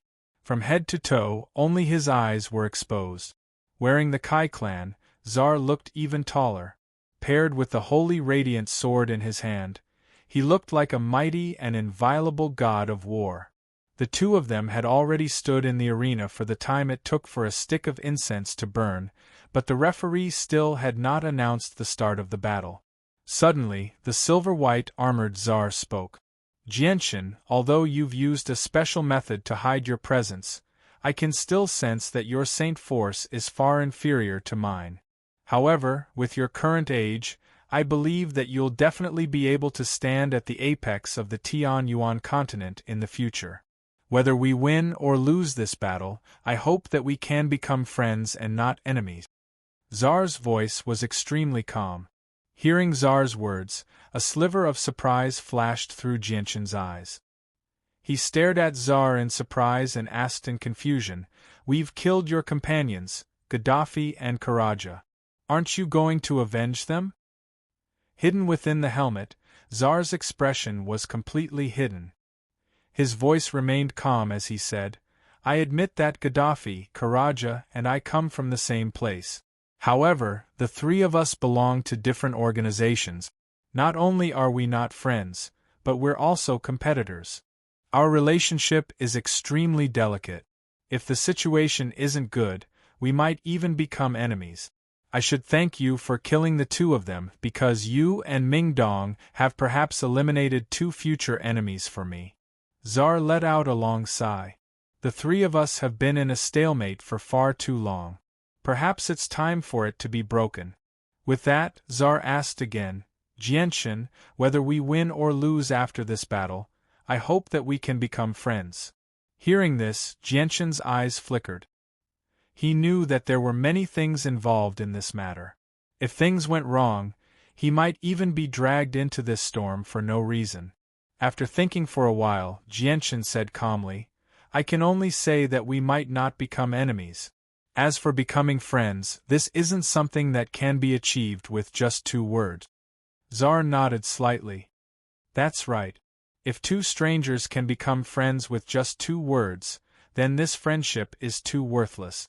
Jianshan, I know that you're determined to win first place. I wonder if you're confident in beating me." Jianshan's eyes flickered. He didn't know what Tsar wanted to do, but he still said, 5 levels. Tsar chuckled. "Looks like you're quite confident in your own strength." Saying this, Tsar put away the huge sword in his hand. He then took out a 2-handed silver sword that was also 2 meters long from his space ring. He smiled. "Jianshan, if I were to use this saint weapon, how confident are you in beating me?" Jianshan's gaze subconsciously fell on the huge sword in Tsar's hand. Immediately after, a golden light flashed in his eyes. He said in a deep voice, "If I'm not wrong, this sword of yours should be a ruler weapon, right?" Tsar didn't deny it. He chuckled and said, "That's right, it is indeed a ruler weapon. Jianshan, if I were to use a ruler weapon, how confident are you in beating me?" Jianshan fell silent. He didn't answer. No one knew what he was thinking.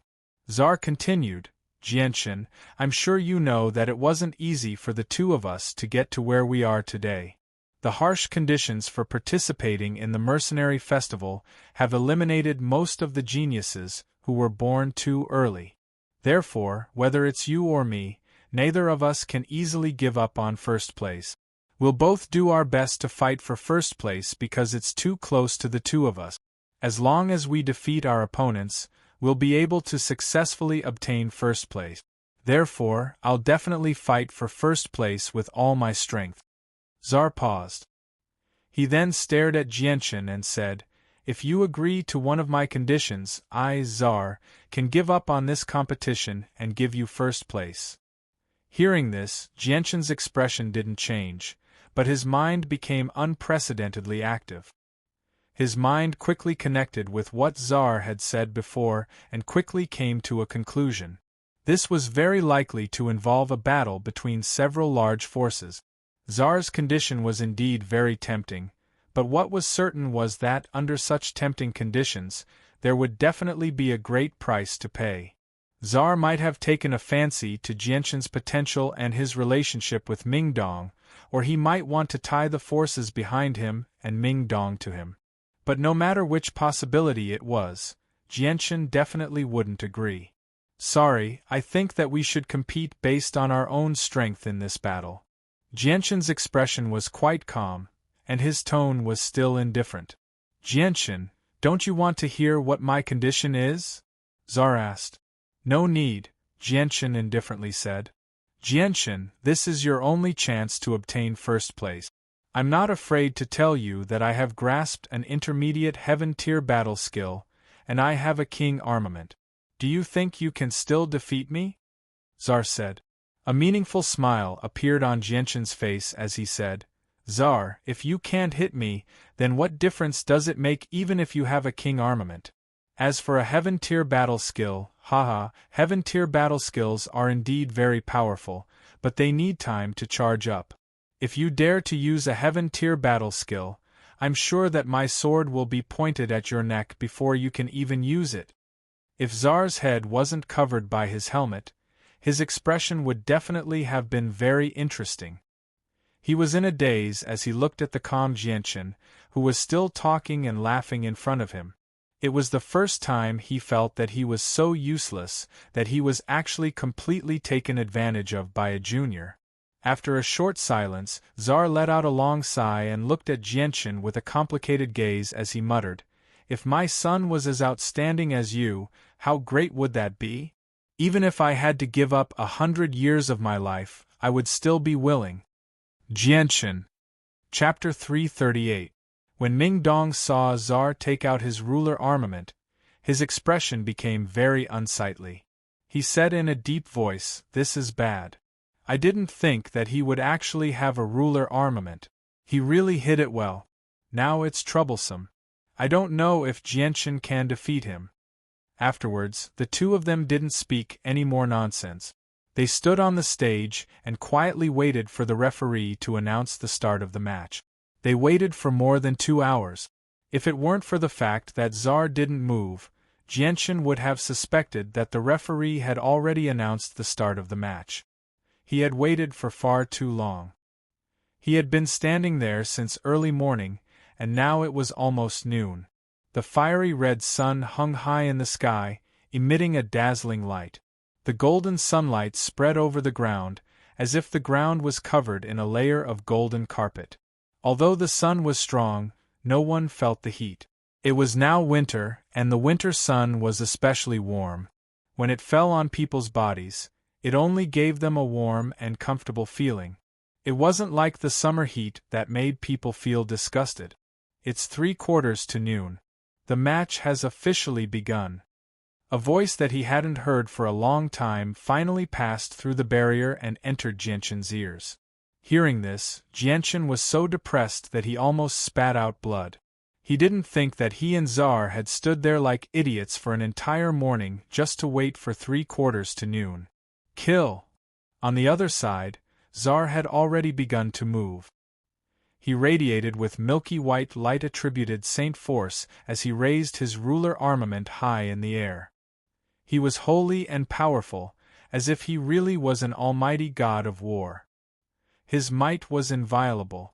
As Tsar suddenly swung his ruler armament, a huge beam of energy shot out from the ruler armament, forming a 2-meter-long crescent-shaped sword chi that shot toward Jianchen. Its might was shocking, and wherever the crescent-shaped sword chi passed, the surrounding space seemed to slightly distort. A 6th cycle Earth Saint Master wielding a ruler armament was far more powerful than Dugufeng and the others. The crescent-shaped sword chi was extremely fast. In the blink of an eye, it arrived before Jianchen and sliced Jianchen's body into pieces. In the end, it slammed into the barrier behind him, causing ripples to appear on the barrier. Seeing that Jianchen's body had been cut into pieces by the crescent-shaped sword chi, the crowd below the stage let out a cry of surprise. But as soon as the cry of surprise started, it came to an abrupt stop. It turned out that Jianchen's body had only been cut into pieces by an afterimage, while Zhen Xing had already arrived behind Khazar.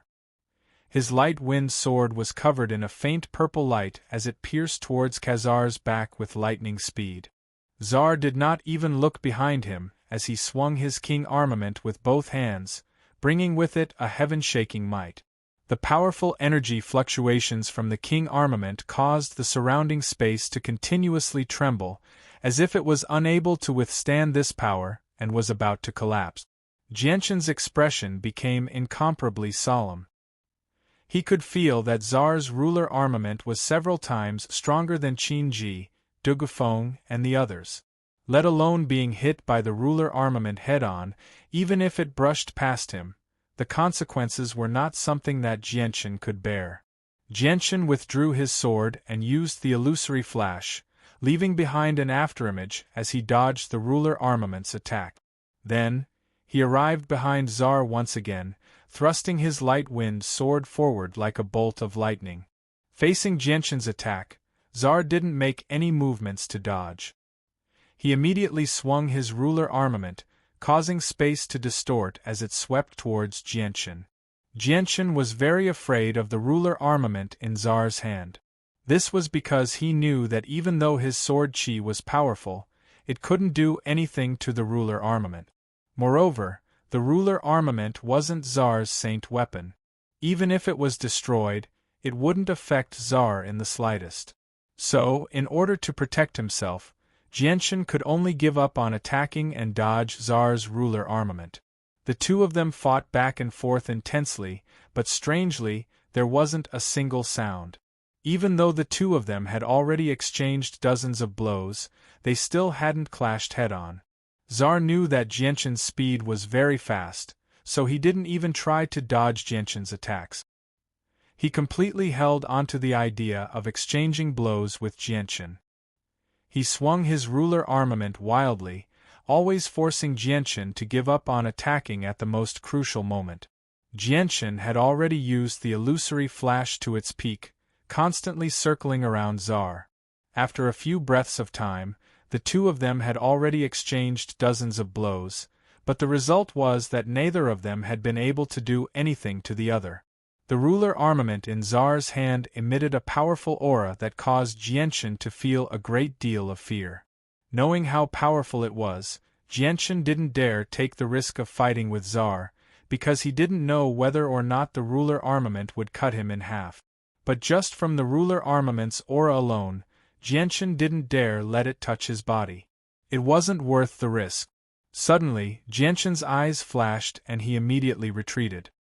His light wind sword continuously stabbed towards Tsar, only to see a purple and green sword qi shoot out from the light wind sword, one after the other, aiming for every part of Tsar's body. Tsar's body was covered with a very strong defensive armor. Even Jianshan's attacks couldn't harm him, let alone Jianshan's normal attacks. So, the only thing he could rely on to deal with Tsar was the purple and green sword qi. Tsar bellowed out furiously as he swung his ruler armament in an airtight manner, dispersing all of Jianshan's sword qi. They dispersed into strands of energy that dispersed into the surroundings. I don't believe that Jianshan, can't deal with you," Jianshan coldly snorted. His eyes suddenly shot out a destructive light, as if there were two balls of flames dancing in his eyes. It was incomparably terrifying. In the next moment, the light wind sword left Jianshan's hand and turned into a silver light. With a whoosh, it pierced towards Tsar with a terrifying speed. It was as if it had reached the speed of light, making it impossible for people to react. At this moment, Jianshan was using all of his strength to control the light wind sword. The light wind sword's flight speed had reached a shocking level. The entire blade of the light wind sword was covered in a thin layer of fog, making it hard for anyone to see what it really was. Ding! Before Tsar could understand what had happened, the light wind sword had already fiercely pierced through his armor. However, Jianshan had still underestimated the light wind sword's defense. He had only managed to leave a shallow mark on his armor. Although Tsar wasn't injured, the light wind sword still struck his body at a frightening speed. The powerful impact caused him to take a step back. When he saw the faint white mark on his chest, his eyes became filled with shock as he cried out, "What's going on? You? What did you use to hit me?" Under Jianshan's control, the light wind sword's speed was so fast that Tsar couldn't even see what it was that had hit him. Jianshan acted as if he didn't hear Tsar's cry of surprise. He slowly closed his eyes and used his heart to feel the light wind sword's existence. He used his mind to control the Light Wind Sword's body. At this moment, he and the Light Wind Sword seemed to have reached a miraculous state of mind. He was the sword, and the sword was him. The two of them had completely merged into one. While Jianchen was immersed in this miraculous state, the sword spirits in his dantian began to vibrate. They continuously revolved around a thumb-sized multicolored stone, silently conveying their happiness. They were like lively and mischievous children. Ding, ding, ding, ding, ding, a series of sounds rang throughout the entire stage. Czar's body was standing on the stage, continuously making all kinds of strange movements. Sometimes he would stagger backwards, sometimes he would stagger forward, and sometimes he would sway left and right. There were many times when he almost fell to the ground. It was a very strange and embarrassing sight. Czar's body was constantly emitting dazzling sparks. The radiant sacred armor that he was wearing was now densely covered with white markings. What the hell is this? What the hell is this? Czar's face was filled with panic as he continuously roared. Jianchen's mind was one with the Light Wind Sword, and he was using all his strength to control the Light Wind Sword. The speed of the Light Wind Sword had completely surpassed what the naked eye could see. Thus, even though Czar was constantly being attacked by the Light Wind Sword, he still couldn't clearly see what the Light Wind Sword looked like. He didn't even know what was attacking him. The Light Wind Sword unceasingly pierced every part of Czar's body. The high speed of the Light Wind Sword overlapped with each other, causing Czar to lose his balance. In the end, Czar simply stabbed his Emperor armament into the ground and relied on it to stabilize his body. He allowed the countless invisible attacks to land on his body, causing his body to continuously tremble. The radiant sacred armor's defense was abnormally strong. It was almost comparable to the barrier that protected Shi Xiangran and the others.